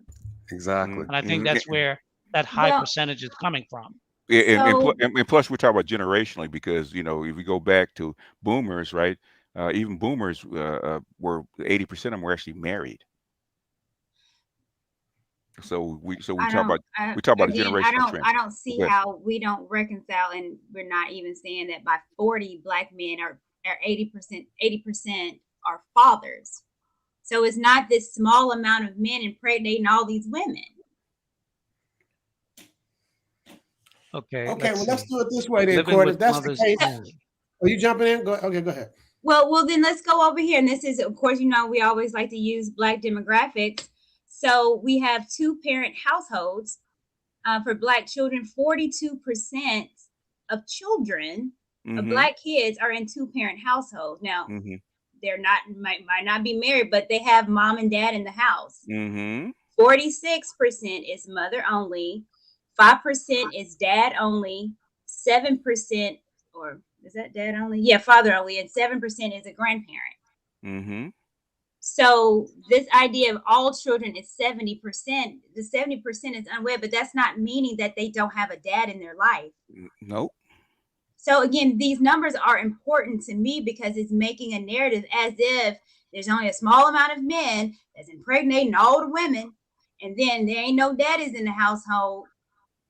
When is it 42% that they are, and 5% of men have their child, they're single fathers. I think let me address that real quick because I remember we were looking at this as well, and what we end up recognizing is that men, there's certain groups of men based on age group are having children later on, so they don't count in the earlier 20s. They're having kids maybe in their later 30s going into their 40s. And so it does, if you don't make that distinction, it makes the numbers look awkward, right? And I think to your point, Courtney, what's being said, I've heard it a few times in the manosphere. I've heard, actually the first time I heard it was Kevin Samuels, who stated that there's a small percentage of Black men who are responsible for impregnating a multitude of Black women. They're responsible for the majority. And though I don't disagree with that, I have not been able to see the data to suggest that, though. Right now, I can speak off of my personal experience in the community. I do see one woman having children by multiple different men who don't choose to be fathers. It's that one guy, that one Tyrone, that's throwing his seed all over the place, and it's being received by multiple women. That is a problem. I've absolutely seen that. I don't know the data on that, and I know that the data, when you look at it, it can be a little confusing because you have, again, a certain age group of men who are having children early, and then a certain age group of men who are waiting later on to have children. So then the question is, how do we actually break that number down and get an accurate percentage? So let's look at more numbers. Who's in prison, right? Marriage status, we can go over there. All right, 2018, the percentage of childless women in the United States by ethnic group. Black women are up there. 40.8% of Black women don't have children. And this ages, I think it shows at the bottom, is from like 18 to 40. So, and I'm pulling these up because we say a lot of stuff and I hear a lot of things, and I'm just like, I need to see the numbers. I'm tired of hearing, I heard this, I heard that. Asian statistics are higher than Black women? Go back to that. 45.5. Weird. So childless, they're more educated. Yeah. So 40% of Black women don't have kids, but they're not, these, again, my focus is image. Our image sucks. But as a Black woman, and I see what we are, but then again, I see what is not being shown. all of us just all pregnant with multiple baby daddies. No, it's the ones that do have them. But I think the birth rate is down all over the world, so that's like a Absolutely, it's been going down for almost 40 years now. But I think too, though, there's a couple things too we need to factor in. A lot of the abortions are being carried out not by the poor Black women, but the educated Black women, right? So we got to factor in that piece to the equation, as well as the ones who are most likely having these children tend to be those under middle class and poverty, who are actually having these multiple children. It's I would say, I would have to argue that some of the women who are pursuing an education or education on a higher level are actually not getting pregnant, or I guess you would say they're kind of not the issue, right? I think I was looking at data and it was making that suggestion that the issue more so comes from a lower economics side of things, and not necessarily, because even Asian cultures having the same problem. The women are following their career, they're more educated, they're climbing the corporate ladder, and so they are more likely to get an abortion. They're more likely to hold off on marriage and things, and not start a family. And so I think when we're looking at these numbers, and the women that I've seen have had these multiple kids have come from a lower socioeconomic side from our community. All right, so if we can also, numbers for what we just talked about, fertility rates for Black women have declined slightly over the past 10 years. Blah, blah, blah. If you look at the bottom, at the end of their childbearing years, ages 15 to 50, Black women have an average of 2.1 children. 2.1. That's our average. It ain't 5, 6, 7. 40% of Black women don't have children, and we average 2.1. Right, because why the aren't we average is saying these things? Because the average is being taken across all Black women, which is including the ones that don't have children. So it's making it appear as though all the Black women that have children are averaging out at 2.1. Right. So it's an average. It's actually even less. What that's doing is the women that have 5, 6, or 7, the woman that have 0 is being counted as 2.1, but she don't have any, because they're using all women to make the average. Yes, right? so I understand that. So that's an average. But again, what it's being told and what it looks like from an image perspective is that it's not an average. It's majority of Black women have multiple babies by multiple baby daddies. That's our image. Well, is that a reality though in our community or no? It's not the majority. No, it's not the majority. No. And I think that's the problem. I think the problem is being this whole thing is being said, and it's not, no context is being brought into the conversation. Okay, let me get Freeman's journal in, and I see you, GS. How are you? Yeah, what is going on? This has been a deep. I didn't know we was gonna get this deep. She told me, "Bitch, I ain't gonna need you for 2 hours. We good." I know. So we're gonna. I'm gonna wrap it up. I know. But let me get some. See what happens. I know. It's good. I'm sorry, you guys. Freeman's journal. What you got for us? Hey, just for, I guess. Listen, I'm a realist, not an idealist. So there's gonna be some losses. Like any military campaign, you got to calculate. Hey, we're gonna lose 30% of the men, 60% of the men. I mean, Black women aren't going to change without consequences. That just is not going to happen. They're acculturated into this behavior. And that is what changes people. Consequences, not conversations or anything like that. Black women have the power, right? And power does not concede. It has to be taken. So this whole thing of Black men are already doing it. Gen Z's already gone. You have non-Black women doing Black guys' homework, bringing them cookies and cakes at school. They're already competing, right? There's already a generation of Black men that will never even kiss a Black woman. Already. So now you're talking about, I mean, look at this panel. You got all these black men trying to convince one black woman that the behavior needs to change. They're not. Wait a minute, Freeman. They're not convincing me. I'm just saying. Just look at the optics. They're not convincing me. No. She already knows. Just look at the optics of the panel. She's right. It's my show. This is the level of effort it takes. No. Gen Z is not doing it. Wait, hold on. Not. This is my show, and I'm choosing to talk about men's topic. I realize that, but you got to understand. Look at the optics of the panel. Gen Z's not doing this. Right. Well, and hold on. Here's the real risk is like the guys I talked to on We Need to Talk's panel. Right. And they preface with, hey, I love black women. You know, I just want to say I love black women, but, you know, they just not picking me. You think that dude is going to stay? I love black women. If a non-black woman comes up with some sex and some arroz con pollo, he gone too. I'm telling you. I agree. I'm a witness. What are you talking about? Listen, man. Look, man.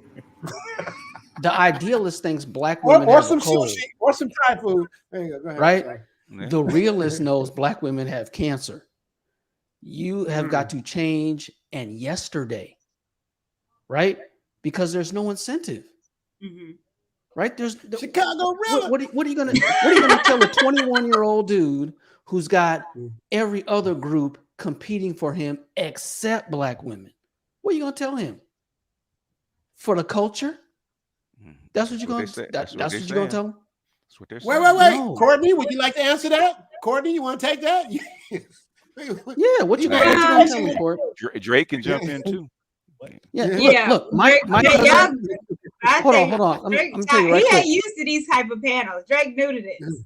But play that Superman theme song for Drake. My little cousin has never so much as kissed a black woman. Right? Graduated from college, will probably have a 6-figure income by the time he's 25. What are you going to tell him? And there lies the problem. You got a lot of intellectual brothers out here, and we're in our community. You will lose your black card for sounding too intelligent. They will kick you out of being black. You get kicked out of the black community for being articulate. I have people tell me all the time, you talk and sound white. Like what? Hey, I do martial arts. Guess what? I'm out the community. Hey, if you don't vote for Biden, you're not black. You're out the community. This is the problem, you guys. It's a culture. The culture in Black America is so toxic. It's counterproductive. We are actually eating ourselves on the inside out, and we don't want to admit it. And that's the reason why we cannot self-correct. This is the reason why. Just like this brother just said, he listen, I know I have cousins who are young, and one of them is dating a white girl. And what he told his mom, because we don't have any white in our family, but what he told his mom was that the black girls are too ratchet at his school. He said, Mom, they don't act like you. They are rude and they're disrespectful. And they're mean. He has a white girl, and she's a cute little snow bunny. And guess what? My cousin told me, she said, hey, I don't know if I can trust this girl. She's buying him stuff and she's helping him with his homework. I said, that's exactly what she's supposed to be doing. Toxic femininity. What are you talking about? That's exactly what she's supposed to be doing. And when we look at our women, some of the highest degree earning women are twerking on social media. and have the nerve to say, I have an Ivy League degree. You can't make Oh my goodness. Samuels, right? These PhDs. Listen, I've dated women with PhDs. I'm just gonna be honest with my experience. Disrespectful, rude, and you can't entitled. Nothing. Entitled. And condescending. Yeah. She had the nerve to tell me that she's not dating guys who aren't on her level. And I said, what does that mean? What does that mean? So I barely make it because I have a college degree, but a man without a college degree is not good enough for her. This is our problem in our community, you know, and that turned me off. And this feminism, she said, listen, I'm a black feminist. I don't even know what that means.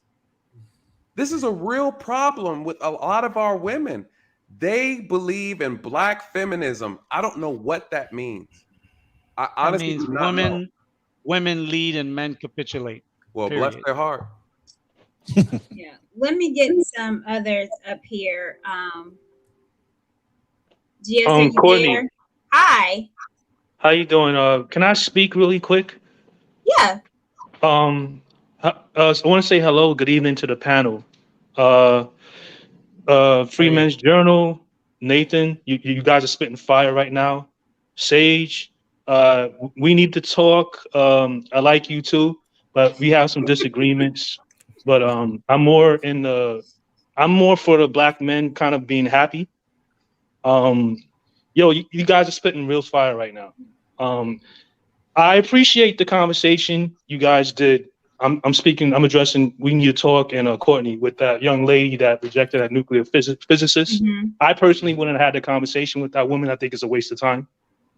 That young man needs to be happy and go where he's appreciated and celebrated and not tolerated. I get it. Someone needs to do that work, but I just don't have the patience to speak with women like that. I'm just telling you, just straight off the bat. I just don't. Everything that Nathan just said he's spot on. He's absolutely correct. Mm-hmm. And I like you, Courtney, and I like that you're having this conversation. But I think you're avoiding the accountability of women in this sort of a situation. Okay. How so? Well, you're not really giving good reasons why black men like myself and Nathan should stick around. I'm a six-figure earner. I travel a lot. And I'm tired of the BS. I'm just sick and tired of the BS. I used to be on that B1 and pro-black stuff, but like, what are we getting out of it? Like, the behavior is not changing, and you get a lot of pushback for it. It's a hard battle to fight. I'll say that, and I still kind of like I'm kind of in the midst of things, but I see what's going on. I live in the community. I see what's going on. Well, do we have like black women that don't fit that stereotype? Yes. Well, let's go back, because it was a two-parter for me. You said that you think that I'm skirting around with women and holding women or talking about women's accountability, and then you said I'm not giving a good enough reason for men to stay. What I see you doing is you're trying to make an argument that men traveling to these different places or trying to find happiness somewhere else is not a good thing. You're giving out stats about interracial marriages for black men not being successful and stuff like that. It just sounds like, and I mean, there's the other gentleman, Drake. I heard him talking, and it just sounds like a lot of depolicing. Like, whoever, yeah. Let me go where you want to go. Let me keep. It sounds like depolicing. What happened? Like, I don't want to go. How am I policing you? I don't care where you go, bro. Yeah. So yo, why are you getting so angry, bro? Like, well, hold on. Let me respond, because you were about me. So I've been on this stream for 4.5 hours, and I literally just put up that stat 5 minutes ago. This stream was breaking down SYSB and figuring out what it was. I was comparing it to the divestment community. So to say that would be very disingenuous. Well, but I would say, we're not saying we don't like black women or they're all trash. I don't think that way. But the thing is that if you're a black man and you meet a certain standard, like you don't fit a certain stereotype, Nathan was spot on. You're looked at it at a certain way. And what are you supposed to do at that point? Are you supposed to just stick around? It doesn't make any sense. So I don't got any smoke for the brothers that want to stick around and fight. And to some extent, I have sisters, and I do get involved and I do fight for certain causes. But when it comes to my happiness, I put that first. If you don't put your happiness first, you can't do things for the people you care about. You got to put yourself first. Putting your feelings first is an issue, because your feelings are all over the place. And that's what we do as women. That's why we're not able to get it right, because we're putting our feelings first, our happiness first. That's a selfish act. I do not believe There's you nothing can wrong with being threat. selfish, to be honest. What'd you say? See? Nothing wrong with being selfish. You gotta take care of yourself first before you can take care of people you care about. My stance is this. Okay. And we cannot fix the community by replicating what was already been broken and what we've already done to fuck it up. I cannot fix the community if Black women have been selfish by now giving the A-OK for Black men just to be selfish as well too. That doesn't fix it. I can't say throw fire onto a fire, it's going to burn bigger. We have to exalt it some kind of way. So that means we got to do something different. What we've been doing is not working. We have been selfish. We've been doing things for us. We have not been focused on the community. We have not been focused on family. So my stance is to fix the community. Then I know that I can't be selfish to fix the community. And I want to be around Black men that want to do that too. And those that don't, your voices is valid, but I am not convinced that you just don't want to. I am convinced that majority of men, Black men, want to be with Black women, and they are needing to hear it. You guys are needing us to give something to you. And that's you needing us to listen. You're needing us to understand what you're needing from us and to submit to you. That's what you're needing. I don't necessarily, the only thing that I could tell you is that what will bring y'all back is us knowing that we belong to you. That red dress gonna bring me back. Where that red dress at? Hold on. Well, what are you? Zoom the Thailand. Courtney. I just want to say, shout Courtney, out to what are you you. I gonna just tell came Black back from there. It was a great place. I was in Pattaya. Shout Yeah, it out was to a you, great. brother. Yeah. Mr. Is that Darko? Look like good evening, Pat, everyone. I've seen you in chat before. How are course. you? I don't think Wait. GS was saying something. GS was. Oh, GS, I'm sorry. GS, continue. Oh no. I just wanted to say shout out to Zoom to Thailand because I just came back from there. I spent about a week and a half in Pattaya, and I was in Bangkok for a couple of days. It's a great place. It's a great place. I recommend everyone to travel. You know, even you, Corley, you can travel to Thailand as well. You know, Courtney coming out here. I can go. Courtney capping. You say you ain't capping, Courtney. You coming out here. You know you coming. Courtney gonna get her a nice little short little Thai man. Short little Thai man out here doing that. Yeah, doing that Thai boxing. She gonna kick a tree down. Courtney gonna get into the Muay Thai. That Muay Thai. But look, Courtney and we need to talk. I'm not against you guys. You know, I support you guys. I give cash apps. I think you guys are doing great work.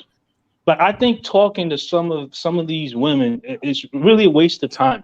I think those of us that like meet a certain talent level, I think we need to focus on developing those men, making sure that their self-esteem and confidence is at the utmost level. And just speaking to women like that is a waste of time, in my opinion. You know, I think the conversation needs to be had, but you know, I think the pushback just a little bit, and I think this is what Drake is saying as well. Like, at the point that I lose hope, you won't hear me say another word.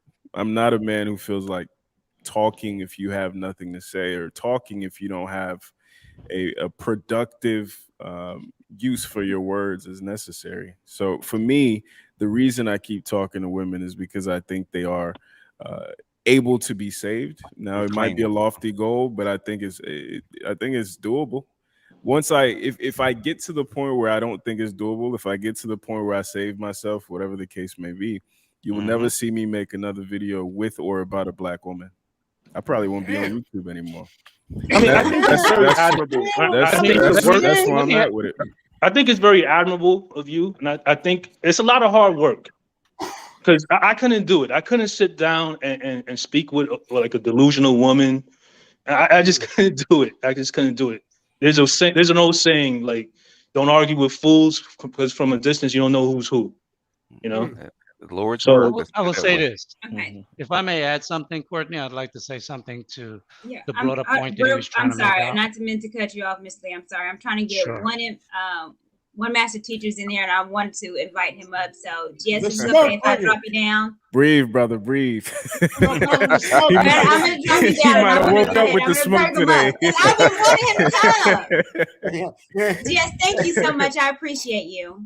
GS, shout out to you, man. Shout out to you. Shout out, He shout just out, said that man. because you like him. Oh, Absolutely. Yeah, because he Shout out, knows. and Like, I think you guys are doing great work. I don't agree completely with you guys. I'm more for, like, developing men and making sure that the men can, take their place as the rightful leaders of the community. But I mean, I support you guys. I think you just willing to have the conversation, Courtney, as a woman, and kind of seeing that certain things that need to change. I do appreciate that, and I will support you on that level. But I can't agree with everything you're saying. and I don't expect you to, and I don't obviously agree with y'all lying on out. But I want to hear, and I think that's at least one way that we can change the pendulum is for women to actually hear and listen. And without responding, shutting the fuck up and listening to you. Well, I mean, if most of the women were like you, again? Shutting the fuck up. Wait, one more time for the cheap seats. Where's my shut the fuck up? There you go. I got you. There you go. Put the backhand in it.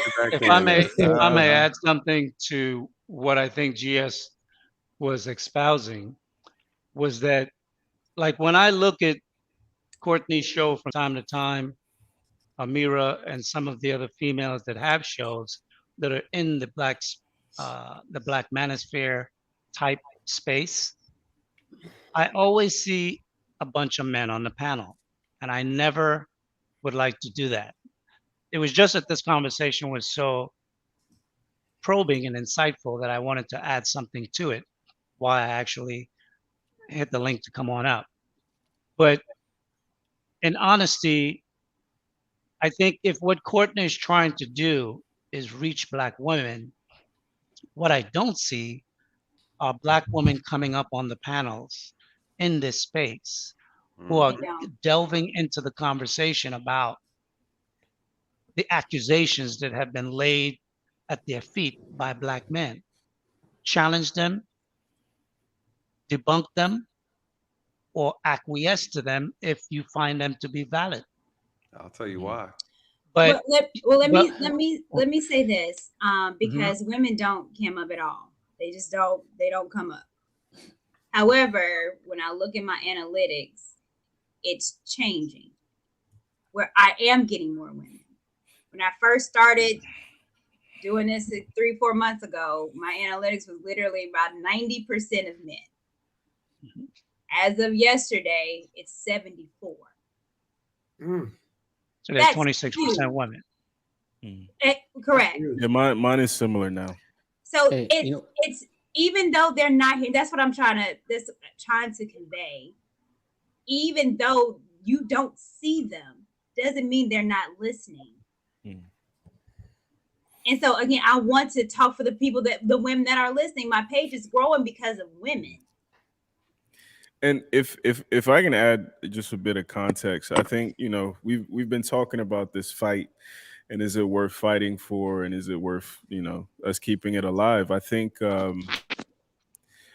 we find ourselves in an unprecedented time. I think, as long as we've been having these conversations as men in the barbershops and in the, wherever, this is the first time these past 10 years, and BGS, please correct me if I'm wrong, where men are able to, number one, talk to each other across borders, right, and talk to each other boldly, and even something like what Kevin Samuels did, or something like what I'm doing. We've never seen men control the narrative, or men own or direct the conversation. So I think exactly. So I think that's not something we should scoff at, and I think it's for me, it gives me optimism. right? And I know some people might interpret it a different way, but I think the fact that there was a Kevin Samuels, there is a We Need to Talk, where women are being faced with, hey, this is what men are saying. Hey, men are leaving because of these things.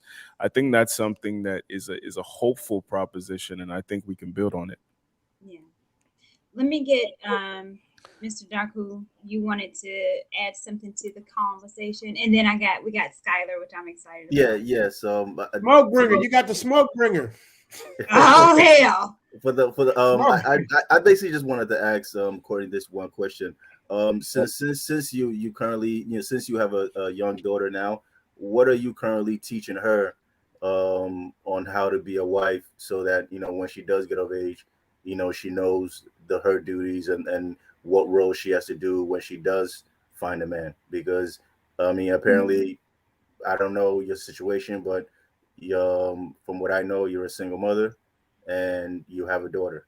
So by the time your daughter is of age, it's pretty much going to be over, because the disease are already gone and the alphas are super gone. So by the time your daughter's of age, she's probably not going to have somebody around, or she might not even date in high school. She's definitely not going to date in high school. So you got that right. What there's not even going to be any men for her to even date, at the rate that everything is going. So I just wanted to ask, what are you teaching her now, and what are you what are you teaching her in order to show her how to be a wife? Because in other cultures, the daughters are taught from the moment they're 5 years old, all up until they're ready to get married, on what to do, how to be a wife, how to clean, cook, and do all the other stuff. So my daughter is 6 years old. She'll be 7 in December. And it's funny because I was on a show in Lapeef and she didn't come up, but I had her on. And I said, what is your goal? What is your purpose in life? And she said, my purpose is to be a wife and a mother. I'm just teaching her her purpose. What she was created for. So now, how many women tell their daughters that, though, in your opinion, since you're doing stats, Court? How many women do you think tell their daughters? Well, we don't believe that's our purpose. So let me dive in on that as well too. So again, the reason why I believe what I believe, and I've said this before, is because of my faith. So me getting better in my faith and learning how to be a Proverbs 31 woman, it's all of that. It's my purpose. I believe that women, particularly Black women, are out of purpose. So it's like, okay, so what is my purpose? Well, your purpose is not a career. Your purpose is what you were created for. God created me to be a woman. I got tits. I got childbearing hips. Obviously, I'm created to be a mother. I am illogical at times. So a lot of times I do need a leader. When I have questions, I question myself. So I reach out to a man. Many times I've hit up Nathan. We need to say, am I losing it? Nathan, is she losing it? Wait, pause. Nathan, is she losing it? I've been losing it sometimes. It's. I'll say this. I think it says a lot when a woman is willing to ask and inquire and wanting the opinion of a man that she can trust to give her, that honest feedback. And I think one of the biggest things, one that shows growth, maturity. One of the biggest problems with our women is that they don't ask. And if you do offer, they don't accept it, right? They don't self-correct when you do show them. It'd be one thing if you said, hey, we want you to do this differently. Hey, we don't like these long ass eyelashes that you wear. We don't like all this and all that, all this hair. We don't like any of that. And, it's like, well, I don't care. I'm not doing it for you. So that's a problem, right? So I think it's a beautiful thing when you have a woman who truly wants to be the best version of herself for her mate. I just wanted to piggyback. Piggyback on my question. No, and I appreciate it. And that's a great question. And I hardly even get that asked of me. Okay. So I make sure she understands her purpose. Okay.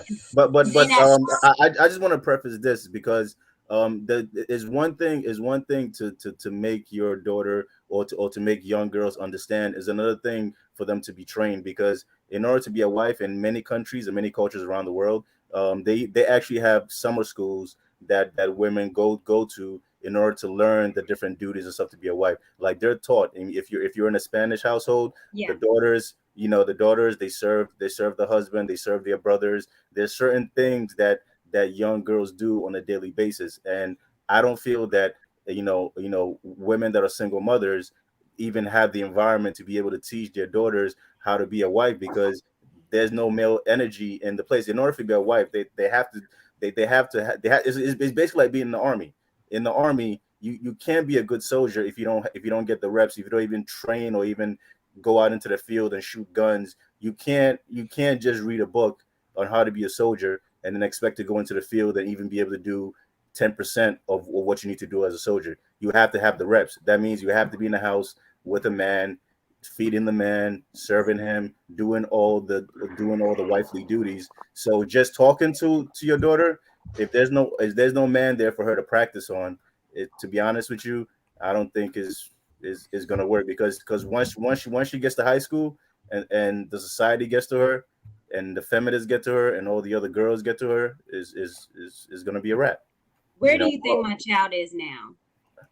I don't know. I'm just saying in terms of. I have been on this panel for 5 hours, and I have a 6-year-old. Where would you think that she is? With her father. Home asleep. Absolutely. Should be in bed. No, with her father. Sleep? She's with her dad. I was gonna say sleep. Yeah, with her father. That's it. No, with her father. Yeah. Well, what I was gonna say, Courtney, when that point first came up, and when you expressed how you were raising your daughter, in reality, though, I was gonna ask, are you looking to make yourself a wife that you could be chosen from a man to be his wife? Because, like he said, and he's right, if you're not a wife and you don't have a man around her every day, that you are exemplifying the behavior of a wife, there's no book learning that's going to teach you that.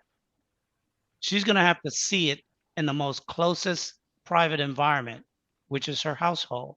And I'm not sure if you're interested in having more children, but if you're not, and if she has cousins and they come over, she has to be serving them as little boys. So so it becomes part of her nature. It can't be something that she thinks about doing. It's something that is just automatic when she's in the presence of men. And I think that's something that, as Black women, the women really have to really think about. Because the other day I was watching a channel, I think it was what's the brother name? Trill. And it was a young lady there, Kelly. Nice young lady, because she's been on my show once or twice. She's on Sunday. And she was reading the definition of the word submission. And the definition that she read is an authoritative definition. The book is given the proper definition. And she's trying to use an authoritative definition to apply to a society's behavior. And the problem is, because that authoritative definition is there, it automatically wants the woman to interpret that I must be under this man. But in a culture, the women know it's not a word that say you're less than the man. They know I'm underneath a man. I'm underneath my dad. I'm underneath my brother. I'm underneath my cousins. It's pervasive. It's everywhere. And they do things to support the men. And by that, the men do things to take care of the woman, no matter where the woman is and who is she related to. And I think when we look at it in just the root definition of the word, we can tend to get caught up in the actual meaning of how it would apply in a society. And I think I was speaking with Nurse Fancy the other day, and she talked about how she wants to be such a good mom for her son. But for her, having a man in the house seems to be something that she's somewhat against.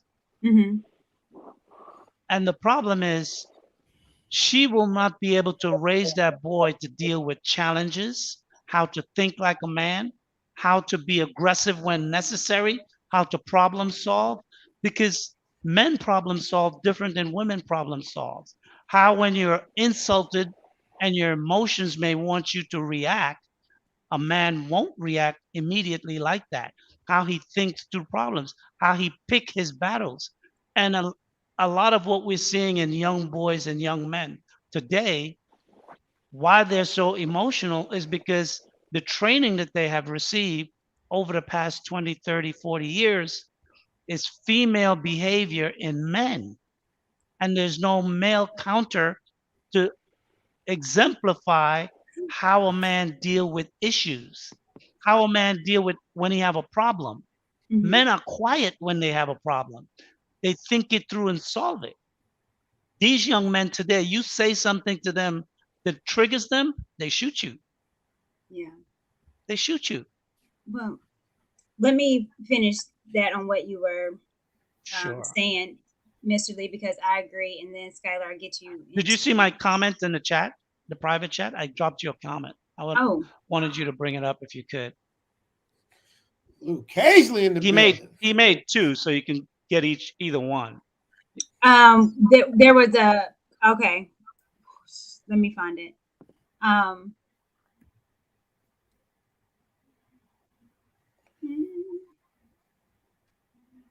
And now a word from our sponsor. Yeah. Well, while I'm looking for that, Hey, I'm gonna drop y'all. Okay. Peace out Thank to you the so chat much. and Courtney. Appreciate you for having me. I just want to make this statement before I drop off as well, because I definitely want to hear what Skylar has to say. I just want to let you know now, there's no like strong, contentious woman than my mother. You know what I'm saying? She's a feminist through and through.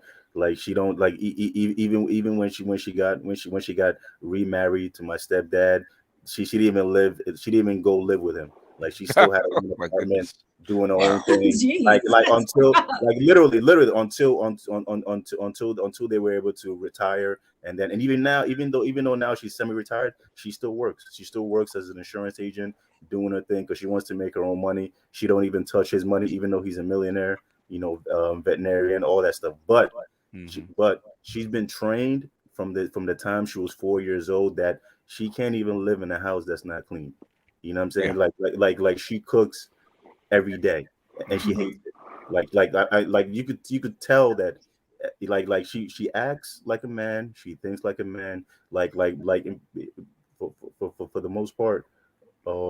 Most of the time when other men in our family and other places, because she's a financial analyst, so whenever they have any financial issues or even if they have any problems, most of the men come to her because of her analyst. But her training, her mother trained her so hard that she can't break it.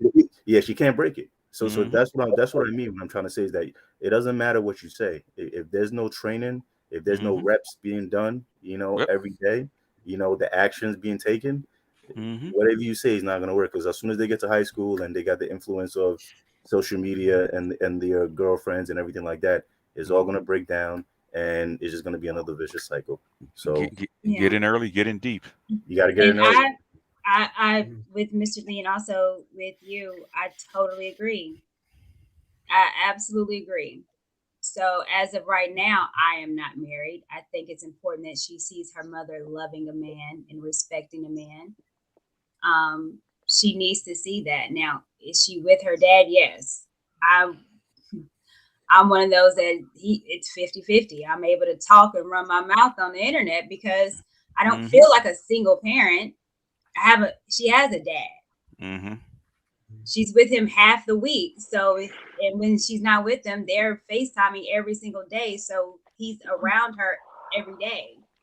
So it's hard for me to say I'm a single mom because I'm not doing this by myself. And I can't do it by myself. But I know what is lacking is that she does need to see her mother respect and love on a man. It will be a Black man. But she needs to see that. So I totally agree. I agree with both of you guys. So Skylar, I want to get you up here, and then also to comment on this. SYSBM is a emotional movement. You want me to answer that question? I'm scared. I don't know what I'm just giving them. I know this is. Ladies and gentlemen. Go ahead. First things I want to do is I want to shout out the chat. Thank you, Courtney, for bringing me on. We need to talk. Shout out to BGS, Zoom to Thailand. I guess I don't know you other guys, but you know I appreciate having this conversation. No problem. So first of all, I'll just say this: I have never used the word SYSBM on my page, because I've been living overseas since 2010, before this whole SYSBM movement came up. What I'm seeing a lot on social media is guys coming up with these different terms: SYSBM, divesting, geo-maxing, you know, all these different things. But when you break everything down very, very simple, I try to look at things from an economic standpoint. Economics, it's very basic, right? What I'm seeing from Black women specifically as a collective is they are not competitive, right? So Black women do not compete for Black men.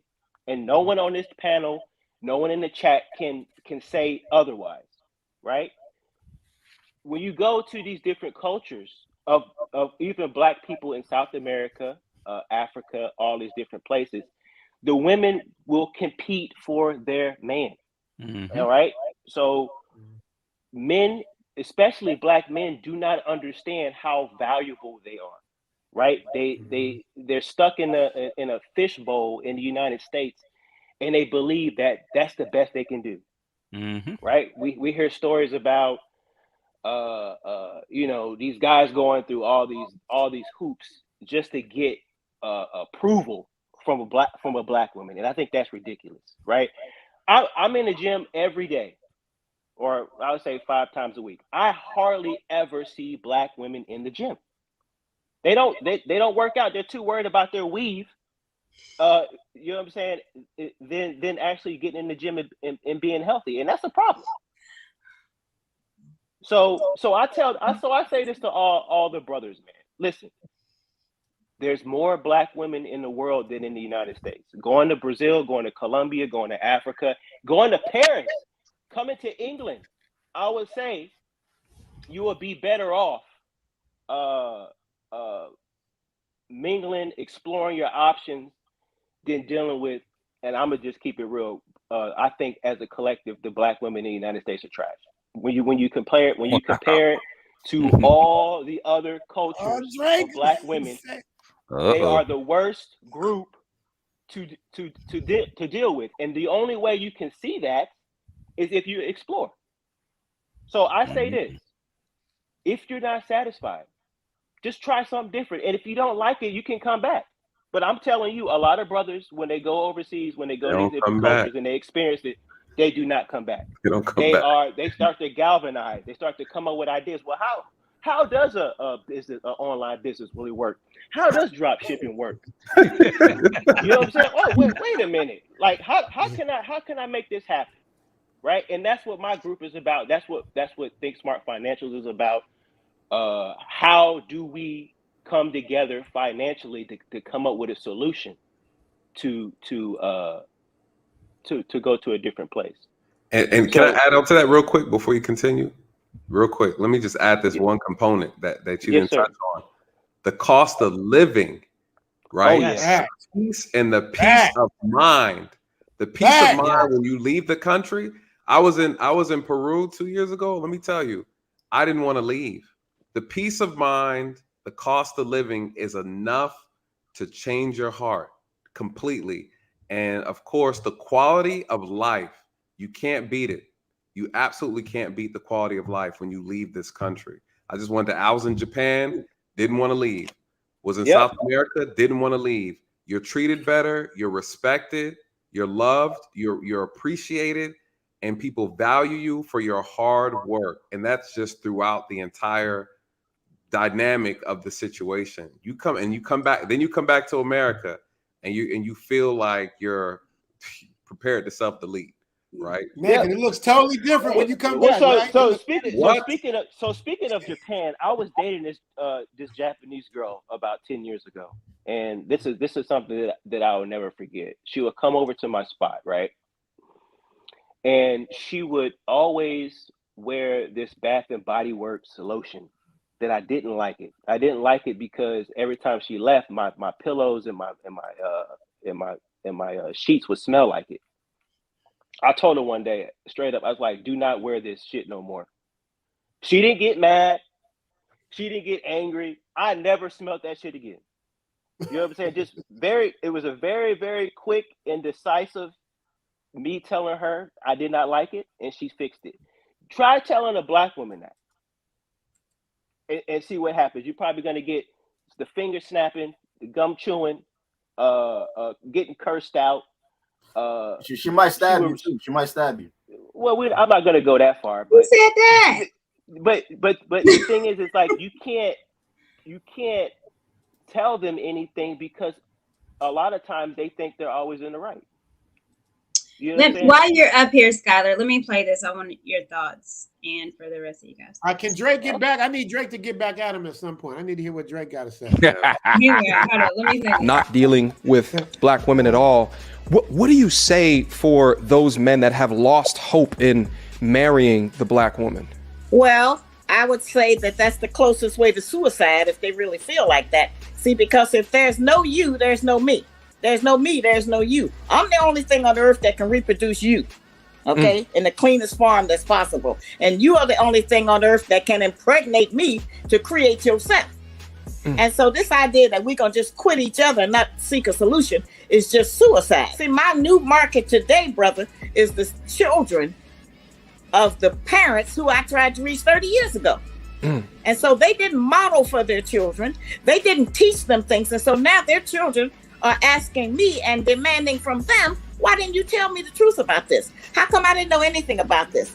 They too learned how to have a relationship from television, from the people that do not represent us, and from just modern times, contemporary issues and stuff like that. But that's not anything that's going to save us. We are the only things that can save us. Come through our change of behavior to each other. So if I told Shahrazad Ali, if I would Shahrazad. Yes. Right. So if I would have told her and I said, ma'am, I would like to go to Africa and find me a wife, I don't think she would disagree with that. No, she wouldn't. If I told her, hey, ma'am, I want to go to Brazil because Brazil has the third largest population of black people, I don't think she would have a problem with that. So bringing her up was pointless because I would say. Well, I don't think it was pointless. Black because men do not have to settle for black women in the United States. They don't have to. You're absolutely right. You don't have to do anything. They're saying and we shouldn't be guilt tripped either. Like, oh, you're absolutely going to this place. The guilt tripping is where I have an issue with, because we believe that there's only one group of black people, and that is very false. Well, it's not guilt trip unless you feel guilty about doing something. But No. It's guilt trip. Hold on. Let me finish. But when there's a whole organization that is licensed, that has 20 tenements, that is proudly perfect SYSBM, and when you have someone that wants to know about it and look into it and have questions, critiquing, questioning, that's not criticizing. And on this stream, I have not criticized anyone. It was questions and what is this and what is that? Exactly what is being done to the black woman now. We're being examined, which we've never been before, and rightfully so. So everyone has the right. You can do whatever you want, but examining something is, again, everybody's right to do that as well. Well, I will say this, Courtney, with regard to her statement that without the black woman, the black man can't bring back black people, that's false. Because it's the seed of man that brings back the child. It's not the womb of a woman. The womb of a woman is just an incubation for the child. It's even separate from the woman. That's Have why you the seen? scripture. Have you she said seen? in Have the you seen? cleanest Hold on. form. Have you seen Drake's child? Have I seen Drake's child? Right. That child is white. Drake So is mixed there is himself. Drake is white. Drake is Look, practically white. Drake is mixed, Right. and Uh-huh. he had a right. So there again, my last show I believe I talked about was racial, which was done in Brazil, which they Okay. wanted to get rid of the Negro, and to do that, which can be done and has been done, is procreate with white people to whiten up the race until it's white again. You see that within Drake's child. Drake's dad was from Memphis, Tennessee, dog skin pimp. Mama was a white Jewish woman. Had Drake. Drake got a white French prostitute pregnant, and now that son is white. It happens. No, what I'm saying, I'm not saying that that doesn't happen, but throughout Central America and South America, the breeding of mixing with white people have existed now for at least 2 centuries. If breeding away black people was possible, it would have happened here. It's not possible. Yeah, The there's thing less is black that people one of here. the things we all also have to see is 3rd and 4th generation change. And if you continue breeding with white women, yes. But the minute one of his sons choose a woman that's of a darker complexion, you'll automatically see the change.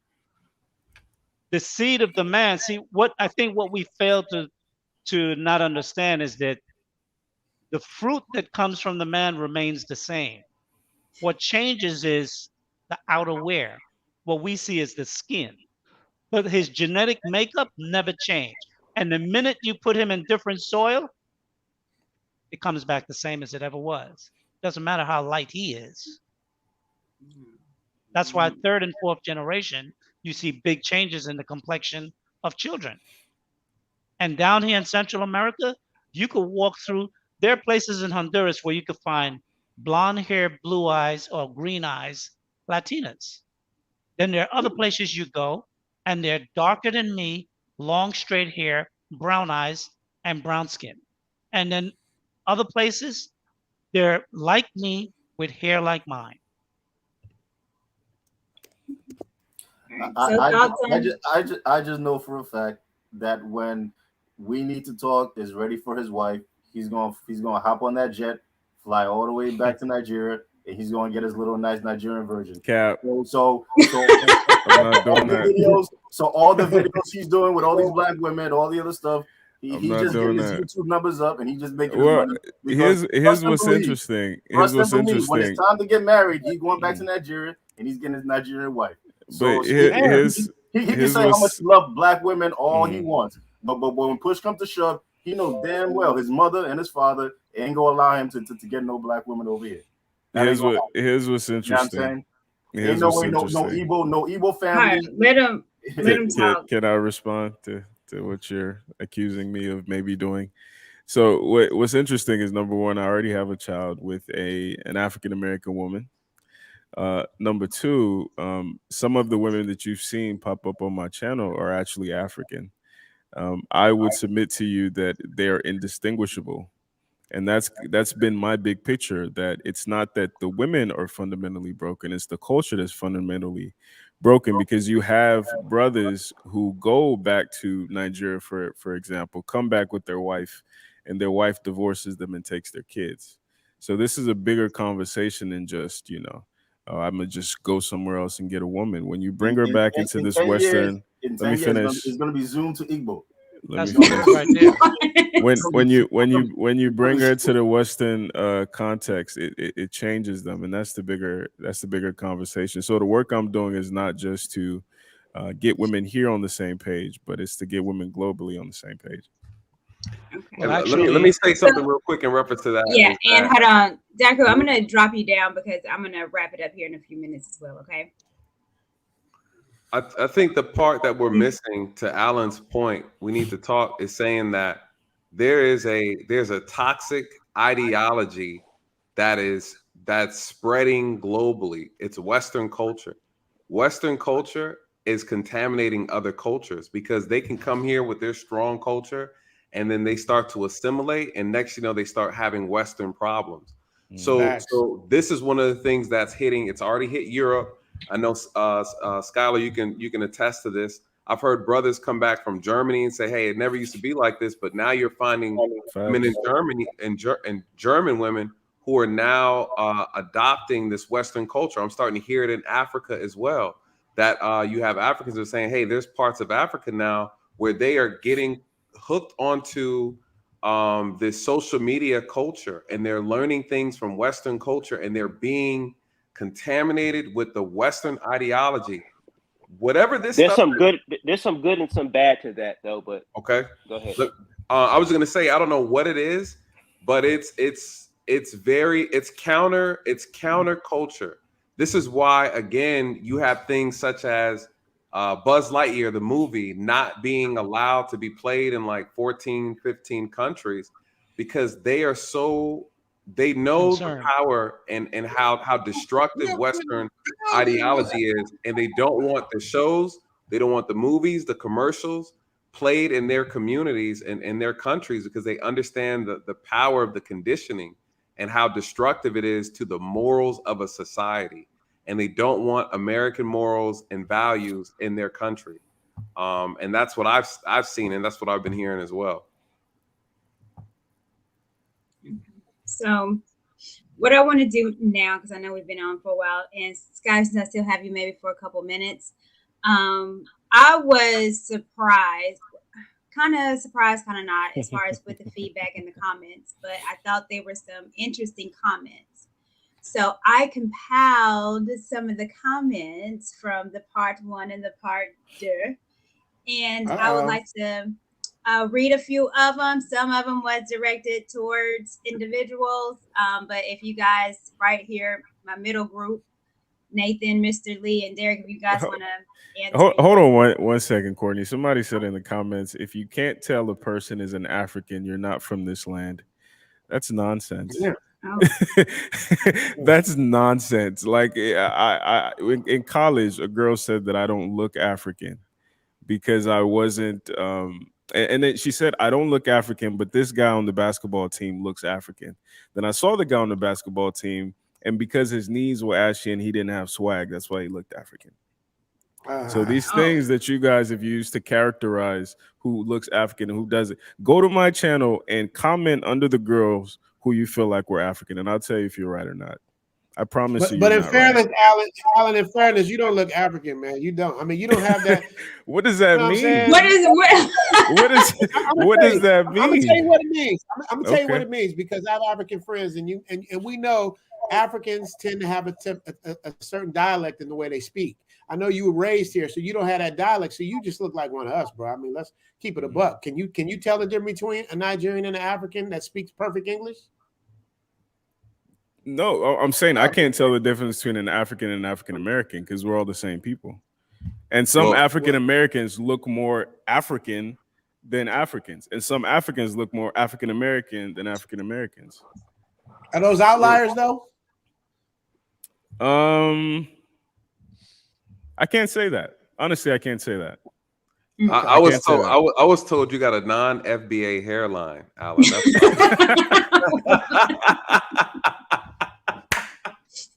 Shout out to Six the Goddess who could judge from this. That is you just hitting on my screen. All right. So let me bring up some of the comments, and I'm gonna go over these. Richie Mack, I am disappointed at you. Keep it 100. You left America because of Black women. You were looking for a certain type of woman, and she wasn't available in America. Damn. Wow. I mean, how am I supposed to handle? I mean, I gave y'all the story about 12 different times. I mean, I can say it again if y'all want to hear it again, but I mean, Richie, on the point you keep on, you left me because of Black women. You were looking for a certain type of woman, and she wasn't available in America. I was looking for property. I keep saying it, man. I got a successful Airbnb in LA. To be honest, I'm just keeping it a buck. I'm keeping it 1,000%. You don't have to keep telling the story. If I was looking for like a woman, like that was my first choice, I would go to Brazil, bro. Brazil, and I know that because I talked to you before you went to Thailand. Absolutely, Scholar. I've been following Scholar before I even thought about coming to Thailand. He was giving up because he had been to places that I'd been, and he was saying exactly what it was in Brazil and certain different places. So I said, okay, he knows what he's talking about.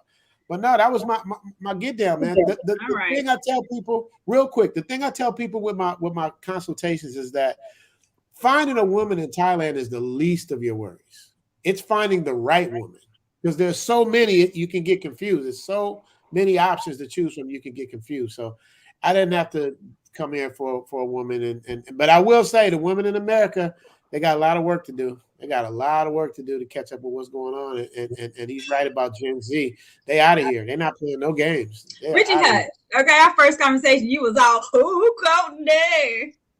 I mean, you was talking about wearing a red dress and I said I'm stealing that snack, baby. So don't do all that. Oh, Richie, real quick before you go to the next one, Courtney, let me ask you: Are Black women having, and this is for you too, Skylar, because when I travel out in the countries, I don't see any Black women, but are Black women having the same success of meeting partners outside of their race in these different countries? I don't think Black women. I honestly believe they may have the capability to say, hey, if I want to go to Italy and get me an Italian man, if I want to go to Spain and get me a Spanish man, I think they have the capability to do that. I just don't think they're interested as a collective in other races of men. They love Black men. They want a Black man. But the problem is that they believe that Black men belong to them, and that they don't have to compete for them. Exactly. So they think that Black men are just going to wait around for them to iron out all of their issues, and we're just going to sit back and, hey, as soon as things go right, or as soon as she hits 40 and she wants to get married, that we're going to be there. And that's not true. And I think too, to add to that is from what I've experienced is that they want Black men, they just don't want to do what Black men are asking them to do in order for the Black men to actually want to keep them. And I think that is probably the biggest issue I've seen. You can't desire one thing and then ask and then not actually want to understand what that man needs in order to feel accepted, feel appreciated. And I always say, one of the things I always say is that a woman asks, anything a woman asks for costs a man money, and everything a man asks from a woman doesn't cost her anything. And a lot of Black women struggle to do that, and it's free, right? So the things we ask for is checking the attitude, the weight, the makeup, hair, nails type of thing. Those things don't cost women anything to do. I think that's one of the biggest issues. And one more thing before we get to this, really quickly. What we have to understand is that these other races of men are way more demanding from their women than Black men are. Yes. So Black men, honestly, we're probably the most cooperative, mendable group of men on the planet. That's what we were talking about. These other races of men aren't going to tolerate a lot of the BS these Black women display. And I think a lot of Black women know that. But go ahead. Yeah. Let's bring up some more. All right. This debate shows certain Black men cannot leave the American Black woman behind. You have people living overseas and are being treated with dream-like respect from foreign women, but here you are conversing with the Afro-American woman, and of all people, y'all talking to me. You will never get the same corporation from a Black woman like this as you would a Thai, Filipina, and Latin woman in their countries. For all you Black men who insist on Black women, it's all good. Just remember, Brazil, Colombia, and many places have attractive and compliant Black women there. Most modern day Black women in this society are done. Any comments? Who's that for, Court? I mean, free for all on that one. I mean, how dare you talk to me? So again, that was a two-part that was a two-part comment. I think the first part does apply. There are some men who, I guess, can go overseas but come back and deal with the issues, because some people can't adjust to different cultures. They're not broad enough in their either their own experience to be able to adjust to a different culture. So that's one thing. I mean, when I went to Africa, West Africa, I could not adjust to the culture. So I know I couldn't see myself marrying an African woman. And I dated several and had a girlfriend. I was there, and I was there for a while. So there are culture differences that can become problematic for some men. But I think if you are talking about the behavioral issues with Black women in America, and you go overseas and you find women of other cultures that you can acclimate with, and then you still either from there or come back here and are talking about Black women, I think then that's probably something within that man, as opposed to just Black women in general.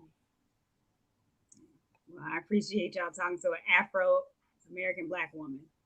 So that's new, but that's terminology too. I'm learning terminology, and I've seen that before on Mad Bus Driver's X page when they talk about, they call Afro. Yeah, I'm just learning. Like they call Afro-Latinas. To Courtney's point, I most definitely been a Black woman's pookie and or an unfair experience within a Black interracial relationship. Unless you started getting poom poom at 30 years of age, you know you've been unfair in relationships.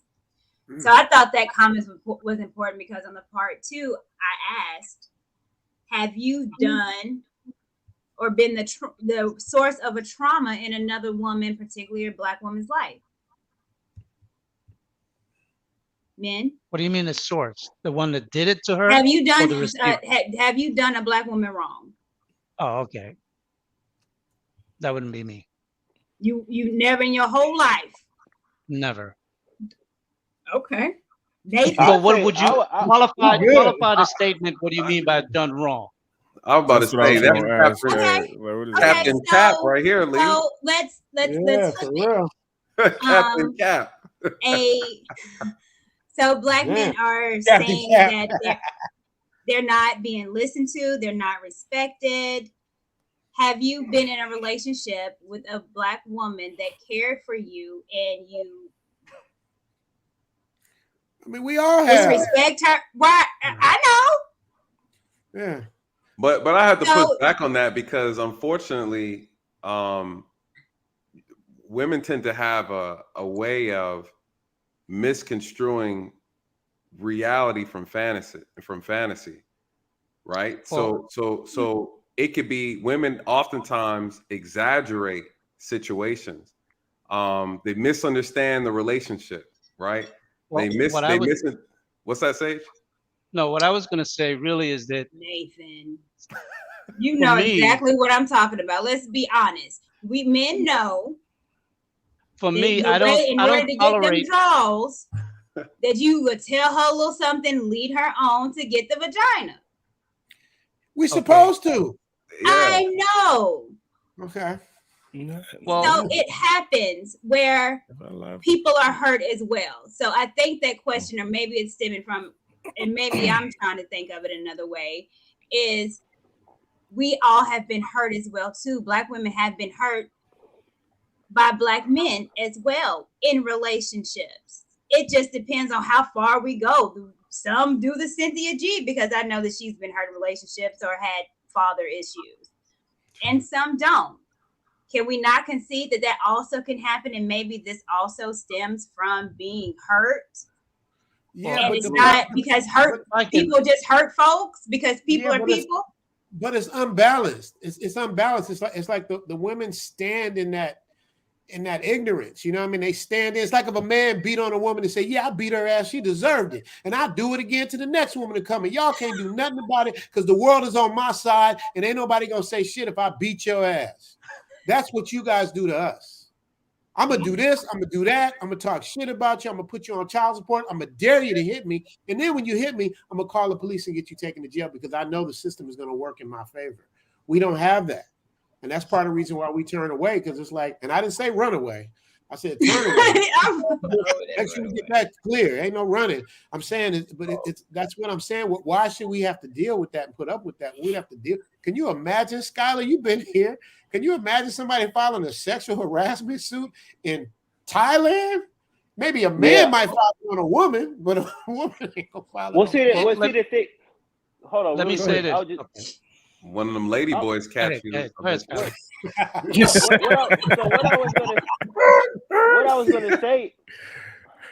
What I was gonna say is that, and Richie Mack, you can attest to this, right? Black women have no problem fucking you. They'll fuck the shit out of you. You know what I'm saying? Like a lot of black women have some good sex, right? We can't deny that. Facts. But after the sex, there's nothing. She doesn't. Depending on the woman. She doesn't. The overwhelming majority of black women, they offer nothing outside of that fat ass, right? So the majority. Overall, listen to me. That's not her. Are we serious? The majority. Yes, You're not I'm hurt. serious. You've never been hurt. That's now, Richie Mack. Crazy. When you compare that to how the women in Thailand treat you after sex, what are they doing for you? Everything. Getting paid. Everything. What are you No. What are they doing for you? Cooking, cleaning, getting paid. That's what they doing for you. Doing your nails for you, right? If your soup is too hot, she'll blow your soup to make sure it's good. She'll nurse you back to health. I haven't had no black woman ever do that. Let me ask you. I'm gonna go to some more comments, but let me ask you. Wait, Court, real quick. You gotta respond to that. You gotta respond to Drake. I missed it. Courtney seemed like the type that would do that, though. Courtney seemed like the type that might blow your soup. Am I wrong, Courtney? If Courtney does that, that's 1 out of 100. Congratulations. No, I don't agree. I think again, how image plays a big part. Is there a lot of women? Yes. Do I think majority of black women have these issues? I don't believe it. I do not believe majority of black men are this way, nor majority of black women are this way. Majority of black women are just normal, everyday women that ain't want nothing but a man in the home to provide. Okay, so what's the majority of the women that be hating on you? On you, Courtney. What's the majority? What's the percentage of women that hate on you for having your message? Well, I get it from both. I get it from both ends. Well, I will say this. Let me add to that. I agree with Courtney. I agree with the question is not that the majority of women do want that. The problem is they're not willing to do what a man is asking them to do for that man to be happy. The issue that I've seen is that there are a lot of amazing black women in America, a lot of great, attractive black women. Yes, they are here. Yes, the sex is amazing. Yes, all of the above. The problem is when you need them to be a wife, the question is, do they have the qualities of a wife? And that's when things start getting murky. That's when things start looking a little funny. That's where you start having an issue. Do these women want to be married? Yes, they want to be married. Do they have the qualities of a wife? That is where we're starting to have the problem, right? It's not that the women aren't beautiful. We have beautiful women here. It's not that they're not attractive. It's not that they're not educated. It's do they have the qualities of a wife for marriage? Do they have the qualities of a mother that you would want to raise your children with? That's when you start having an issue. So the issue is not so much that women want these things. Yes, they do want them. The problem is when the men say, this is what I want, the women are not willing to acquiesce to what the men are asking for. That is the problem with black women. It's not that they're not here or available. Nathan, go ahead. Nathan, do you have that problem with black women? I have. That's the only problem I've been having. The attitude, and the inability to want to cooperate. And this is from, and I only date top tier women. I don't date bottom feeder women. I date women who are educated. I date women who are on their purpose and doing their thing. And it's the difficulty in getting them to cooperate. And I don't force a woman to be submissive. I just tell a woman what I want and what my expectations are. and that's when you start hearing them beatbox and start malfunctioning and things like Look that. look at Cam. Look at all the backlash that Cam Newton's Newton got. girlfriend is getting right now because she is being submissive to Cam Newton. Yep. Who's a multi-millionaire. You have all of these black women lashing out at her because On the Shade how Room? she's treated him. It is on the Shade It's Room. But we're talking about on the Shade Room though. Look at the women that's over on the internet. If you and that's about, and they have about 3 million followers on the Shade Room. All over the internet. They're backlashing it, right? They bringing up how many kids Cam Newton has. Cam Newton has all these kids. Elon Musk has fucking 50 kids. He don't get no backlash from the white community. So things like that will never take. If you show a Thai woman that video about how she's treating Cam Newton, they'd be like, okay, that's standard. Next, it wouldn't go viral. Well, April Mason put out a tweet. This is during when, you know, bless his soul, Kevin Samuels was still here. April Mason was talking about, this was last Thanksgiving, and she said, "Hey ladies, fix your man a plate, serve your man a plate," and they went off on her. This is not, men are not, I want to be clear. Black men are not making this stuff up. This is a fact. Black men are telling you this is the experience that they're getting from their women. We're not out here picking the bottom of the barrel. These are attractive women, educated women who are difficult. They are being difficult, and they're difficult to deal with. And case in point, April Mason said it, Shahrazad Ali said it, and then whatever her name, Pope, said it. And these are women who they task themselves with trying to get Black women married to high valued men, or if you will, right? They were, what do you call those? They were matchmakers. April Mason and Pope were matchmakers. Rebecca Lynn Pope, thank you. They both quit their job, making millions of dollars, trying to get Black women together with successful Black men. They quit.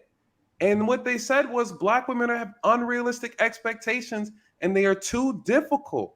These are women who their profession is to get Black women married, and they are talking about how they have to quit the job. They quit. So again, I think, you know, when I talk to women about these issues, I say, listen, men are not making this stuff up. And to the point that Skylar's saying is, you either going to listen to what the men are telling you they want, or the men are going to leave. And what you're seeing is men are leaving because it's too difficult. So that's the only issue I've ever had with Black women, the attitude and the inability to cooperate. You don't want to be submissive. Bless your heart. There's nothing you can do about it. Let's go to some more of these quotes. Alan, are you there? Because this one was for you. Yeah, I'm here. Convenience cannot be our default option. What did you mean when you said that? You know, so if you've ever seen the movie Fight Club, he talks about Brad Pitt's character talks about how, you know, this is the first time in history where men have no great war, no great industry, no great depression that they're fighting against or you know, building. And that has crippled masculinity and you know, in its purest, I guess, form of expression. So, you know, when we spoke, I think it was part 2, a lot of what we brought up as far as what leads men away is, you know, is happiness. It's, you know, to find your peace and tranquility. And my pushback was saying that my understanding of masculinity, it might also be because I'm African, is that your manhood has to be attached to something larger than yourself. Right? You have to have a purpose that's bigger than yourself. You have to have a ministry that's greater than you for your life to have any meaning after your death. So for me, that means fighting for or moving in the direction of repairing or rebuilding, reestablishing our community. And that cannot happen with men who prioritize convenience above duty. I don't think there's anything convenient about leaving another country.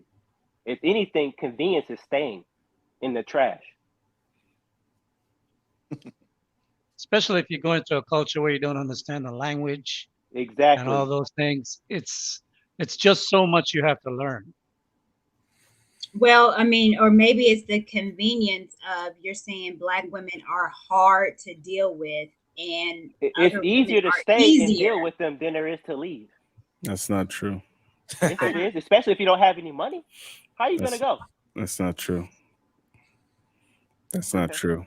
When you understand the fight and you understand what happened to make them who they are, the harder thing to do is to fight, because you're fighting on multiple fronts, right? So for me, I could leave, right? I'm not even from here, but when I look at the big picture, if more people do what I do, I think we can move closer in the right direction. But if more people do the easy thing of just leaving and assimilating to another culture, I think we won't move the needle for our community at all. So I think the harder thing is to stay and So would you say move in the the direction you Nigerians want. should stay? Like all the Nigerians that you mentioned, who are, you said there's more Nigerian doctors in New York than there is in Nigeria. Would you suggest that maybe they should have stayed in Nigeria? Well, Because again, it's convenient. so They should have fought in Nigeria, right? So again, I'm a Pan-Africanist, and also I'm somebody who believes in repatriation. So I've actually did a documentary. I started on a documentary called Brain Drain, and the goal of that was to get more Africans in the diaspora to reprioritize Africa, reprioritize the countries of their origin, and maybe even consider going back. So, my blue sky is to go back and to exact change, from the country that I was born. However, like we said earlier, America's number one export is culture. America's number one export is entertainment. So if we leave this African American fight, and we just go back to our respective African countries, that pollution will come there too. So again, this is multifaceted, and we have to be fighting it on multiple fronts.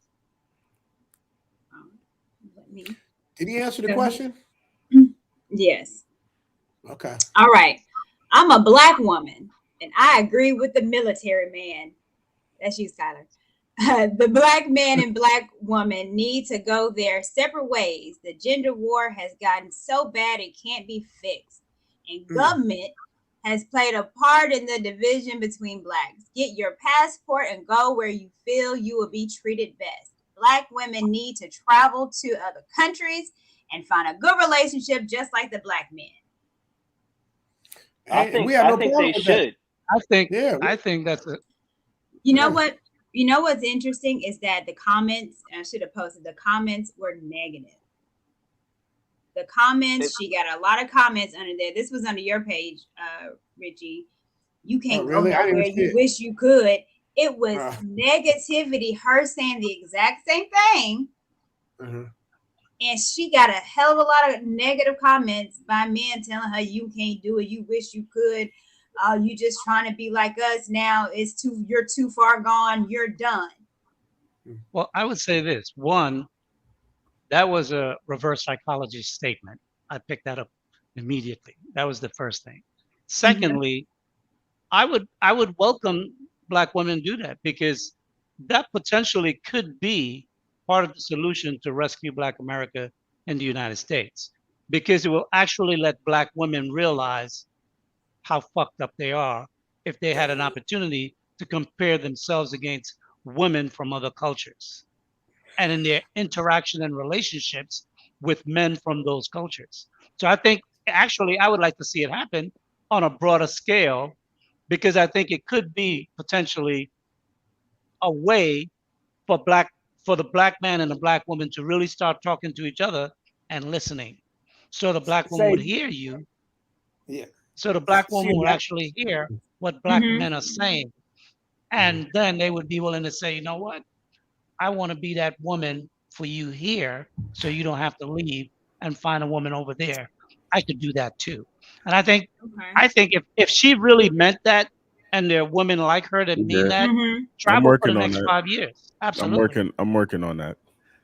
And I'll say, go ahead, Courtney. No, I was asking, working on what? Getting women out the country? No, getting women to understand what's going on and understand the competition. Yeah. The dire need of Yeah. understanding what's really going on. What'll happen though is, to your point, Lee, is that women will come back here and realize and recognize actually how good they have it and how good they are being treated. Because again, one thing that I've seen and what I've heard from other women from overseas is that their men don't treat them as good. So when they do come in contact with black men tend to spoil them, or it's perceived as being spoiled when this is how we naturally are normal, anyway. exactly. Hashtag Black Love. You don't have any other hashtag of any other race. When you hashtag Black Love, you see all these different races, all these other women from these different races see how lovey-dovey black men get. Look at all of the music in the 80s and 90s of R&B of how black men were. All of that stuff plays into effect of this. And I would just say this really, really, really quickly. I've been in the military almost 20 years, right? I've seen so many men marry women from different places. My cousin married a German, right? My best friend married a white woman. Koreans, Russians, Japanese. These are all men from different cultures, not just black. I have never seen a black woman marry, because there's black women in the military, of course. I've never seen a black woman marry a man from another country, ever. Because they know that the best that you're going to get, like as far as someone that's going to cooperate with you, is a black man. Never. And for you brothers who's been in the military before, tell me if I'm lying. It's true, because the men in other cultures, they demand submission. So women can't run away from submission. It's not even a conversation. It just is. Right. Exactly. I definitely don't know about marriage, but doing my research on the show, I have seen a big push of a lot of black women going to Italy and dealing and telling about their experience with Italian men. So there are some of these groups of black women going their own way that has been a big push for Italy, and because they have a thing for Italian men. Now, are they marrying them? I don't know. They're not in the military, but that is a big thing, and that's a group of women that's moving to Italy. I would like to see it for it. I want to know if they get berated for it. Like, the black men berate the women for doing that? Nope. Well, I don't. No, I don't think anyone really knows about it. They don't have a hashtag I'm moving to Italy, bitches. There's not a hashtag for it. How do you know? People don't know. Hold on. Somebody's talking about it. Yeah, but see, I'm doing my research. I be digging. I got one for you, Courtney. So I will say this, and I will say this, because I'm fair and balanced like Fox News, right? Yes. Listen. There is a lot of interracial couples in the UK, here in England, of black women marrying white men. There is a lot of them. So, sisters, if you're looking for a white man, the British guys are in your favor. There is a lot of them. So that's the only place I've ever seen where there's a huge amount of interracial dating, and it's the black women with the white man. I'm not copying anyone. It's a group of women. They call themselves. He's late in the show. All right. Everyone was real quiet when Courtney mentioned that women feel more empowered to show their ass because they have to help provide for the house. From my personal experience, when I got my money up to $150K annual, I got a lot more respect from women. I remember that. We was quiet. Somebody shaking their like head. You are now. I don't think I seen that comment. So yeah, when did that happen, Court? Was that today or is that in our thing? That was on part 2. So the individual. Alan Luther King. You remember that? Because I don't remember it. Yeah, I wasn't in the comments like that. Okay, no. Yeah. So it was a conversation where we were talking about, and again, what we talk about when people are going overseas. Well, these countries are poverty stricken, a lot of them. So when you go over there, you're treated another way because you're financially looked at as a come up. I would tell you, America's the only country. The women in the only country are the only ones who demand the 666. That's the only place you'll ever hear it. 6-figure income, 6-pack, cinches dick. Well, yeah. This is the only group of people who demand $100,000. Well, what's the average size of a man in Thailand though? 5'3"? Okay, what about Brazil? Hey, what how about Thailand get in this? Colombia? You know what I'm saying? Like, but I see what you're saying, Brittany. I'm sorry, Courtney. You're absolutely correct. Right. But here the problem is that, and we had this conversation last week with Mr. We Need to Talk. He was saying that women prefer taller men all over the world. That was his big stick. But there's a difference between a preference and a requirement. The women in the United States require you to be at least 6 That's foot false tall. because they fucking short dudes. What are you talking about? That's false. They say That's that. what they're saying. That's the rhetoric that they're pushing out. They're pushing out. I want a man that's 6 foot tall. That's what the rhetoric that they're pushing But as out. a short dude, you said you was getting ass for you left there. Richie, I'm not right? a short dude, sir. I gotta explain it though. Wait, Richie. Let me explain. Richie, 4'11". I'll make it make sense. Well, I ain't that short, but hey, ain't that far away.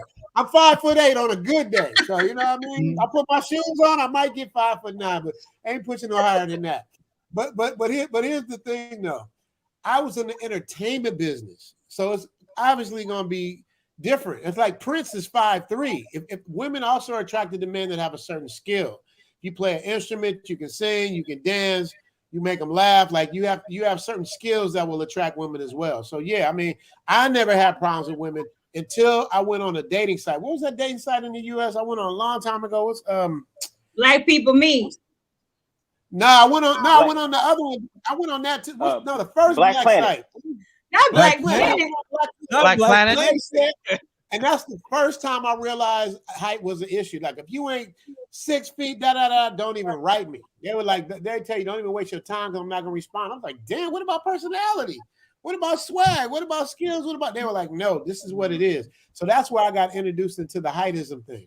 But it never stopped me personally. But on social media, I mean on the dating thing, yeah, they eat your ass up. This is my issue with Obi. He knows better. He understands the social dynamics of Black Americans. He still wants to save the community. He's too invested in this damn Black love. Oh, Alan Luther King, what say you? Hey, why you block the name out? We should, if they want to talk. I was trying to be, you know what I mean, you know. Yeah, you got they talking tough. Yeah, you talking tough. Air them out. Yeah. You was bold enough to put it in the comments. I want to know who it is. Already there. Yo, who coming? Hey, who over here attacking my mans? I need to know. That must be a woman. Courtney must be protecting a woman. That's what it is. No, I'm not. I don't, you know. Hey, we equal opportunities Alan, did you over hear here. that? Right. Maybe it was Drake. Was it Drake? Was it Drake? She protecting you, Drake. Oh, man. I ain't never seen Alan and Drake so quiet, man. They was up in the beginning. They y'all done beat them back a little bit. We about to wrap it up because I'm tired.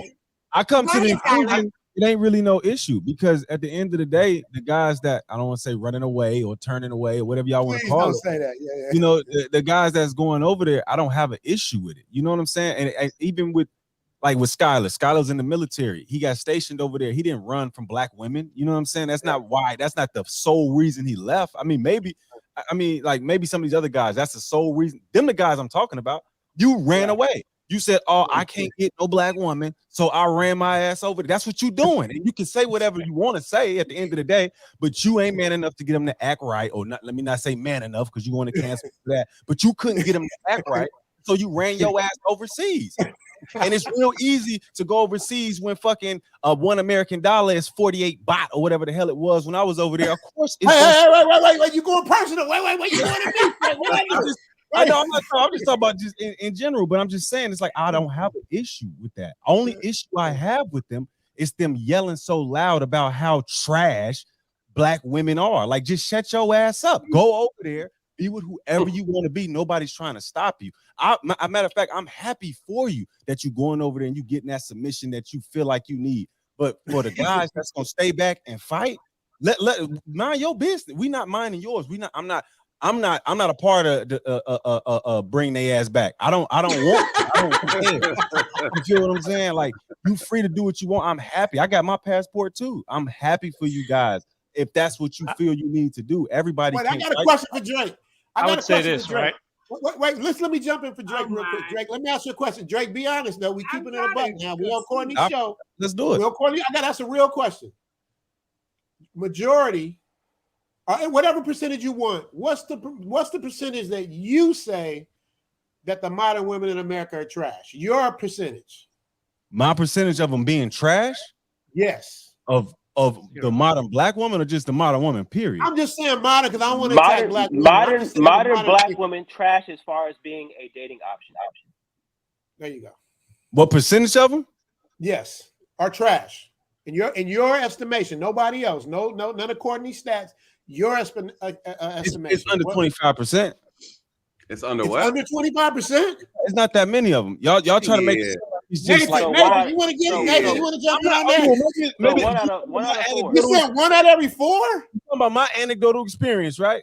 Like you talking, like if you talking about records, because I was in the military, right, and I saw all colors of them act a fool. So you can sit there and act like it was just my women if you want to, but I saw all of them act a fool, fam. So I was there for 11 years. I ain't do the 20 like Skylar did, but I was there long enough to see what was going on. I've been all over the world. I seen them all act a fool. For y'all to act, that is disingenuous for you to act like you just going overseas and they just submitting to you. The lady held my bag, man, because you're American, brother. Like, make no mistake.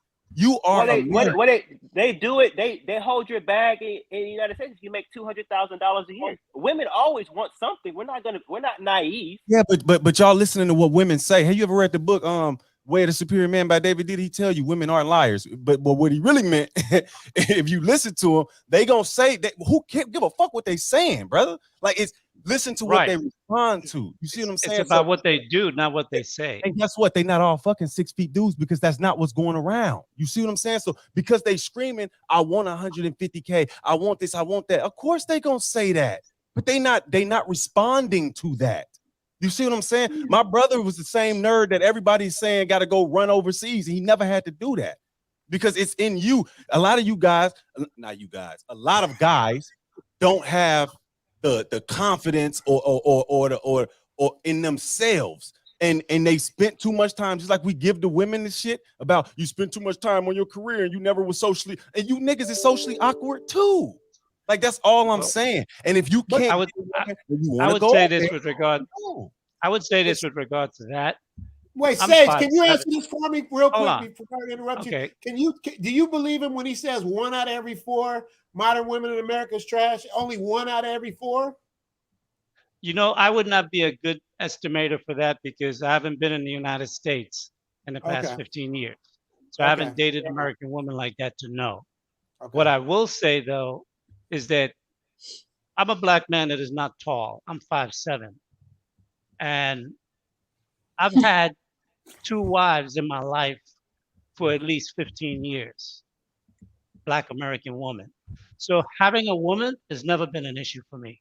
And I've had 2 Black women in a relationship that know each other and help each other from time to time. So that's never been an issue for me. And earlier when I was saying that I don't cap with regard to hurting women is because I tell them straight up what I want. And because I had the money, it was never an issue. So there's some men, in terms of, if you know you just want sex from a woman, you tell her. If you want relationship, that's something that's building. And in a relationship, you let them know, like Nathan says, you don't change the woman. You tell her what's acceptable behavior if she want to be with you. If she choose to be with you, then she would moderate herself to be more in line with what you want. But before we go to the comment, I wanted to address something that Courtney said earlier, that men are going to these countries because of the poverty. No. These black women are broke in the United States too. Hold on. This is what I well, not compared to Thailand or not compared The to only thing that's saving black women in the United States is a credit card. If they didn't have access to credit, they'd be broke as shit too. They are floating credit cards. Ooh. You see how they I'll have to again. We're going off. Let me hear your point so I can address that. Well, let me verify what I said. So what I was saying is that the countries that a lot of these men are suggesting men go to are poverty-stricken areas. And when men are going over there, they are the 10%, they are the 1%, the 2%. And they wouldn't be over here, they would be average. So their money is going to be longer in these other countries. Women are hypergamous. Hence the submission. One I would say that first, unless the man is telling the woman what he earns, she wouldn't know that. That's number one. But if he's American, it's suggested that they make more because he's American. Okay, that's true. That's in general because they're Americans and people automatically assume Americans are rich, more or less. So I would grant you that. But one thing I would say is that not all parts of every what you would call developing country is broke or poverty stricken. There are areas where Germany, Italy, Spain in the country, but there are areas. I mean, there are people that are multimillionaires in many of these countries, and I know quite a few. As a teacher, I used to teach here English, and many of my students came from well-to-do families that have properties and business in the United States, but they live here too. So I think that's a misguided opinion in generalizing the women in these places. But I would say this. Let's call a spade because I've been outliers. What are you talking about? What are the countries that are most talked about that men should go? Okay. Well, I don't know where men should go. I'm not going to speak. Japan. Yeah, Thailand, Philippines, Colombia, Brazil, Cuba, all over Europe, Dominican Republic, Europe. Hey, did y'all notice Courtney said everything but Jamaica, where black women like to go? And the annual income of all those 5 countries are less than American dollars, probably $15K a year. But the reason why most countries in the world, the currency, because the women are some of the most poor countries have the most attractive women, which is very ironic because they're in the gym working out. They're the most competitive. Because they can't eat. But hold on,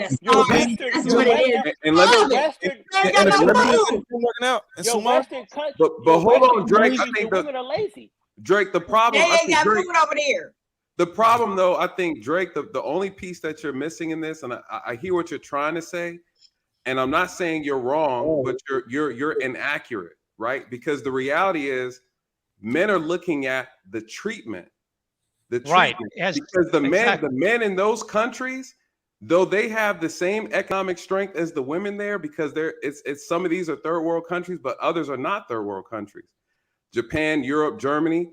So again, men are having the same success in those countries as well. The issue is not about the poverty, it's not about the economic status, it's about the treatment.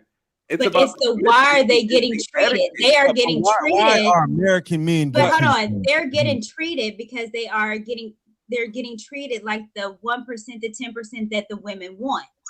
I agree. But that's the way those women are. That's how they treat all men that way. Correct.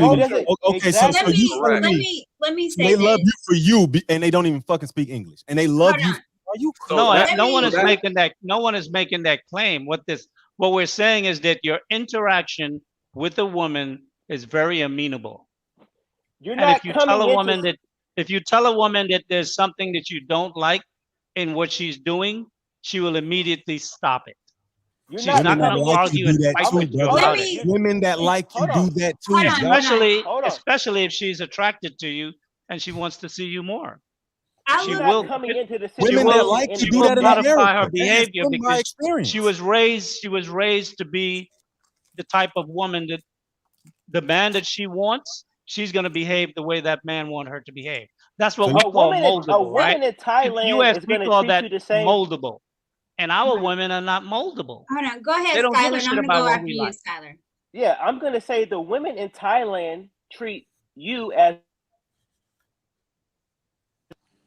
difference between how she treats a man in Thailand and how she treats an American. You're not getting any special treatment. You're That's getting cap. a I was treatment. over there. I've been over there a lot. What are you talking about? I've been over there a lot too. Been I over was there a stationed. lot. I lived in Asia for 6 years, bro. Okay, I'm just saying. So, I've so been yeah, back I don't. Thailand So over 12 that's times. go. It's I no way. probably no. I don't want to hear it. And Let you me. see what I'm gonna saying? pull I up lived just a over there for couple 6 years. before we end because we're going 6 hours, and I did not Okay. want to go this long. I'm gonna pull up a couple comments, but there is something that I saw that was interesting regarding Thailand. Is that the divorce rate of Thailand changed from 10 years? So the divorce rate went from 27% to 39%. It's getting close to American divorce rate. Why do you think that is if all the women are submissive? Because they get Americanized. They've learned game. They've learned how to use the event of social media, TikTok, Instagram, all of these things. And now they become indoctrinated to modern technology, modern culture. So they're just following the world. They're learning how to use people, get money from them, and bounce. I know stories where women are married man, build a house, divorce him, and he got to get the hell out. You know, if you're a sucker, you're gonna get licked. That's anywhere. But do you see that's the culture is what went over there, and now it's hitting your girls too. Ain't that what we Right, said? but what you're not admitting to is that that's Black American, that's Black women American culture that's being exported. I get that, and it's wait a minute. So Hey. you're trying to say that the Thailand women are now acting like Black women in America, and No, that's why they're I'm getting saying divorced? no. They're adopting ways. Thank you. To use men for money. But you specifically mentioned Black Western women. No, I'm saying the culture that they're adapting on social media is American culture. By Black people run social media, both Black men and Black women. Yes. We have the greater influence. Do you know who has We the majority in influence all the culture. money in I'm saying YouTube? we have the greater influence. Everyone mimic us. Mm-hmm. I get what you're saying. That's a fact, though. They do. They mimic us. We pop culture. We influence culture. But I'm saying if we don't fight for it here, and you telling me you saying out of your own mouth that it's bleeding over, that it's bleeding over there into Thailand, into these countries that y'all are saving yourselves to, right? If you don't go to sleep fight one here, of these days. how you do it? No, Okay. that's not. I was just answering her question of what she said about the divorce rate. I was telling the reason why. Yeah. That it's all due to social media and the breakdown of family and structure and all that shit. They're saying they don't have to live in a village and make $300 a month if they want to come to the big city and marry somebody, and then they learn game and they learn how to get over. That's just part of you got to charge that to the game. Yeah, and the quote unquote fight is digital. It's not physical. No, I'm here. So so the fight can be fought anywhere. This was for you. All right, this one's for you. We Need to Talk is the most depressing and greatest advertisement for passport for Black men. You know, I've seen that a lot in my comments, and I don't know. I feel some type of way about it. I don't like that because that's not my goal. That's not my ministry. But again, I think people are going to use, and that's my daughter you hear, but people are going to use, you know, whatever, I guess, message that you have for their own uses. So I can't really help that, but I know what I'm doing this for. Let me look through a few. Women are pretty much the same. It doesn't matter where you go. These guys aren't red pill aware. Damn. Well, I think in general, that's a true statement. Yeah. Women are pretty much the same. The difference is culturally how they're brought up. Exactly.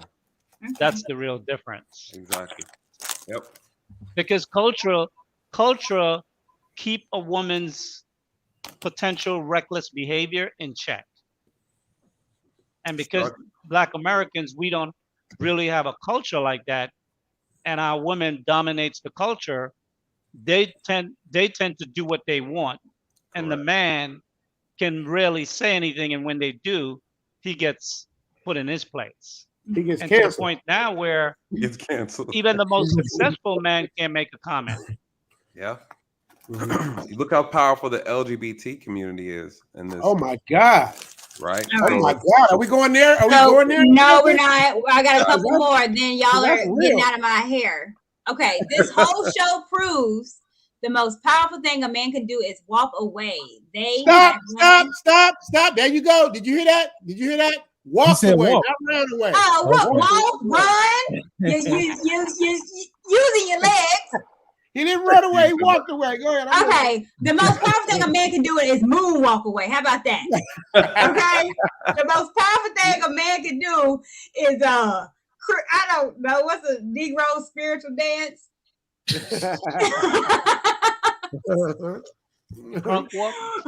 I don't know, bunny hop away. Okay. Black women sitting straight up and taking notice. Probably too late, ladies. I doubt Black women can run over to Thailand and get a Thai husband. Just saying. Wow. Who's that one for, Court? I mean, they put Thailand in, but you over there, can a Black woman go over there and snag up a Thai man? Well, you need to come and see. You If need she to got come money, and of see. course. You need. No, they don't got nothing to do with money because he's still going to have the same demands that the men are having over here, which is going to be respect, submission, and cooperation. It doesn't change. It don't hurt to be in shape. It don't hurt to be in shape and take care of yourself. Well, one of the things I would say why the comment that you read earlier, Courtney, about women traveling overseas, is that society outside of America operates completely different. In other countries, they do not have all these safety nets for women. Women are dependent on any country or city or state, and it is the men that provide and care for the women. So when if women en masse start going into a country, countries will take note of that because it could pose a financial resource issue for their women and the new women that are coming in that are making a home there. Whereas if a man comes into that same country en masse, men usually develop business. So men would be adding tax resources to the country as opposed to be taking tax resources from that country. So that would be a dynamic that I would like to see how countries overseas deal with, not only Black women, but any woman en masse moving into a particular country. Yes, and let me add to that, Lee, because Japan is having that problem now with the Japanese women who are dying alone and they don't have a family, so the government has they to didn't take care of marry. them. And it's causing problems for the government, right? It's expensive, and so they're actually paying people to become couples, paying them to have children. That's how bad the epidemic is. But again, it's becoming society of one, independent women who don't want to marry and they are in the workforce too long. They get sick, they have to they need help, and they have to rely on the government for assistance. It does become a burden. It becomes a social burden. And it's weird. I think no one has anticipated this as a problem because it's the first time in history where women can live outside of the support of a man, right? And so we're starting to see the effects and the impact of that. We call it here in the U.S. They call it the she economy, and what does that really look like, and how does that have a negative effect on the country and on a nation as a whole? LOL at thinking the Black community can be saved. We praise the wrong shit and live off chaos and dysfunction. There is no fixing this mess. There's no unity amongst Black people. Your own happiness is paramount. SYSBM. Skylar, you want to take that? There's no fixing this mess. There's no unity amongst Black people. I want to hear Drake on this one. So, Drake, you want to Drake? So I'm gonna lay the volleyball up, and I have Drake smack it down. So all I'm gonna say is this, man. If you're not satisfied with the treatment that you're getting, explore your options. That's all. That's all my channel is about. And if you don't like it, you can always come back to the Black community. But what in America? But what all I'm going to say is, a lot of times when brothers go to these different places and they experience these different cultures, they're changed forever. They're going to have a completely different mindset on what it means to be treated right. Mm-hmm. Let me add to that too, because when I started traveling when I was really young. The first country I went to was Japan, and when I came back, my expectations and demands for women went through the roof. And so, yeah, I still date Black women, but my demands and expectations are raised, and I understood my value at a very, very young age right away, because of my experiences in other countries and dealing and talking to other women and other men. And they're like, "Oh, that's what you guys deal with over there? Couldn't be me." Right. And so when you know your worth, you demand what your value is. So to your point, yeah, I left, came back, and was never the same either. All right. Let me finish up. Until we wait. I'm telling Courtney. to go. Wait now. God. So bruh is saying I should sacrifice my wealth, my lineage, everything I work for, not to mention my sanity, my safety, my happiness, my peace of mind, by the sake of the community. The same toxic genocidal cesspool, man. Fuck this dude. Oh, Alan Luther That's King. for you, Alan. That's for you. I think that's for you, Alan Luther King. Well, I love you, brother. Whoever said this. Alan is over it. All right. I think I got Alan one Luther more. King, bro. Okay. MC1 was correct. Black American men have a bad image in the U.S., but everywhere else in the world, African American men have a great image. Excuse me. We have a lot of famous brothers projecting positive images of all of us abroad. I don't know. I know that you said that in the last show, Skylar, that the image of the Black man looks great overseas. I don't think anybody can deny that. The image of the American man looked great overseas. Is it? Period. Give this man a cake. Give this man a cake. Quit hating on him, Nathan. Hush up before I drop you. So as far Soon he'll be saying all lives matter. Like I ain't so one like of them I guys said, you either. have some of the most powerful women in the world have Black men next to them. Rihanna, Adele, the Kardashians, Beyonce. I mean, but these are celebrities. For every one celebrity, they dominate. They look at the social media. Look at they have some of the most followers on Instagram and on social media. So I'm saying that other races of women see that and they want a Black man as well. Well, let me see because that was the last one. Let me try to find something. Drake, wake up! I'm woke. No, I'm not. Get him, Drake. Get him, Drake. Oh, it ain't nothing to get, man. If that's what they believe, I mean, yeah. Oh, I mean, yeah. The Black man. Bill Gates' daughter is dating a Black guy. Of course. Okay. Is she gonna marry him? But on the flip side, I think they're engaged. That's the new thing now. They're gonna marry him. Nobody gives a shit about marriage. Men can marry men, women can marry women. The sanctity of marriage is forever changed. No. Marriage matters. Marriage matters. It's either you're fucking or you're married. That's another one. Damn. Hey, Courtney. It's late. It's the truth. Damn. It's the truth. But there's what are the benefits for a man to get married? Tell me the benefits. That's a whole nother stream because I believe that marriage benefits men more than women. Absolutely more. Not. Absolutely I said more. More. Absolutely not. So who's the wedding planned around? Who stands up when she comes in the room? I mean, I didn't say the wedding. I said marriage, and I didn't say when the marriage dissolves who benefits more. I said the act of a good, healthy marriage, and that's that might be my stream for Sunday. I'm going to steal that idea from you. Thank you, Ted. You can have my idea. I gotta shut up. Hold on, but they say Lee, I want a percentage. They say unmarried men live longer though. No, they don't. It's actually the opposite. Married men live longer. They do say married men the live stress longer. is down. They have I low, would think married men live longer. low. Yeah, they do. That's why I live all you blood. angry niggas. They die, but the married men die before the wives, though. Well, Yeah, because women well, live I longer. don't know. Women What really I'm live saying is longer. that it is proven that when you are married, men live longer. Men make more money married than single men. True. It's a Because better we need life less that to you survive. have when you're married. Yeah, true.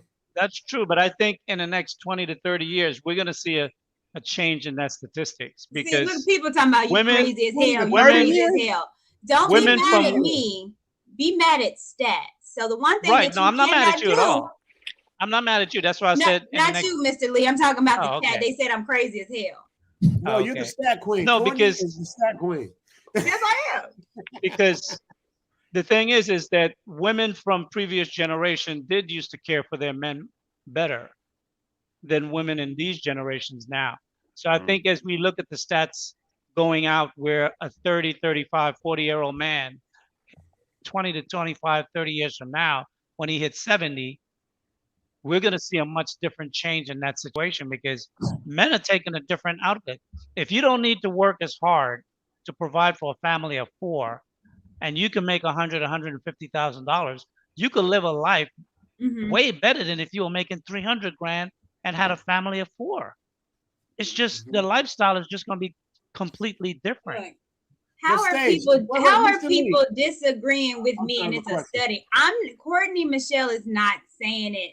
No, I'm not saying you're wrong. No, I'm That's just not what I you're respond to the chat because I be in the chat. Oh, okay. I'm Sorry not about that. saying it, people. In the chat. Wait, I real be in the quick, chat. Mr. Lee. Mr. Lee, real quick. I mean, I'm all up in it.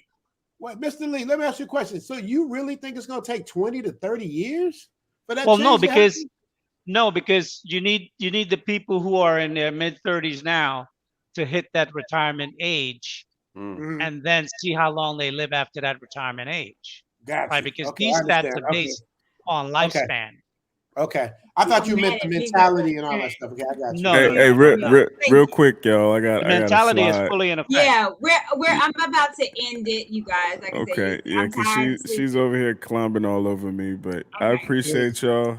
Alan Luther King in the building. The black community is worth saving. That's all I'm gonna say, and that's why I'm doing the work I'm doing. But I There you appreciate go. this. And I got your back. You, bro. Yes, ma'am. I got your back too, bro. You Yes, know. sir. Nathan is a whole traitor. Hey, y'all be good, man. Listen. On over there, go hang out with Skylar. All right, Go good hang night, out y'all. with Richie. See you, bro. Take your ass to Mr. Lee. Listen, just because I might marry out, don't mean I'm not gonna show out for my people. No, you was part of the. I like my women like I like my. clique. You was part of the clique. Now I you're am. I'm replaced. still here. What's up, Drake? Listen, Skylar, tell them we like our women like we like our cars, right? Foreign. At the end of the day. At the end of the day. All right, Nathan gotta go. Nathan gotta go. Nice. That's a good one. Oh, here we go. She canceled. She done canceled Nathan. Let me say some goofy shit so I can get canceled. I've been up all day. He gotta go. Okay. Hey, Courtney, what's up with you in that red dress, Doc?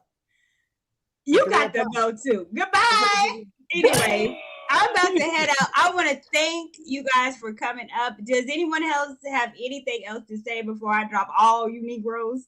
What's up with that red dress? I would say one thing with regard to black men. I think we as black men need to stop shaming other black men for their decisions and choices. I think if you decide that you want to fight and you want to be on the front line, no problem. I think you can find yourself a supporter from someone who may be living in a different country, is black, may be married to a black woman in that country, but may still want to support you in the quest that you're on. Facts. So don't always be willing to turn your back. And that's one of the things that, black women have done for so long. They have set the standard as to who can be black. And if you're not married to a black woman, or if you leave the black community, then you're not black enough. And I think that's something that black men should not adopt that same thinking, because that's not really from a position of power and manliness. Men travel throughout the earth to conquer the world. That's what we do. And if we meet women along the way, we will breed with them and we will move on. I mean, who's going to tell corporate America that they shouldn't outsource business because it's cheaper and they can get a better quality made overseas? If you think like that, you will go broke in America, because how you going to pay $21, $31 plus double overtime? No, you're going to do the same thing to keep your business alive. You're going to outsource Look at Apple. the manufacturing. iPhones are manufactured in China. Because No. Well, no, they changing that now. But here's the thing: with outsourcing, then the Americans lose jobs, which is actually hurts the economy. When we bring jobs back, we bring money to our economy, which helps flourish our community. Those jobs we lose. Those jobs ain't never coming back. Pakistan. Them jobs we lose. Americans wouldn't do them. That's why we lost them. That's the same reason why we lose those men. And that's the same reason why the men, the women, the black women are losing their men for the same reason. All right, we are done with you, Nathan. I hope I'm just making a good evening. You canceled twice. He kissed my Afro. Twice. He kissed my Afro Black American booty. How about that? To hell with Nathan. Oh wow. Hey, but Mr. Lee, I hope you don't think that I'm not against y'all. I'm not against the movement or none of that. Y'all my brothers because y'all black regardless. I don't care what you cool. What I'm saying. I appreciate that. It was never a thing where I was saying like you shouldn't. Like you absolutely right. In your neck, like with Richie in his natural travels, he found his girl, you know, in Skylar in his natural, he was already in the military, and then he found this. I'm not judging them for that. Only thing I'm saying is the ones that are women, black women are trash, and this is why, and and that SB, whatever the hell that save yourself, black man, that shit is crazy. Like if you just sat there and read through 20 minutes, that's crazy. Like that's what you I'm know what's saying. even crazier? You know what's even crazier? I What? came to Thailand and found Courtney. Imagine that. Dig that. Dig I'm that. about to go to the beach and twerk on a handstand. What I would say to you, Drake, is that I think part of it that you may have to recognize that these are young men, and young men, like young men anywhere in a community or outside, they will vent their frustrations. So it may not necessarily be that they're all hurt, but they will vent their frustrations. And sometimes you just got to let them vent it, because the more you push back on it, the more you'll get pushed back. We know that from dealing with teenage boys and young men in the early 20s. I am not of the SYSBM crew because I left the United States 15 years ago.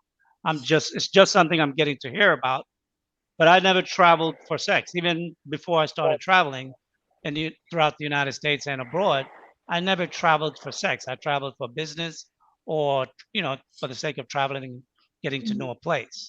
But I will say this, that the men who are forming this organization, it's going to go through different stages. You're looking at it in its young stage now, but 10 years from now, you're going to see more mature leaders of that group setting a different tone. And I think what you're seeing now is a lot of young men who are frustrated because, and the reason why they're voicing their opinion is because they really would want to get with black women here. And like someone said earlier, I think it was the brother, we need to talk. When black men shut up, that's really when you have a problem. And I don't speak about black women at all in that way because I don't have a need to. I've never really had bad issues on a whole with black women. I've got married and I've gotten divorced. Okay, that's one relationship. Yeah. But in general, I never had a situation where I've been treated bad by black women, because when I have an encounter with a woman that I don't like, I kick it to the curb and I move on. So I don't entertain the type of stuff that would make me bitter.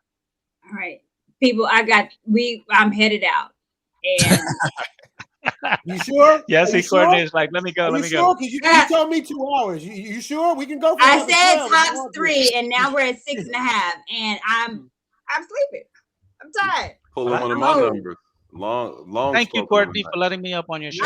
Well, you guys are always welcome. I appreciate the dialogue. I appreciate the conversation. I actually learned a lot, and I'm so glad BGS popped his head up, and I am thoroughly happy. So thank you guys so much. I really, really enjoyed this. We got to move the show over to Skylar's channel. Hardcore, baby!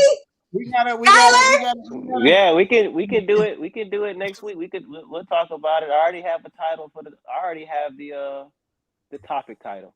Okay. Well, if I'm going over there, I gotta wear a helmet. I gotta wear a pass. I'm about to get beat up. Hey, Scott, what's your channel? Yes, they are. My channel is One Master Teacher. One Master. One Master Teacher. Okay, I didn't know that was you.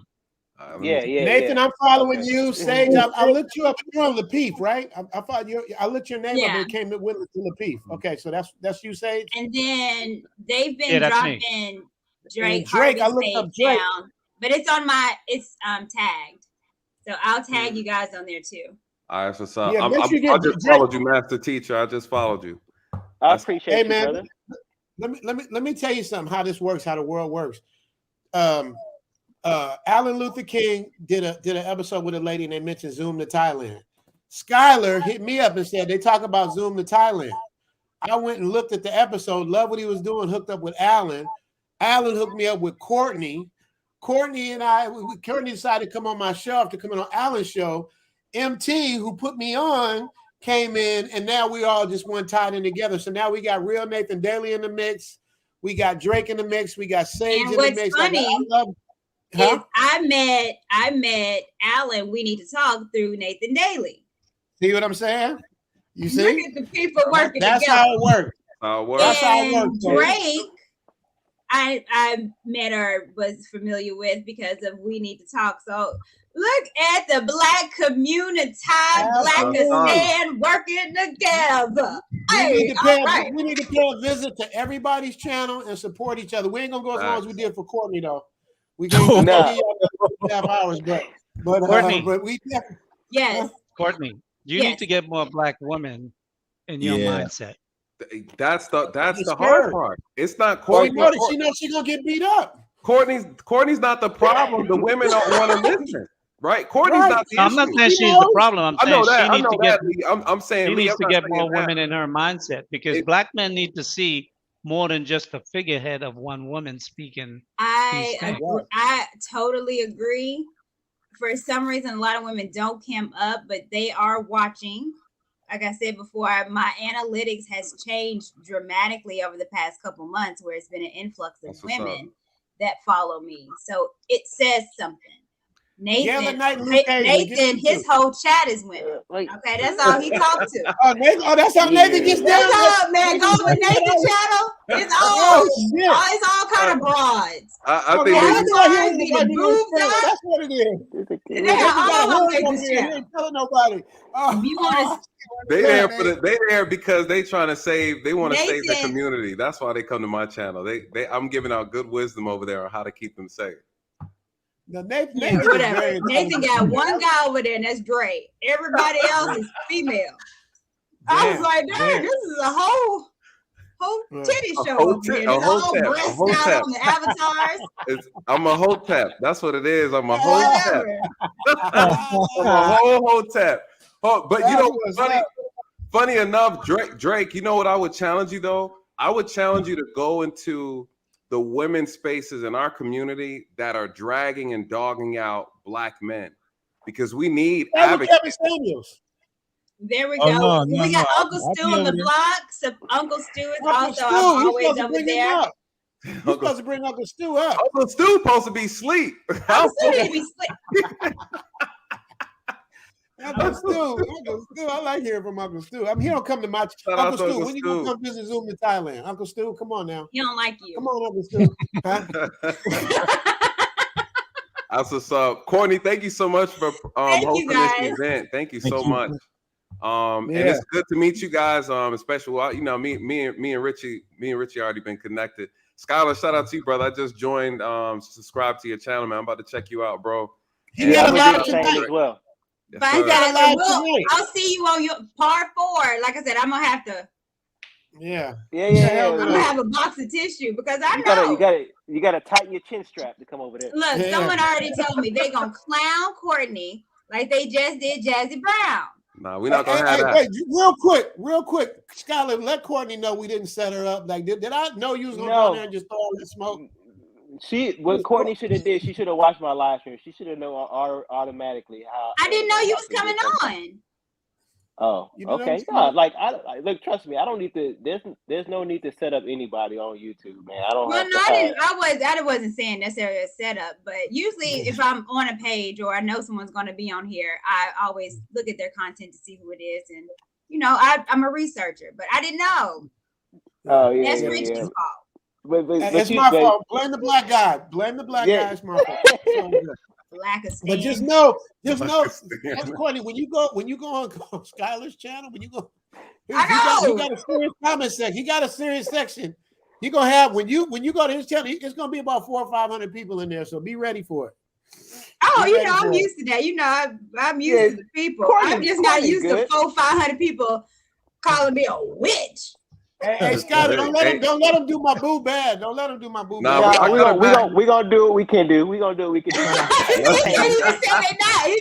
we gonna do it. Hey, listen, I know how to handle these Negro pens. Okay. Yeah, and listen, and everybody's invited. If everybody's invited, I'll drop the link in the community chat. You know what I'm saying, for people to come on and whatnot. We'll try to do our best to kind of keep the rotation going as well. Yeah. I'm excited. I absolutely love this, and I appreciate you guys. And still they ass back, black woman. Stab right on my chest. STAB. Stab. You see what I'm saying? You see, you ain't talking about I ain't even gonna mention the red dress. Hey, no Cape Crusaders allowed on Skylar's channel. I know they don't have. Oh, Jay, you talking about you? Hey, look, Skylar got that kryptonite. He got the kryptonite over there. I'm not even a Cape Crusader. If y'all knew me, I'd be hard on them, probably harder than all of y'all. But it's just the fact that somebody got to save them. Like the community, we can't just leave. That's all right. No, I agree. I agree. We did a racial draft. We getting rid of the Jamaican and picking up the Californian. Don't worry about that. It's always those non-FBAs. I still don't know what that means. I still don't know what the hell that means. Skylar was explaining it, but I forgot what it means. Skylar, you on tonight? Can y'all leave? Yeah. I'm on. I'm out. I'm on tonight, but we'll do the live stream for all of us. We'll do it next week, either Friday or Saturday. That gives everybody a chance to kind of get their schedules and whatnot. But I'm going to be going live. I don't know what time it is in the States, but it's going to be 8 p.m. London time. Skylar, remember that's 3 in the morning for me. Yeah, we're gonna. I'm gonna do my best to try to make it fair for everybody. Fair and balanced, like Fox News? Yes, sir. Like Megyn Kelly. Let's go. Hi, guys. Thank you so much. I'm dropping everybody. All right. Bye-bye. Bye, Courtney. Right. See you, Courtney. Nathan, I'm blocking you. I'm blocking you. He a whole sellout. Wow. Say, what's it doing with just me and you here? How did that happen? I'm getting rid of you, too. You sure? I'm going to bed. It's like 3 p.m. I was in the afternoon there. You ain't going golfing? Nah, it's raining hard out here. The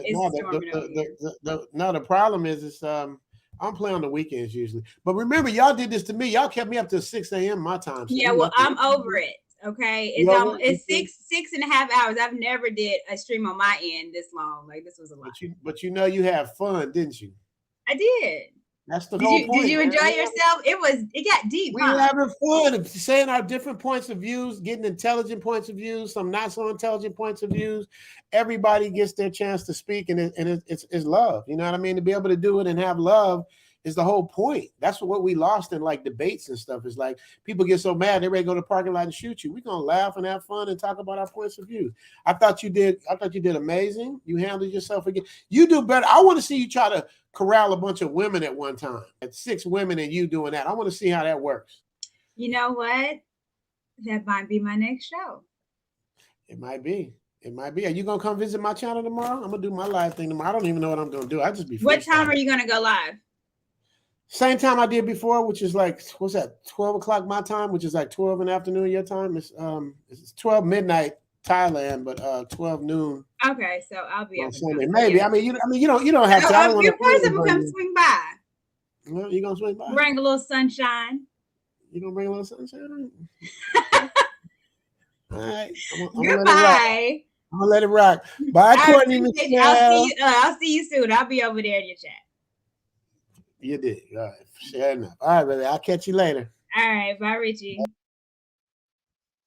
I am worn out. I'm tired.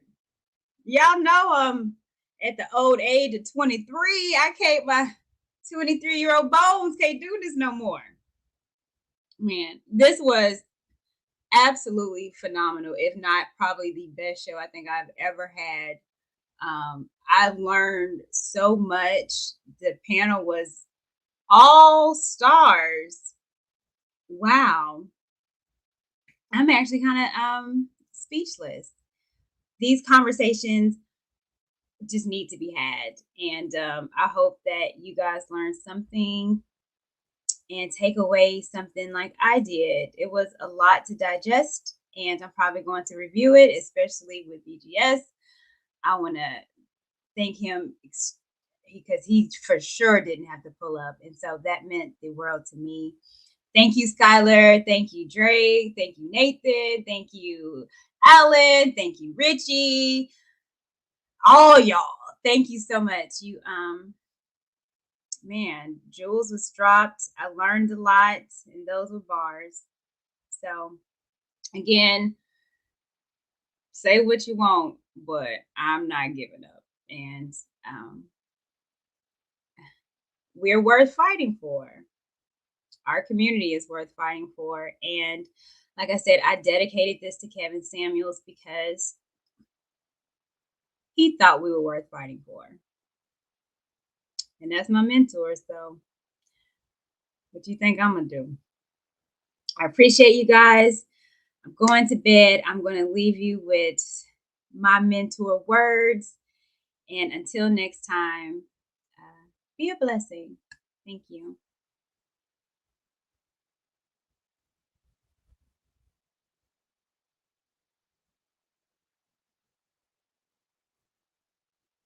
I don't expect us to be all right. We got a lot of healing to do, but we are getting better. And that's one thing I say, we're getting better.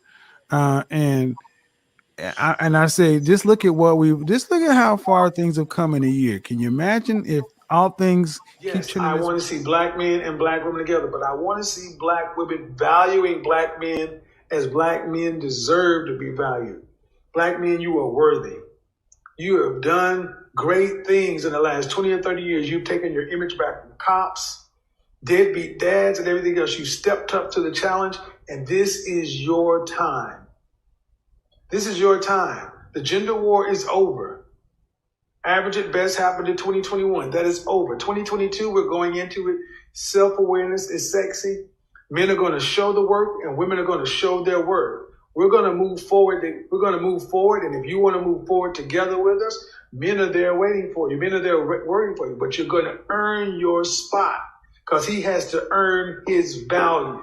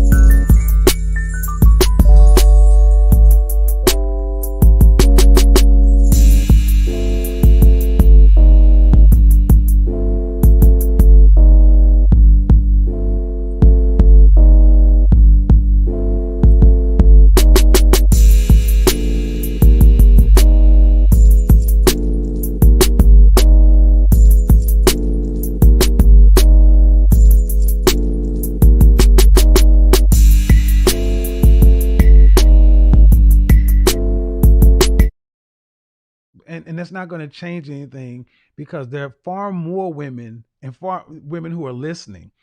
And who are the recipients? The women who listen end to end and are saying, well, you've changed my life, you've helped me look at this way or that way.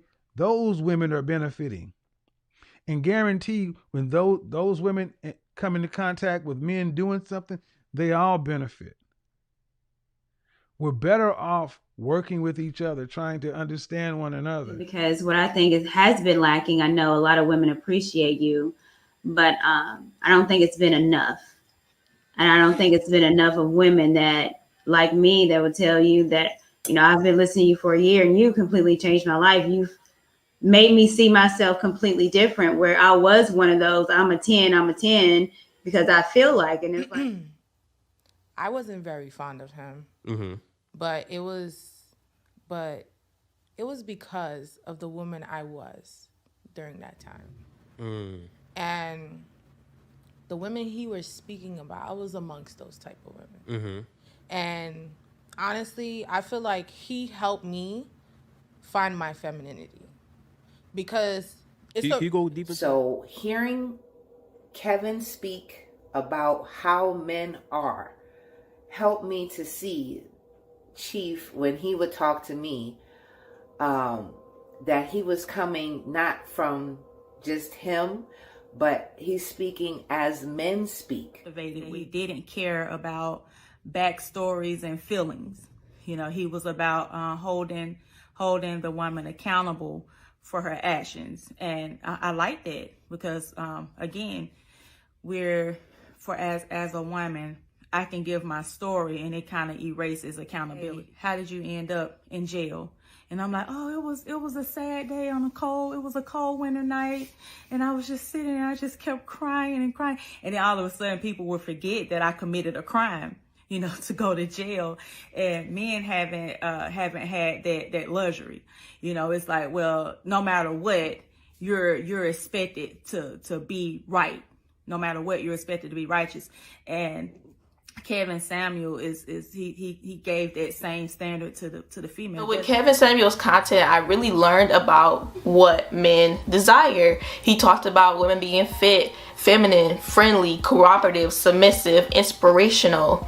And I had to evaluate myself and think about those traits. Like, am I fit? Am I feminine? Am I inspirational? Am I cooperative? Am I submissive? And evaluating myself made me realize that, I do have some work to do in some of these departments, and I have not always been cooperative. I have not always been feminine, and just listening to his content inspired me to be more feminine. Much better girlfriend since I started watching Kevin Samuels. I am more self-aware about the things that I do and the way that I conduct myself around men because of Kevin Samuels. And it shows. It shows in the energy.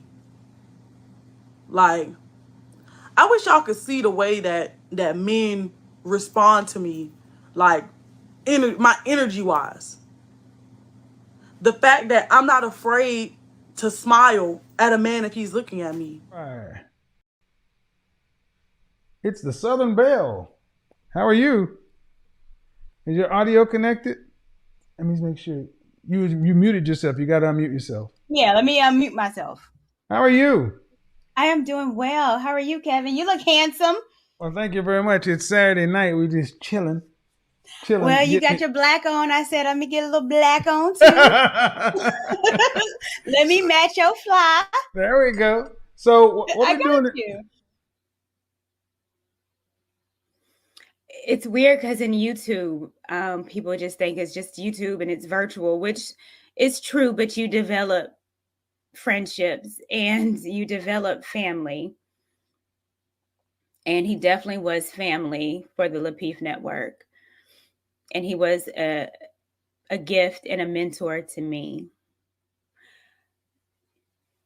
You helped change this little old country girl.